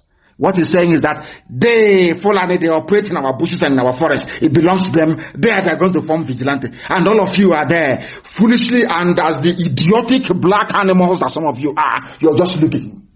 You read, you look, you vote for Big Brother Nigeria, you gossip, you play, you do your sabo, you go to a politician in Onitsha, you collect your 2,500 to buy data for the week. And some of you that have promised you money. I know some people in IPOB that have promised heaven and earth. Of course, it's failure. you know the way we roll. We are unbreakable. IPOB is one family. Indivisible under God. Impossible to divide. Impossible. I challenge any bagger to try. It's a challenge to any idiot to try. Then you see how formidable we are. Fulani everywhere in your bushes. Because anywhere a cattle can feed is Fulani territory. That was why they brought Ruga and it failed. Then they brought a waterways bill. Don't you understand? Don't you reason? Nigger, don't you reason? Nigger, don't you reason? Efulefu, sabo, ntike. Can't you reason for once? You cannot reason because you're a saboteur. You're waiting for Loretta Onochie to bring you the package they promised you. Stupid people. Go and read the interview. While we are deploying Mieti Allah vigilante everywhere, your community will be gone. Community is gone. You are a professional petition writer in Abuja or in Lagos. File with your office flat file with outdated map in your village is gone. Idiots complaining for presidency, your village is gone, your forest is gone. Because before you become president, you must sign that wherever there is Fulani. I warned you before. That is why they are building settlements in our land. So that any day there is any fracas, Britain will say, oh, it's one Nigeria. Wherever you find yourself, you're a Nigerian. And that way you West, you have the emir of Okwa. I'm now telling you, if they said to you that what I said in 2015, that Jonathan will confirm it in 2020, will you believe me? Will you believe me? What I said in 20 has been confirmed in 2020. Go and play that my broadcast, you will see it there. Very clean and clear. The gospel of heaven, that's what I give to you. The gospel from above. Everything I tell you is gospel. You cannot dispute it. Not now, not tomorrow, not ever. Indisputable. They come to your village. Mietiala is in your backyard, they're grazing their cattle. They come to you and they give you 4,500 naira. promise you heaven and earth as they promised to my. All of you suppose that they promised something. The something they promised Obiano. They promised Buruburu, Ugwani. They promised even Ibaz. They're all president in waiting. Excellency, president in waiting. When Mietiala calls them, yes, Mr. President in waiting. That one, his head will expand. He will give away his village to Mietiala. You see how foolish they are. The same thing with Sabontik. Hey, people who are hustling and struggling in life with no hope and no means of livelihood. And you get a call from Loretta Onochie. Are you prepared to be a Sabo? That is, government has voted, there is a budget for the government now. Come and be a Sabo. You open 1 or 2 or 3 Facebook accounts, you start talking rubbish. But to those that felt they were human beings, they have tried and have failed to divide or to bring IPOB down because we are built on a rock. Talk less of Mombansa, people who stuck in trade is criminality. Go and read it. Mietiala, they have you people by the balls, I'm sorry to say, the proverbial balls, by, so to speak. Somebody wrote something very, very important, and I picked it and I said I must analyze it. It's not from me. Hopefully his name will be at the bottom of it. He said, don't let Ndio Kachamana, IPOB, Biafra haters and Fulani Brother Igbo Efulefus fool you. They are fooling all of you. All these Efulefus yapping rubbish, they are fooling all of you. As they ask them, what have you done about the Fulani settlement in Lobuku? Ask them, what have you done about the Fulani settlement at Nike? What have you done about the Fulani Mieti Yala settlement in Opa? Ask all the Efulefus. They have no answer. Their job is to distract you. Their job is to take your mind away from holding politicians accountable for the unwarranted, unwanted presence of Mieti Yala terrorists with their cattle in our villages. Some of you cannot reason that through. When they are yapping their rubbish and talking their nonsense, their job is to distract you as Fulanis are taking over your village. Is that very clear? Now listen. They are deploying Mieti Yala vigilante across the whole place. Because they want to take everywhere over. They want to take over your land. They want to take over your land. Ask yourself, why hasn't your governors come together to float their own defense? Because they are in Fulani pocket. Fulani they see our land as a conquered territory. If not for IPOB. Why do you think the governors are keeping quiet as they're killing us? Because they have told them over the years, control them. They're saying we can't control them. If you like, come and kill them. We will not talk. And that's what they're doing now. Compare that to other governors everywhere around the zoo. And you will see what is happening. You see the way they're speaking up. They're talking about community policing. So they can hand over the whole security architecture of a people over to IG, who is a Fulani man. And they can now come and do, basically ravage you. They will ravage you. Nonsense. They are undergoing training. And some of you are keeping quiet. Some of you are allowing idiots to distract you. Some of you are following gossip. Every gossip that comes up, you go and join. You want to comment. You want to participate. I feel sorry for all of you. Because as you're doing that rubbish, let me tell you what happened to people who were as foolish as we are today. Because before they took over Southern Kaduna, they did the same thing. They sent their emissaries and their agents, the quislings amongst them. They came in. They said, oh no, one Nigeria, unity of the country. Unity of the country that's slaughtering you. The unity of the country, unity. Who are the ones doing the killing? Fulani. Who are the ones forming terrorist groups? Fulani. Who are the ones in the army killing or Nnamdi innocent people? Fulani. Now, you understand it? Now you understand it. Very soon, pastors in our land will be saying exactly the same thing that some pastors are now saying in Southern Kaduna. Followers are now urging their pastors to buy guns with the tight money they're giving to their pastors. Go and buy guns for us, please. These are Southern Kaduna. These are the people that fought the war. These are the people that believed in one Nigeria. These are the people that they lied to and told that Ojukwu is a very horrible man.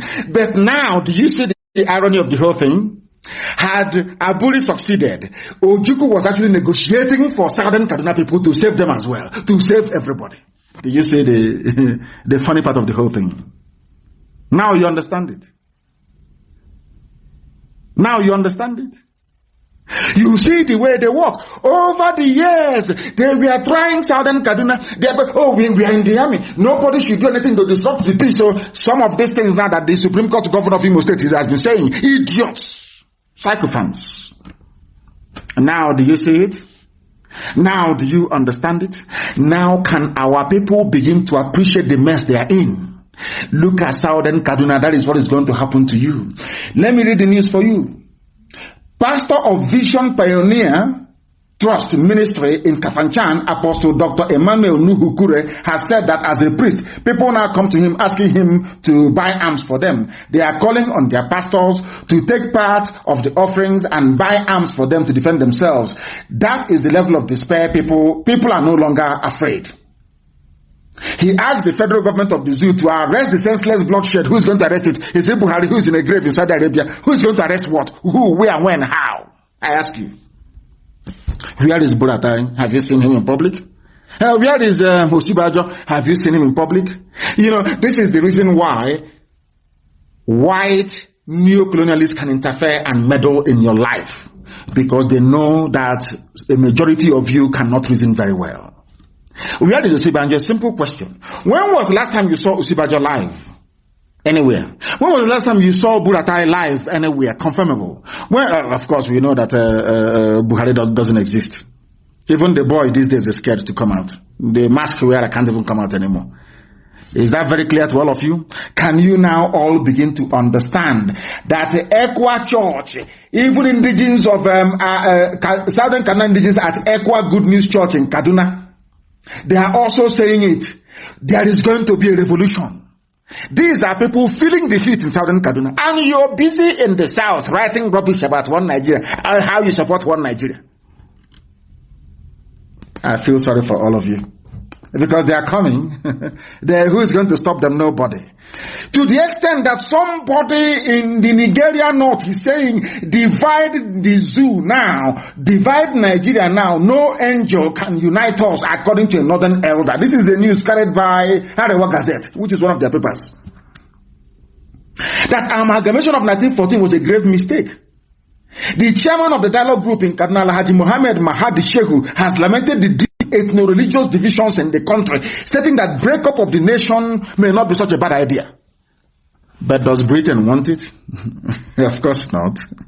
They are your creators, they are your makers, they built you, they told you who you are. I was reading an article a few days ago. They said in 1960 Nigeria became independent. If you're a fool, you would think that Nigeria was an indigenous country in Africa existing before 1960. They will never tell you that, Nigeria created by Britain in 1914, Britain now handed over to the local idiots in 1960. No. Do you see how they use grammar to deceive you? If you're not sensible enough, you'll be thinking that Nigeria has been existing for a long time before 1960. They will never tell you that it was them that created that Nigeria. So that is why when a black man stands up to say, I am proud of Nigeria, a white man will just laugh at you, but they will not tell it to your face. They will tell you you're a fool. You know nothing. How can you allow me to come to your country to create a nation for you? Are you foolish? Now you understand, don't you? Now you understand. The chairman of the dialogue group is saying that people have not been able to rise above ethnic and religious sentiments, making a united nation very difficult to achieve. But as long as oil is flowing, gas is flowing from Biafra land, they will keep patching up the zoo. They keep giving more power to the Janjaweed. Because they know that all you need to do to a Biafran, and Igbo man especially, of course, every Biafran, just go there and sprinkle some money. Give them, create some ATOs, create some sabo.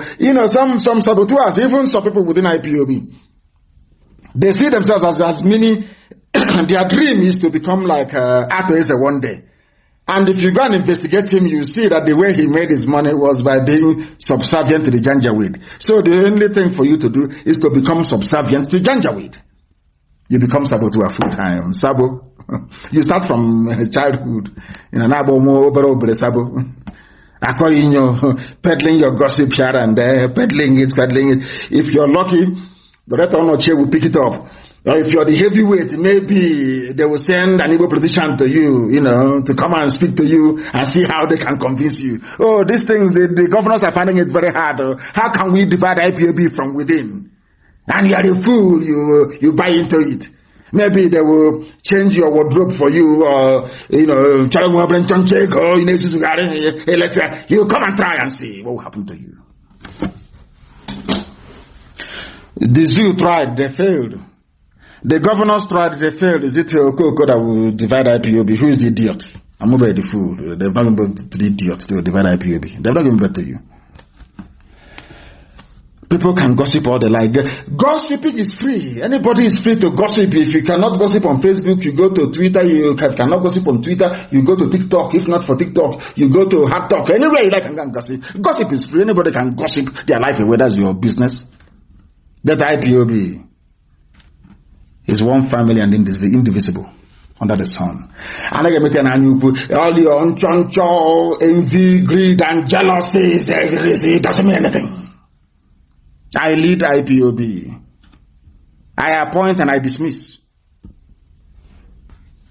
Also, course, one thing when they can ask, I don't know what is also course one in English. I don't know. Somebody should tell me what also course one in English. I don't know what it means. Someone should tell me what it means. Here we educate you for free. For free. The only thing will cost is to download IPOB Community Radio app. That is the only thing that it will cost you. That is all. That is all. Compare the governors you have with the other governors elsewhere. Let us be a bit rational. Let us drill it down to ethnic nationalities. Per se. Where is Governor Autumn from? We are told that it is Fulani, Yoruba, and the Igbo that are the major so-called tribes in the zoo. Is that correct? So Samuel Autumn is not from a major tribe. And if anybody needs to be scared as a governor, Governor Autumn should be very scared, isn't it? But he's not. Do you know that what Governor Autumn has said, no single so-called Igbo governor has been able to say it, with a sort of we care, of course. Now and again, if he is going to be consistent, that remains to be seen. Look at Governor Autumn. Governor Autumn said that any Miyetti Allah they catch in Benue State, they will jail them. Can any Igbo governor say that? But Governor Autumn is on his own, just Benue State. He has no relatives to come to his rescue. But a group of 7, let us say 7 for now, including Delta and Rivers, 7 of them, they are terrified. They are terrified. Only one Governor Autumn, only one man can stand up against Mietiala that 7 men cannot stand up against. That tells you the level of stranglehold they have over our people. They control the exercise over our lives. They are your political leaders. They are your governors. They are your this. What Governor Autumn managed to open his mouth to say, these 7 people cannot say it. Talkers of the whole of 11 of them, they cannot say it. That tells you the extent of the mess you're in. In his response to Mietiala saying they will form vigilante everywhere, Governor Autumn, through his chief press secretary, warned the Fulani organization not to come to his state, adding that their motive was to carry out their heinous activities to another level. In other words, a sitting governor is coming out and saying that Mietiala is a terrorist group in the open. Something that no, not one single politician from the East can say it. Not one soul. Something. Is Governor Autumn from a major tribe? Are his people armed? Because when men have soul and conscience, when men can stand on their 2 feet, you don't push them about. Look at your governors. Can they say what? Can they stand up? Instead, they are putting Mietiala in their own government in their states in the East. What does that tell you about them? Respect your governors, respect your political leaders. Yes, respect, but respect is reciprocal. Respect us by coming out to condemn what Miyetti Yala is doing. That is the least you can do. Governor Autumn has done it in Benue State. Why can't you do it? Because they promised all 7 of you presidency. All the 7 of you. And all of you are so foolish. That betrayal that is in our people. The foolish thing about it is that all of them think, oh, I'm not going to tell the Abia one. Abia will say, oh, I will not tell the guy anymore that they have promised me the presidency. All I'm going to do is to undermine them.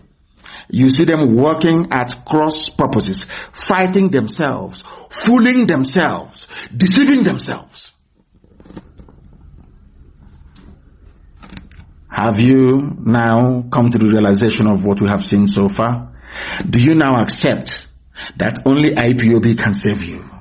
Do you now see it? Do you now see it? Look at Governor. He's not from a majority tribe. No, not at all.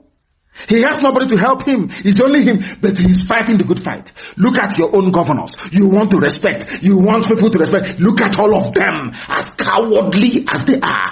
As cowardly as they are. Ordinary Miyetti Yala, people that move cattle from place to place, they are the ones controlling the government houses in the east.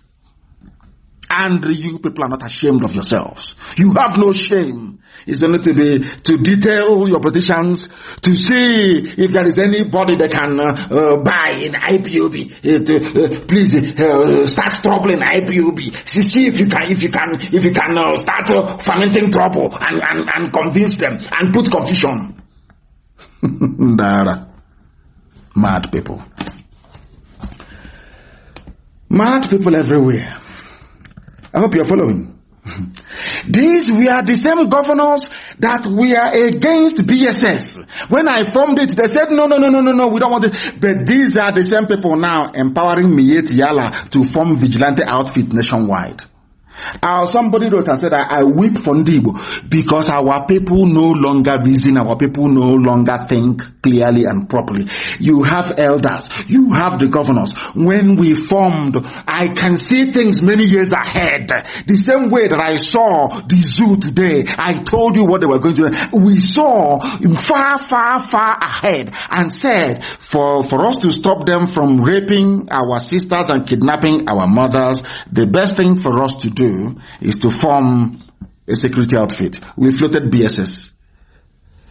The governors held a meeting. Even before the Fulani Janjaweed, they held a meeting and said, we proscribe IPOB. It was Igbo governors that proscribed IPOB first. That is the truth. Let nobody run away from it. That is why today shame. Why? Because somebody promised them presidency. What does that tell you about them? What does that tell you about them? What does that tell you about them? Everything that you need to know. Everything that you need to know. I have said go and download IPOB community radio. People are no wonder the Fulani is ruling you and messing your lives up. I have told you. Go and download IPOB community radio and stop complaining. Just go and do as you're told and stop complaining. That's the thing about us. When it's time to be sensible, people don't have sense anymore. Please go and make sure you download IPOB community radio. Please make sure it's switched off onto each other. It's stopped. The whole thing you used to do. What is going on? Can you send it here, please? Somebody is trying to send me a very important information. A very important information. Please send it here. A very important they want to send to me. Send it here, please.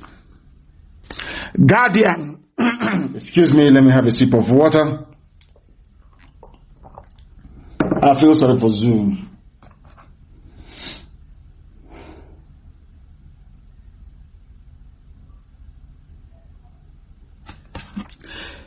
I want to report to the world tonight that the Zoo Army are busy picking up people and arresting them. They have just driven into Ohafia barracks tonight with nearly 40 youths, young men. Nobody can actually tell where they picked them up from. all blindfolded, and loaded them into Hilux trucks and drove them to Ohafia barracks. We are letting the whole world know that as we are live on air right now, report is filtering in Ohafia barracks. They are now going out and picking up people on the road, on the streets, blindfolding them and driving them to their barracks for possible execution. This is the situation we have on the ground. When you have political leaders, when you have cowards as political leaders, this is what happens. They now go out, any young people they see on the streets, they will pack them to their barracks and prepare them for execution. This is happening now in Ohafia barracks. In Ohafia barracks as we speak. And when they shoot them, you will have some people say they cannot treat those with gunshot wounds, as happened in Enugu. I don't know what is wrong with our people. There is something wrong. That was why we prayed for forgiveness and restoration before starting this very program this evening. I don't know. There are Igbo doctors in Enugu that refuse to treat gunshot victims. Somebody sat somewhere praying and he was shot. An Igbo doctor said he will not treat him in Enugu. You should go and get police report from a Fulani man. I don't know what they did to us. I don't know if it is the beef we eat. I don't know how they manage. This nonsense they did to us is what they want to bring into IPOB. But it can never work. This rubbish they have done. Look at how they have decimated our minds. We can no longer reason properly. A doctor, an Igbo doctor, knows that his brother was shot for no reason. He refused to treat him in Enugu. I want the name of the hospital. And today the useless zoo police came out to say, police insists hospitals can treat gunshot, stab victims without report. But that is how cowardly we have become. That a doctor is so afraid of Fulani that even though Fulani is saying to him, you can treat your brother, treat him, no problem. He's saying, no sir, I won't treat him. Remember your laws before you said we shouldn't treat them. How come you have now changed it? Oh please sir, let me obey the former law you made. An Igbo doctor in Enugu. That is the extent of the damage they have done to our psyche as a people, and we are not going to accept it. This evening we are telling Amnesty International, British High Commissioner, American Ambassador, are you aware that Fulani have gone out on the streets, rounded up people that any young person they see outside, they have now driven them into Ohafia barracks tonight, inside Ohafia barracks tonight, for possible execution. Whereas Mietiala is free, roaming about with AK-47, doing as they wish, as they please. Are you people aware of it now? Are you aware of it now? In Ohafia barracks right now, they have driven them. They know we have intelligence everywhere. Have you seen what they have done? You can see the level of provocation because of the high number of saboteurs and fulefus you have in our midst. Tomorrow night they'll start complaining. IPOB is this, IPOB is that. Are you aware of it now? That this night they have driven people to execute them inside of Ohafia barracks tonight, to kill them tonight, young men, young Igbo boys. And you have a doctor, you have Igbo doctors saying they will not treat their own brothers. Their own brothers, they won't treat them because a Fulani man said don't treat. That was 3 years ago. Now, even though they have now changed the laws, they have come back to say, oh, please, we won't even treat them. You remember your laws before. You said we shouldn't treat them. Oh, don't worry, we will not treat them. They will die there. These are Igbo doctors. And these are the people we are fighting for. These are the people we are fighting for their freedom.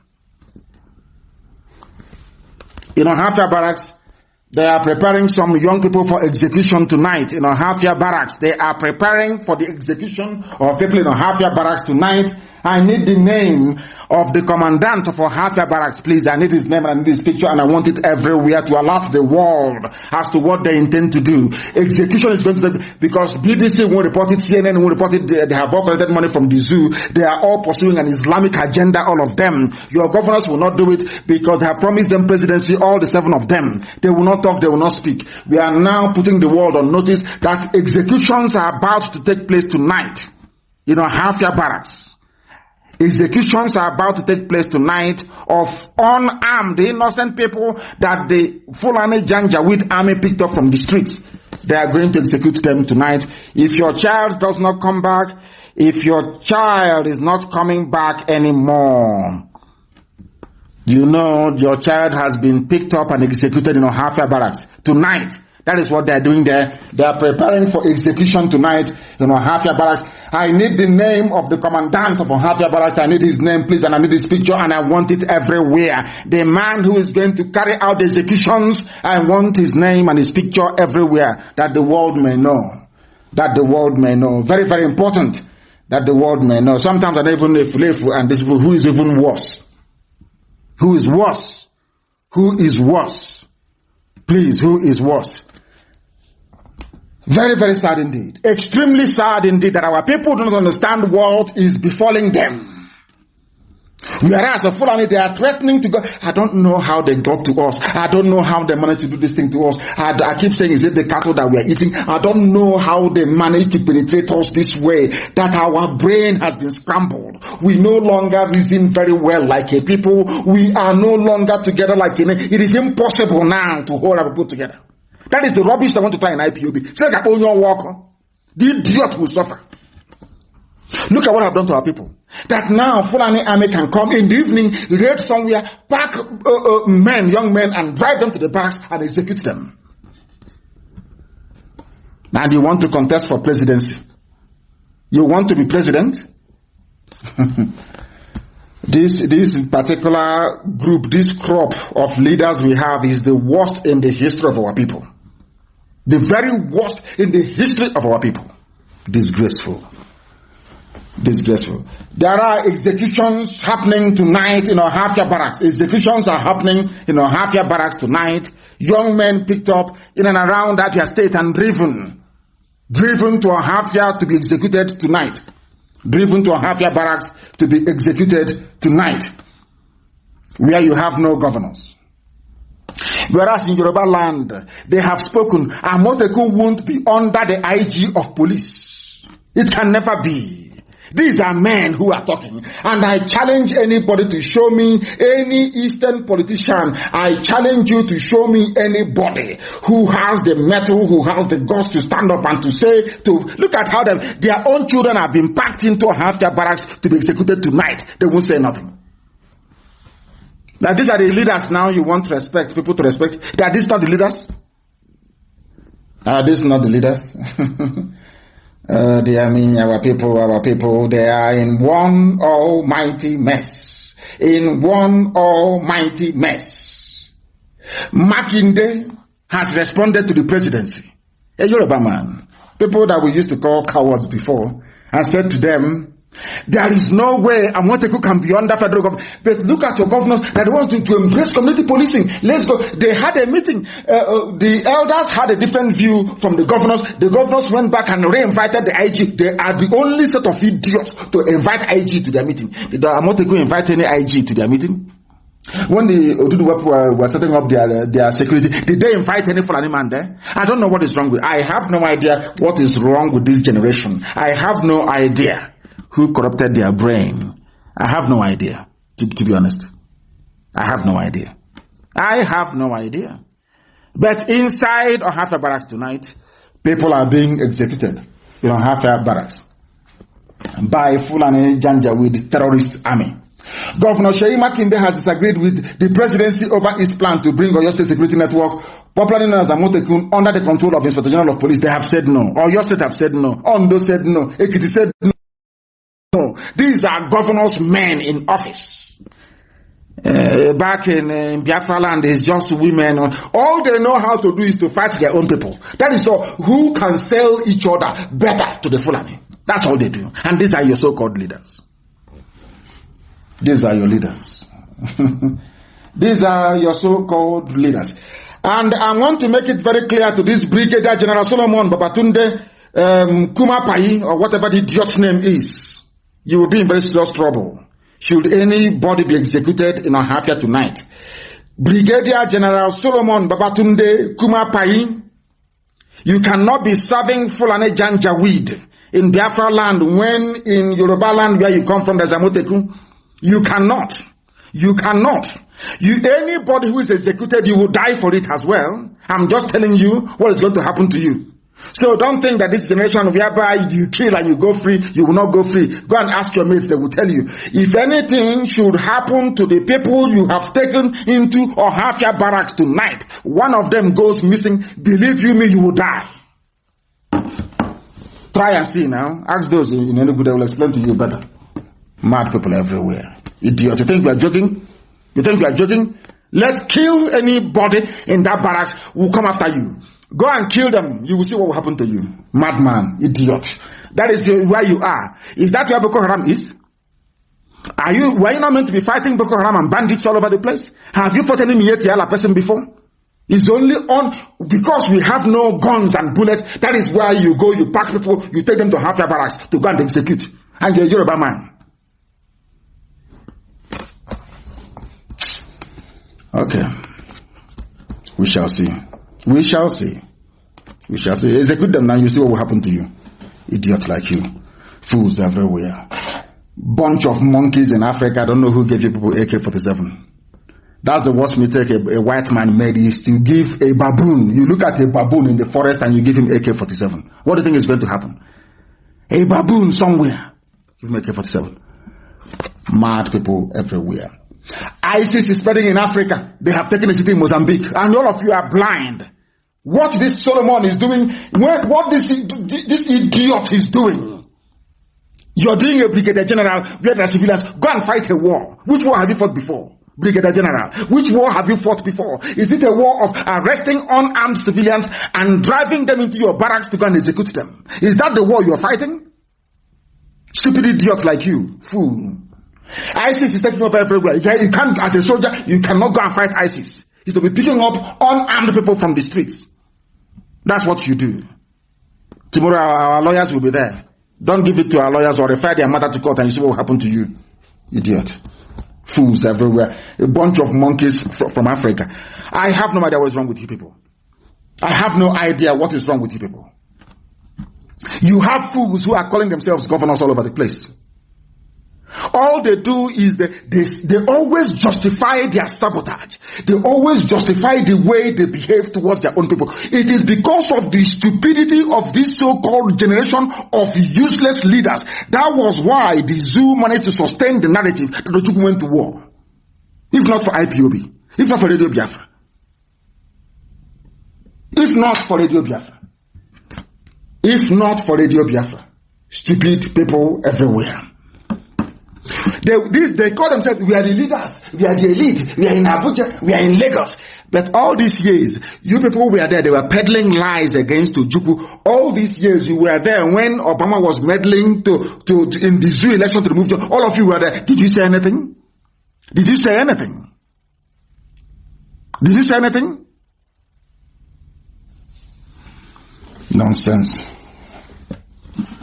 We are going to teach them a lesson in Ohafia. They will see. That thing they want, they will get it in Ohafia. They will get it now, and I'm sure they know that very well.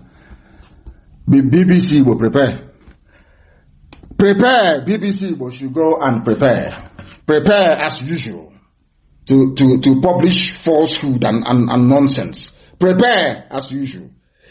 All over the place, grown-up people, grown-up men are rising up to defend their own. It is only in Biafra land that you have political leaders who will sit idly by and watch the decimation and watch the destruction of their own people. It's only them. You will sit idly by and watch the destruction of your own people. Only you. Especially those of them that claim they are Igbo. I don't know what is wrong with them. I have no idea what is wrong with them. Let us try and see if we can get you what a proper governor is saying. Listen. They were not carrying arms. Mm-hmm. They didn't allow them to carry arms. Mm-hmm. But the case was made. At the end of the day, today they carry arms. I'm sure Amotekun case gradually will be like that. We want to make the case. Well, Your Excellency, it appears as though the IGP is indulgent. And This is a Yoruba Akeredolu saying that one day Amotekun will bear arms. We don't even